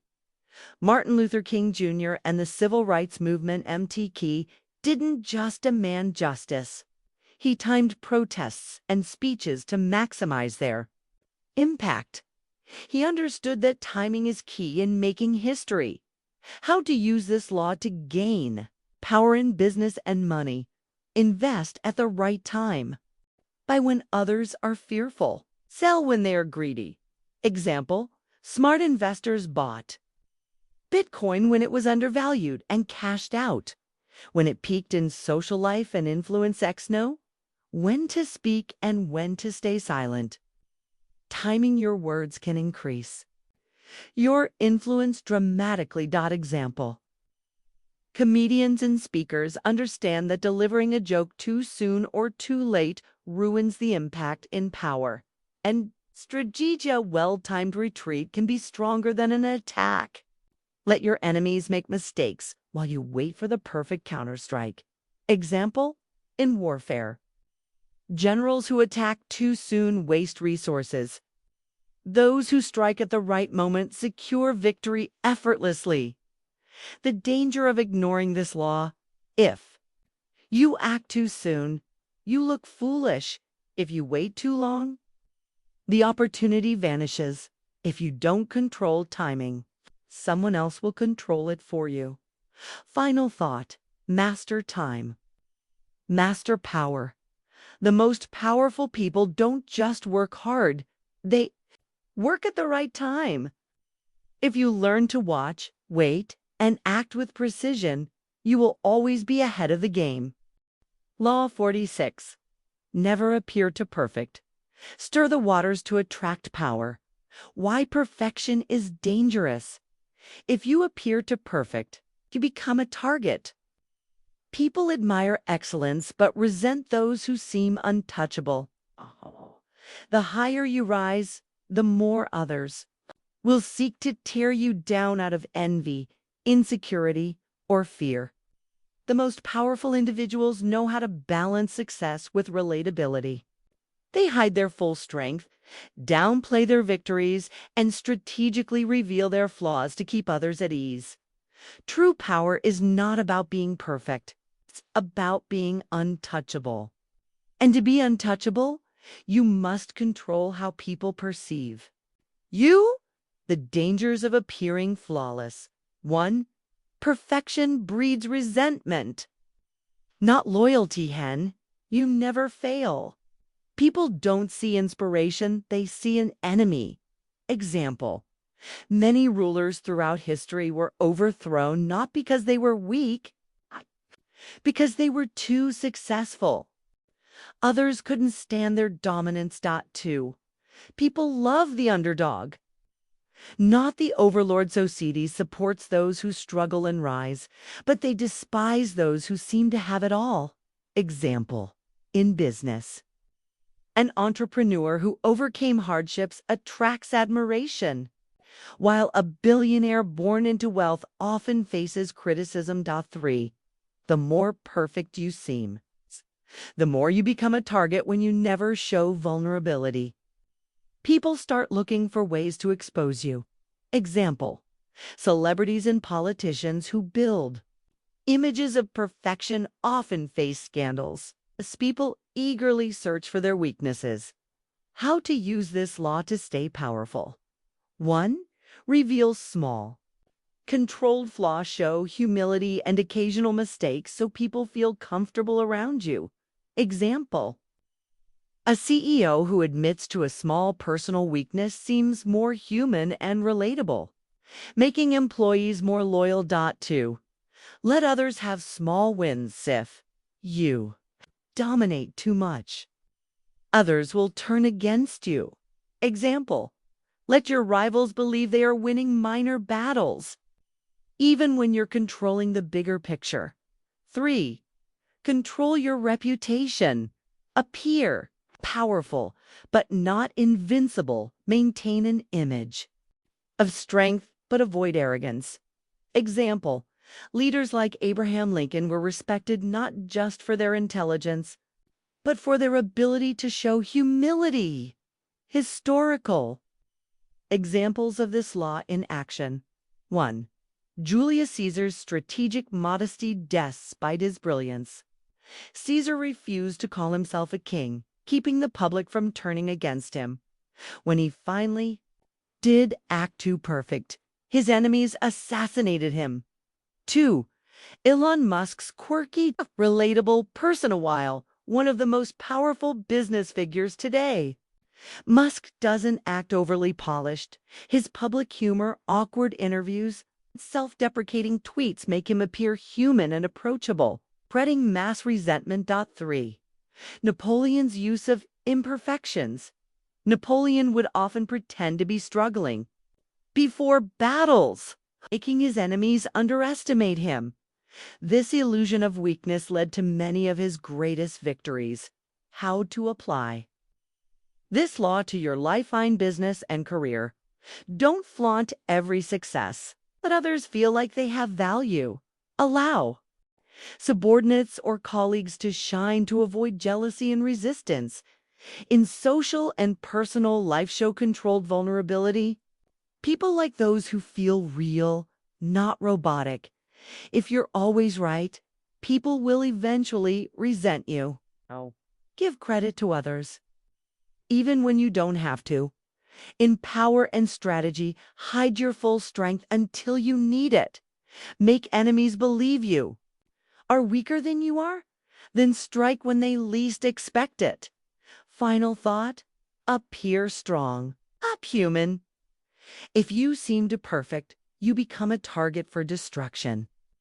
Control the narrative, reveal just enough weakness to keep others at ease, while maintaining your true power in the shadows. Law 47. Do not push victory to FAR. Know when to stop. Why overreaching is dangerous. Winning is addictive. It gives you a rush, a feeling of invincibility. But the greatest downfall for people is not knowing when to stop.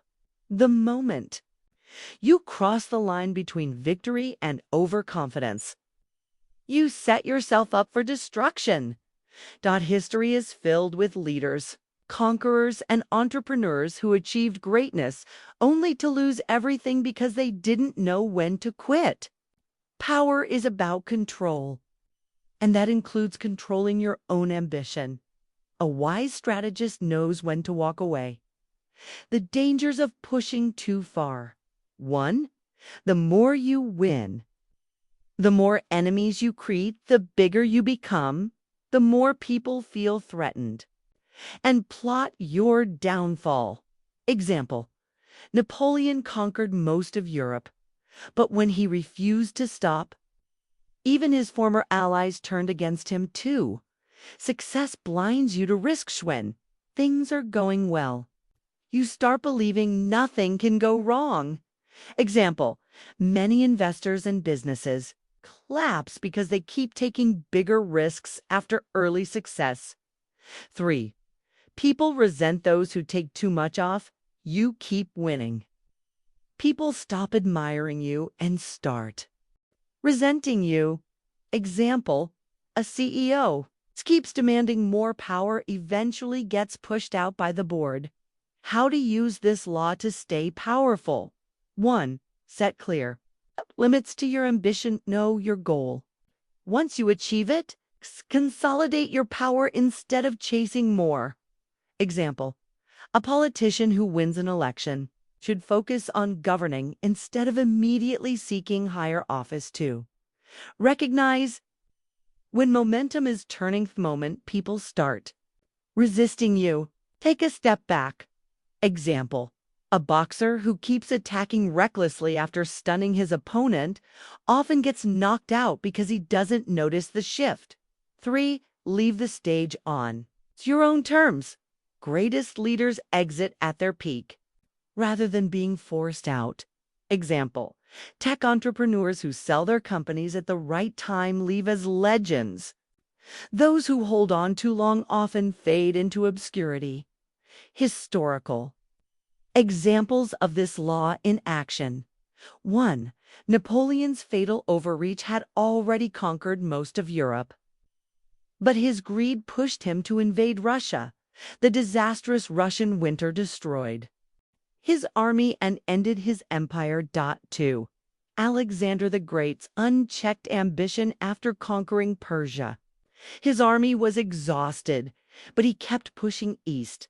His soldiers eventually rebelled, forcing him to return. He died before solidifying his empire. 3.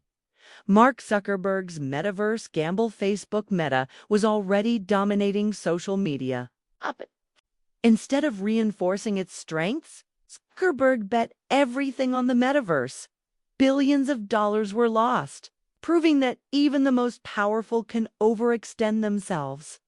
How to apply this law to your lifeline business and career. Don't chase endless promotions sometimes. The best move is to secure your position and become indispensable instead of constantly aiming higher. In social and personal life, know when to back off in an argument. Winning too much can damage relationships. Don't overstay your welcome in people's lives. Leave before they want you to. In power and strategists strike at the right time. But retreat before people can turn against you. Let others overreach while you stay in control. Final thought. The power of knowing when to walk away. Victory is not about taking everything. It's about keeping what you've gained. The most powerful individuals know when enough is enough. Win gracefully, exit strategically, and leave others wanting more. Law 48. Assume formlessness. Be adaptable. It's never fixed. The power of being unpredictable. In the game of power, rigidity is a weakness. The more predictable you are, the easier it is for your enemies to anticipate your next move, set traps, and defeat you. To stay powerful, you must be like water fluid, adaptable, and ever-changing. A powerful person does not cling to one identity, one strategy, or one way of thinking. They shift, evolve, and remain formless, making it impossible for others to pin them down. Why formlessness is the ultimate strength. 1. Predictability is a target moment. People can predict your actions. They control you. Example, if a boxer always throws the same punch, its opponent will counter it too. Rigidity leads to downfall. Those who refuse to adapt to new circumstances become obsolete. Example, Blockbuster refused to adapt to streaming and was destroyed by Netflix. 3. Flexibility creates endless possibilities. Fluid strategy allows you to stay ahead of your rivals. Example: successful entrepreneurs pivot when needed instead of clinging to failing ideas. How to use this law to stay. Powerful one. Let go of fixed plan-seed world is unpredictable. Have a general direction, but adjust your moves based on the situation. Example: a general in war doesn't stick to a rigid plan if the enemy changes tactics. 2. Master different. Roles and personas people who see you in only one way can use it against you. Be adaptable warrior when needed. A diplomat when necessary.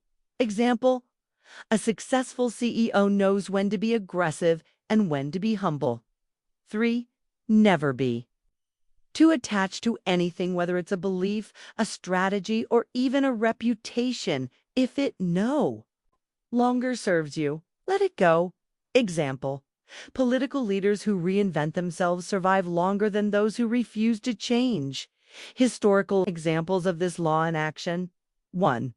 Bruce Lee's philosophy of water. Be formless, shapeless like water. Water adjusts to any container, is strong yet soft. It's impossible to grasp yet powerful enough to break through rock. 2. Genghis Khan's ever-changing strategies conquered half the world by adapting, constantly using deception, new battle tactics, and integrating the best ideas from his enemies. 3. Elon Musk's reinvention across industry shifts between industries, PayPal, Tesla, SpaceX. Neuralink never allowing himself to be limited to just one field. How to apply this law to your life, find business and career. Stay ahead of trends. Don't rely on outdated skills or industries. Be open to new opportunities instead of clinging to what's comfortable. In social and personal life, don't let people define you by one trait or past identity. Keep evolving. Be adaptable in conversations. More than you speak, just based on the situation. In power and strategy, never lock yourself into one approach. The strongest move is the one they never see coming. Keep people guessing. Mystery is power. Final thought. The power of being everything and nothing. A rigid structure can be broken. Water cannot. Oh! The most powerful people never allow themselves to be caged by others' expectations. They remain formless, free, unpredictable, and always in control.